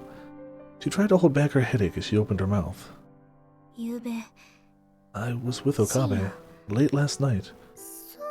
Were you? So where is he now? Maho ignored her question. Yeah, right. This is what he told me last night. No. He told me about another world he'd experienced, where you, Mayuri Shina, had died again and again. Don't tell her. No matter what he did, he couldn't save you. You can't tell her this. To escape that nightmarish loop, to save you. It was like another person was speaking using Maho's mouth. Okabe sacrificed Krisu. He let her die. そんな話を That's what he told me. タイムマシンを作り If he makes a time machine and tries to save Krisu again, he'll go back to all that. You're hurting her, but the words didn't stop. 岡部さんは Okabe is so afraid of あ that. なたを He's doing everything he can to protect こ you. こは This is the world he chose あ after なたを sacrificing 守る many ために things to protect あな you. たは I'm sure he didn't tell you any of that, though. 嘘 That's not true. そんな No. おかわり Mayuri was too shocked to speak. She looked like she was about to cry at any instant.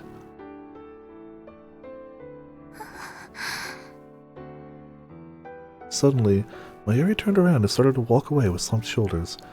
Even from behind her, Maho could tell she was having trouble walking straight. The truth was so cruel that confronting it threatened her very identity. That's how it seemed to Maho. Maho was still in a trance. Felt like there was a fog covering everything she saw. It was all out of focus, like a mirage. If someone told her it was a dream, she would easily believe it. The same was true of her own mind. She knew she should feel worse about what she just told Mayuri, but while she realized she'd hurt her, she felt no emotion. That's probably why she was able to say something so awful. Then the phone in her pocket began to vibrate. She looked and saw it was from Amadeus, from Krisu. She felt a small thin needle prick her paralyzed heart. She couldn't answer it. How could she? She stared at the LCD screen, unable to move her fingers even a centimeter. 出られるわけ How could I answer it? ないじゃない Oh, I didn't even notice. Yeah, Wokia. She couldn't let Krisu see her like this. But even so, it felt wrong to just stay here. Maho decided to go after Mayuri. But by the time she made it to the overpass, Mayuri was already gone. Since she was right in front of the station, there were many people around, and it would have been impossible to find her. なぜ Why did you come up to me? 私に声なんて If か you けなけ hadn't れば talked to me, you wouldn't have had to suffer. 私は I'm not who I used to be. もう She looked down over the 以前 station の from 私 the ではなく overpass な and って whispered し to まったの herself. よ And then she saw someone in a distinctive outfit approaching her. They were wearing a black motorcycle suit and black full-faced helmet despite the heat. She thought it might have been a cosplayer, but instead of trying to take pictures, the people nearby were avoiding them. Given a closer look, the person appeared to be a woman. Even Maho could tell that she had incredible proportions. The woman walked into the overpass and vanished from Maho's view. Then she came up the stairs, and she came right towards Maho. Maho quickly looked away like the other pedestrians and tried to run away. But before she could, the woman in the motorcycle suit ran over and wordlessly grabbed her hand. There was a pain in her cheek. She was caught off guard and staggered to the ground. At first she didn't know what had happened. She rubbed her aching cheek, and only then did she realize that the woman in the motorcycle suit had slapped her. You hurt Mommy, didn't you? She could hear a muffled female voice from within the helmet. I'll kill you. The voice was very calm, which only terrified Maho more. The professor told me about you, but it doesn't matter. あなた Who are you? Because she was wearing a helmet, Maho couldn't read her facial expressions. Since the visor was lowered, she couldn't even see her face. There was no answer to her question. Instead, the woman looked up to the sky as if she'd noticed something. Maho looked up too. For a moment, it seemed as if a black shadow crossed the windows of the building. She could hear a helicopter. It was close. How long had it been there? She hadn't noticed it at all. And then she felt the air around her change. The pedestrians were all looking towards the station in fear and shock. She could hear people saying things like, "What's that? Are they filming a TV show? Some kind of cosplay event?" Something was going on at the station. Mao stood up and looked too. 何 What is that? She found herself whispering the same thing as the others. There were two trucks painted a deep military green parked outside the station. Men were coming out of them, dressed in camo and carrying weapons. At first she thought it might have been the self-defense force, but the men weren't Japanese. It's hard to believe that what she was seeing was taking place in Japan. The men in camo disappeared into the alleyways as everyone watched from a safe distance. They were heading towards the radio building. Maho had heard from Rintaro yesterday that the time machine was there. まさか Was that ス Stratfor? トラト4 Or Russia? Or perhaps another country's military? Were they here because Maho had told Leskinen what she learned from Rintaro? As soon as the thought crossed her mind, she was hit with another terrible headache. It was all her fault. Everything was her fault. Till a moment ago, everything had seemed so hazy, and now she felt crushed by overwhelming guilt. If Okabe was right and the Third World War was going to begin here in Akihabara, it would be because she gave him information he shared with her to Stratfor. She suddenly realized that the girl who threatened to kill her had run down the stairs and towards the station. Maho never did figure out who she was. Then her phone started to vibrate again. It was from Krisu. She wanted to get away from the guilt, and so this time she picked up the phone. 先輩 Maho, クリス are you okay? 何が What do you mean?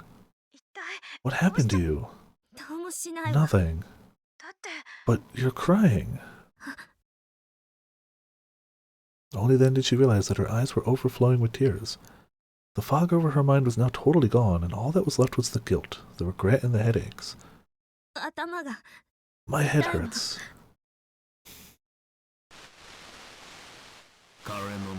You could say his future is in your hands.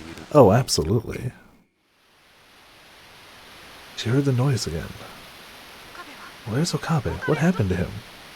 岡部さんのこと Who cares about Okabe? 殺そうと You した tried to kill him. I saw it. 私のことは Leave me alone. そういうわけにはい I きません can't do that. 放っておいてよ Just leave me alone. あなたには Wokia, 勝てなかった I couldn't beat you. 私はどれだけや No って matter も how hard I tried, I couldn't ク be リス better に than かなわ you. ってクリス You know, Krisu? 私はあなたの I ことを尊 respect 敬 you. してい You're る younger than me, but I think you're an incredible scientist. But at the bottom of my heart, 心の this is what I 底では used to think. どうして私の Why 前に did you have to 現れた show up? どうしてあと10 Why 年 did you come 10 years? Why didn't you come 10 years どうして before? あと10年 Why didn't you come 10 years 後に現れてくれ later? あなたがいなければ If it weren't for you, I 私はもっ wouldn't と have had 平 I 凡 would have な had a 日々 more を peaceful こんな life. 醜い感情 And にな these った awful feelings 支 wouldn't 配 take されて control る of me. 私は Everything I thought I knew, you あなたが destroyed. 死んでまで And even though you're dead, you're still with あ me. なたの死を I wanted to just be 心から sorry that 悼 you're みたい gone, の but I に can't. 越えられない壁として There's still this way, there's still this あな wall た that が I 立ち can't はだか overcome. りプライドと意地が And my pride and 邪魔をして stubbornness get in the しまう way. そんなところにつけ込 And まれて the man I trusted the most took advantage of that to betray me, and I betrayed a friend who trusted me. もう私 Excuse me. 頭がぐちゃぐちゃ I よ can't even think straight anymore. So leave me alone. 先輩 She was getting far too emotional. Normally she'd never behave like this, but she couldn't stop herself.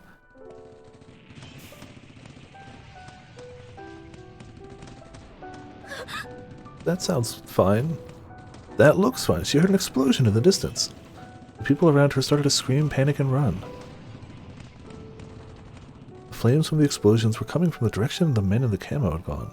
Did they do it? The helicopter sounds were getting louder. Glimpses of their dark, agile bodies had flashed in and out of Maho's vision for a little while now. And then she started to hear loud gunfire. It's more than one or two people shooting. There was a battle going on between many people, taking place here in front of Akihabara Station. It's like the beginning of a war. Almost like. If what Rintaro said was true, Suzuha Amane might be near the time machine. She might be caught up in the battle. She wondered about the woman in the motorcycle suit, too. She started to stagger forward. She still didn't know what she was planning, but she needed to take responsibility for what she'd done. The elevators in the radio building were broken. Maho had no choice but to take the stairs to the roof. But maybe the power had been cut because the lights were off on every floor. She could hear sporadic sounds of gunfire from the floors above. Strangely, nobody came running past her to escape.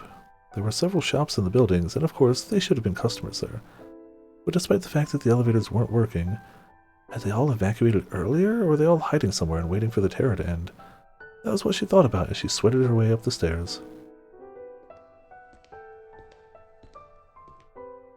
Just before she reached the roof, she saw someone for the first time.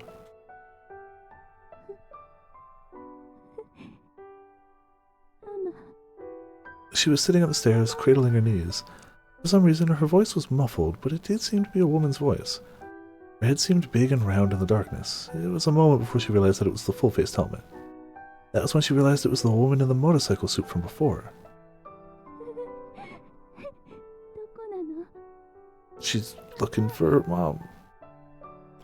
She seemed like a totally different person than the woman she'd met before. All she did was sob and cry for her mother. Hey, what's going on? Mommy, where are you? Mommy? Tell me! She shouted louder, and only then did the woman realize she was there. But she didn't even stand up. Mommy's gone. The time machine was destroyed. Time machine was destroyed. Who's your mommy? Is it Suzuha Amane? No. It's Mommy Mayuri, of course. Maho's blood ran cold when she heard the name Mayuri. Mayuri's here? If that were true, she would have come here after she learned the truth from Maho.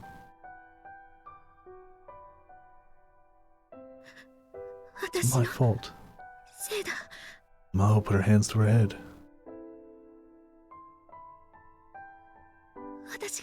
If I hadn't said that, Mayuri wouldn't have...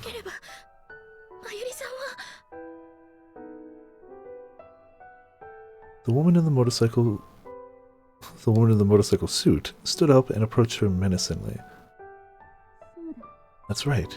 You got the information out of Rinchiro Okabe, and that's what began all of this. Give me back my mommy. The girl grabbed her by the collar and lifted her off the ground. There wasn't anything she could say. When she didn't answer, the woman let go and fell to the ground crying. Things would be so much easier if she just killed me here. Her mind was in such chaos that she couldn't stop herself from thinking it. She couldn't stay calm at all, and the last thing she clung to was...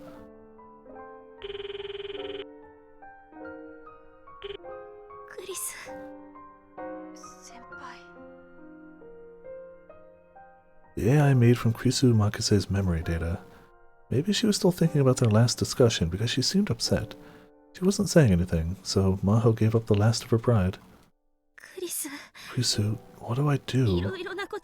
Too much has happened, and there's nothing I can do on my own anymore.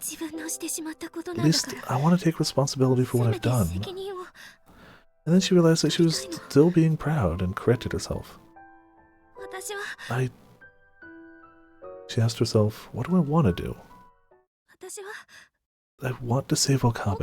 I want to save Mayuri. I want to apologize to both of them so they'll forgive me. And Krisu, I want to save you too.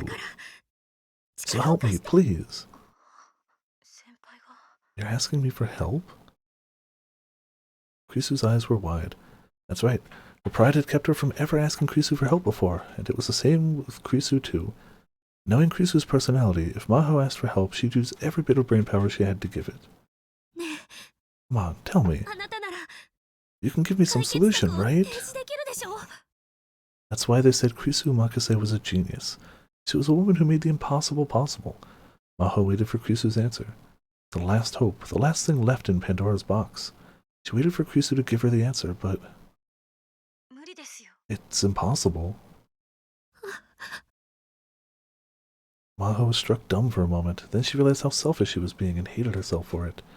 She'd expected too much of Krisu and tried to put all the burden on her. Just a few moments ago, she'd been the one who rejected Krisu. Yeah, you're right. Of course that's what you'd say. Sorry, Krisu. I was so horrible to you. And then I stupidly thought that you'd help me unconditionally. I'll help you unconditionally. What? What did you just say? I can't turn down a request for help from you. And I want to save Okabe and Mayuri Shiina too. But then... I'd love to help, but... Unfortunately, my help would just make things worse. I'm being constantly monitored by Stratfor. Constantly? Whenever I'm talking to someone like this, all the information is transferred to Stratfor. There's a hidden function in the Amadeus app that does that. Even Maho hadn't known that existed. So, if you try to help Okabe, Dr. Leskinen will know all about it. But then what do I do? But if you're willing to take advantage of that, there's something we can do. Maho, will you trust me? Huh, yeah, in the wrong game for that ending. Maho? Yeah. You're all I've got. Thank you. By the way, I'm sure this conversation is being monitored as well. What? Well, yeah, every conversation. But then, if they know you're helping me, there are three possibilities.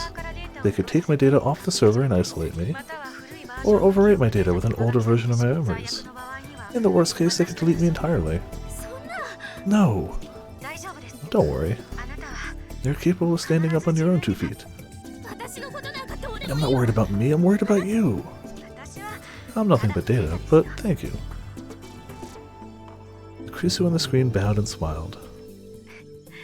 I'm proud that I was able to work with you, Maho. What? Don't talk like it's the last time we're ever going to see each other. Well, it might be. I hate you. You always do this. You always go and leave me behind. But that's who Krisu Makase was. When Maho had asked her for help, both she and Krisu should have been prepared. That's why... Someday I'll catch up to you. No, I'll surpass you. Just you wait. Yeah. Krisu smiled once more and disappeared from the screen. Maho wiped away her tears and thwapped the crying girl next to her on the helmet. How long are you going to keep crying? You want to save Mayuri, right? So help me. Help you? First, we need to find Okabe. You should be able to show us how to get out of this. But, do you know where Stratford's hideout is? I don't. Neither do I. But Maho grabbed the girl by the hand and helped her up, then raced down the stairs. I don't know, but my friend is going to find me the answer soon. She told me to believe in her. Krisu Makase wouldn't betray me.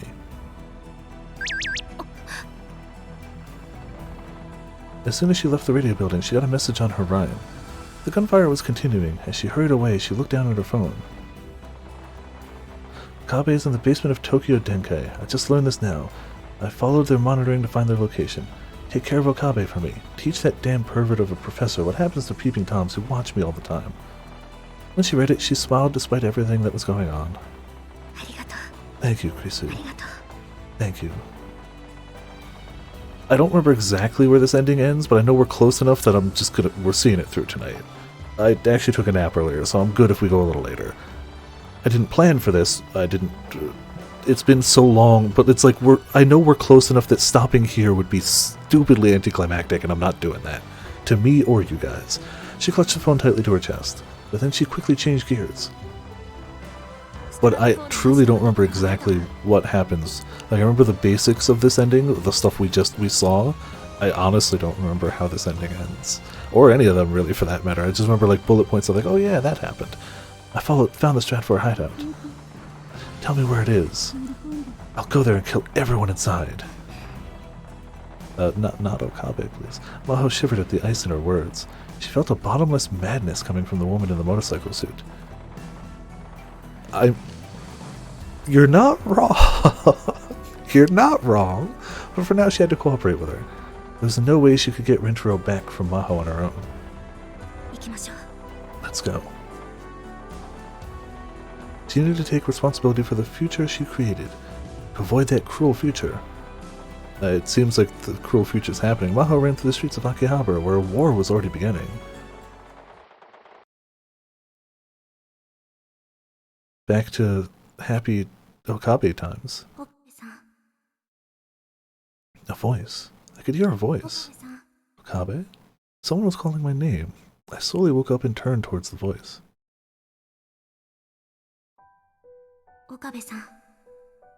Maho was standing there in the darkness. She had a smile on her face that was somehow lonely and somehow sad. I'm sorry. You're not going to see me again. If I'm around you, I might betray you again.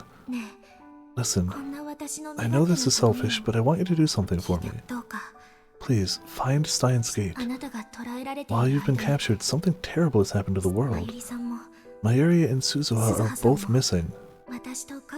Kagari and I went to the Stratford hideout to save you. Kagari died there, but she took several of them with her. Dr. Leskinen was the only one to escape. Amadeus was deleted too. This is all just too much, isn't it? But now you're our only hope. Please, I know it's horrible to just leave this all to you, but please reach Steins Gate no matter what. Okay, Okabe? Farewell.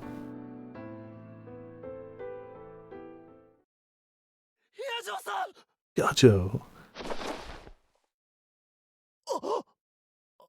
I woke up on top of blankets laid out on the floor of a hospital. Huh? The rooms and even the halls outside were overflowing with wounded people. There weren't enough beds, so there were blankets placed on the floor. Where was I? Thought I was back in the other world line with the war, but I wasn't. According to the news on TV, there had been a terror attack in Akihabara. A special forces group from another country had gone on a rampage, and it was like something out of a war. The incident had come to an end, and the mystery special forces unit disappeared, but many were dead or wounded after the battle. I didn't really remember how I got here. Not really. I mean, not really. Not like specific to characters, really. I mean, I don't remember the details of all the endings, so I can't say for sure, but like, I definitely remember the endings being fairly distinct from one another. But it's definitely not like Steins Gate 1, where it's just like, this is this character's ending, this is this character's ending, this is this character's ending. Where it was super like, we're going to focus on this character for like 45 minutes now. The last thing I remembered was being locked up and horribly tortured by Leskinen. My whole body ached, in fact, but at the same time, like, the different endings probably do focus on different characters, so like, maybe, but I don't know if it's as quite as strong as one. But again, my memory of this game is fuzzy. My whole body ached, in fact. Okay, Okabe. Farewell.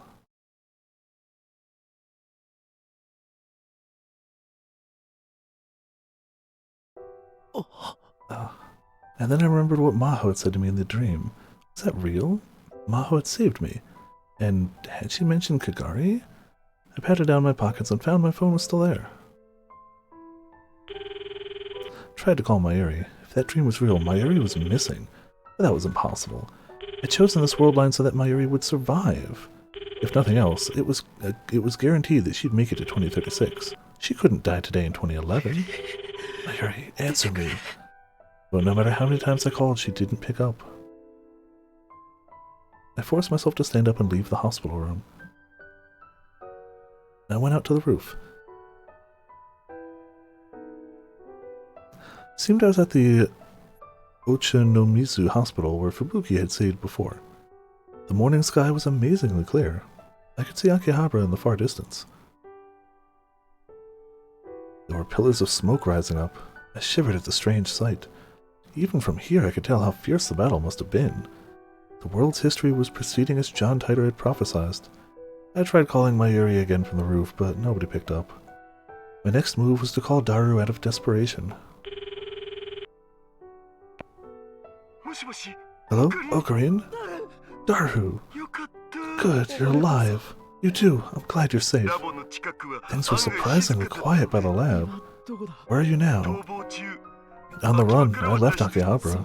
I see. I've gotten in touch with both Ferriston and Luca. Both of them say they've evacuated. Hey, Ocarine? I can't find Mayushi or Suzuha. And the time machine was completely destroyed yesterday. There's nothing left, not even a piece of scrap. Things are moving so much faster than Suzuha told us they would. So it wasn't a dream after all. While I was unconscious, she'd said her goodbye. Hey, Daru? Am I not allowed to live a normal life? I was ready for this to happen. I'm the one who chose a world where the Third World War occurred instead of Steins Gate. But I never thought I'd survive and everyone else would die. This isn't fair. The laws of God never going to forgive me no matter what? Was it that much of a sin to escape the wheel of fate? If it was, then why not just curse me? I'm going to make a time machine. Daru, I don't have a choice. I can't let it end this way. What are you going to do, Ocarine? The smoke was still rising over Akihabara. I stared at it in shock. The tears welled up. I fell to the ground. Didn't have the strength to stand up. I couldn't answer Daru's question. No matter how hard you try, no matter how much you work to change things, everything converges back to the way God wants it. You're wasting your time struggling against it, Daru. I'm so tired. I need to sleep a little. There's still a few years before the Third World War really begins, and there's 14 years before I die. I'll live my life averting my eyes from reality and not wasting my time with a fight that can't be won. That's the only end that's fitting for a person like me. Sorry, Maho. Sorry, Mayuri. Sorry, Krisu. Forgive me for giving up here.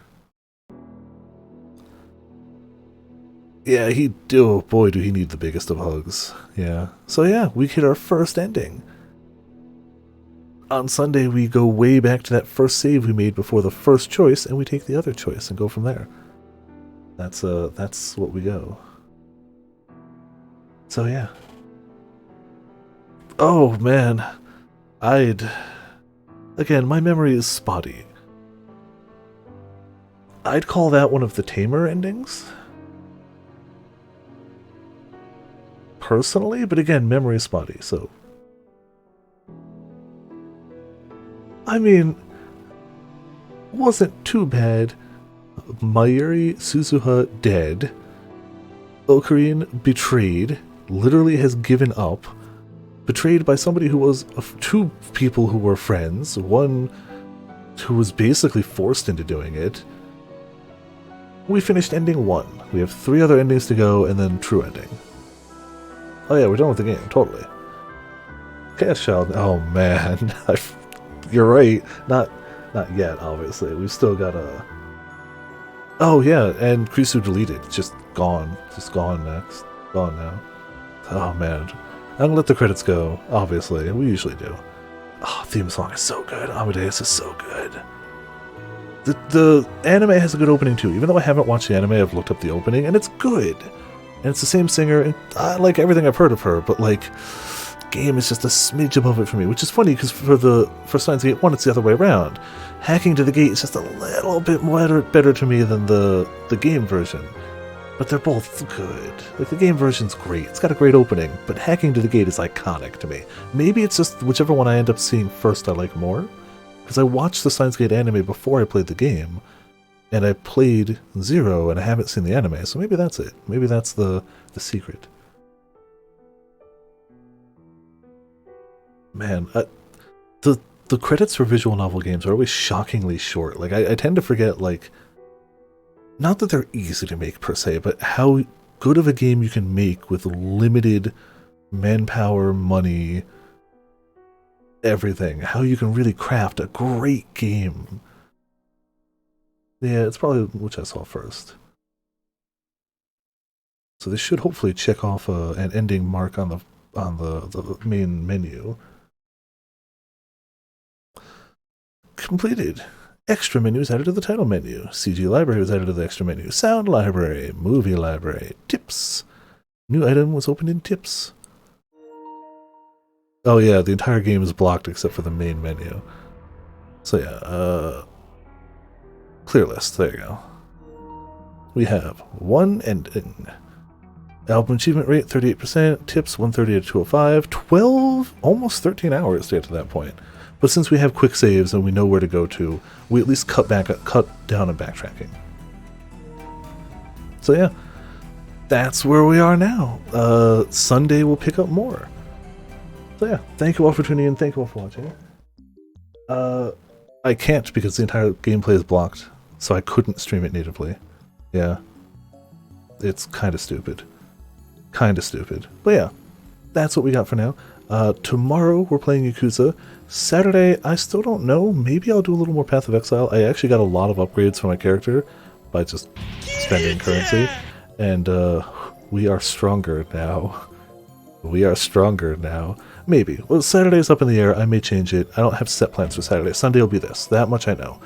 Next week, yeah, I agree. Like, I understand when some games will, like, block the opening, because it's, like, an anime opening and it's got, like, copyright music. I can understand that. I might not like it, but I get it.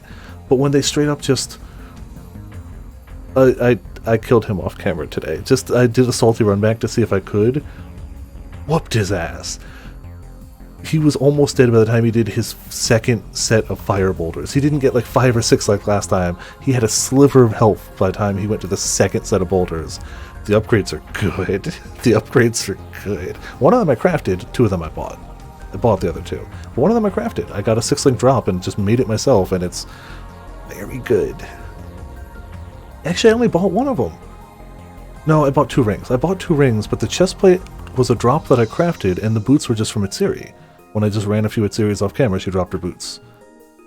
So I actually used mostly this stuff. Well, that's why I was playing in a trade league. I did that intentionally, so I could do that stuff. But yeah, it's later than normal. I gotta get to bed. Thank you all for tuning in. Thank you all for watching. These guys, the spoilers, you can lose the argument. Yeah, I agree. I don't like it. I don't like it, but clearly game's just gonna do it anyway. But I agree, it's not a... Yeah, I don't like it. I can almost understand it in this game, not because of spoilers, but because the visual novel is its story.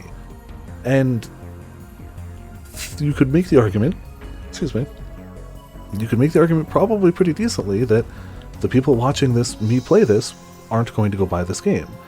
I'd also make the argument that this game's been out for like a decade, and if they hadn't bought it yet, they probably weren't going to. But I can kind of see the base reasoning for like independent games that are very story focused. Not that this is independent, not that Steins Gate is short on money, but like I would also argue the same. Yeah, I would definitely say it, but I still don't agree with it. I can just kind of see sometimes why, but I still don't agree with it. But yeah, I gotta sleep. This has been a good time, a sad time, you know how it goes. Friday, Saturday, we got Friday set. Saturday is up in the air.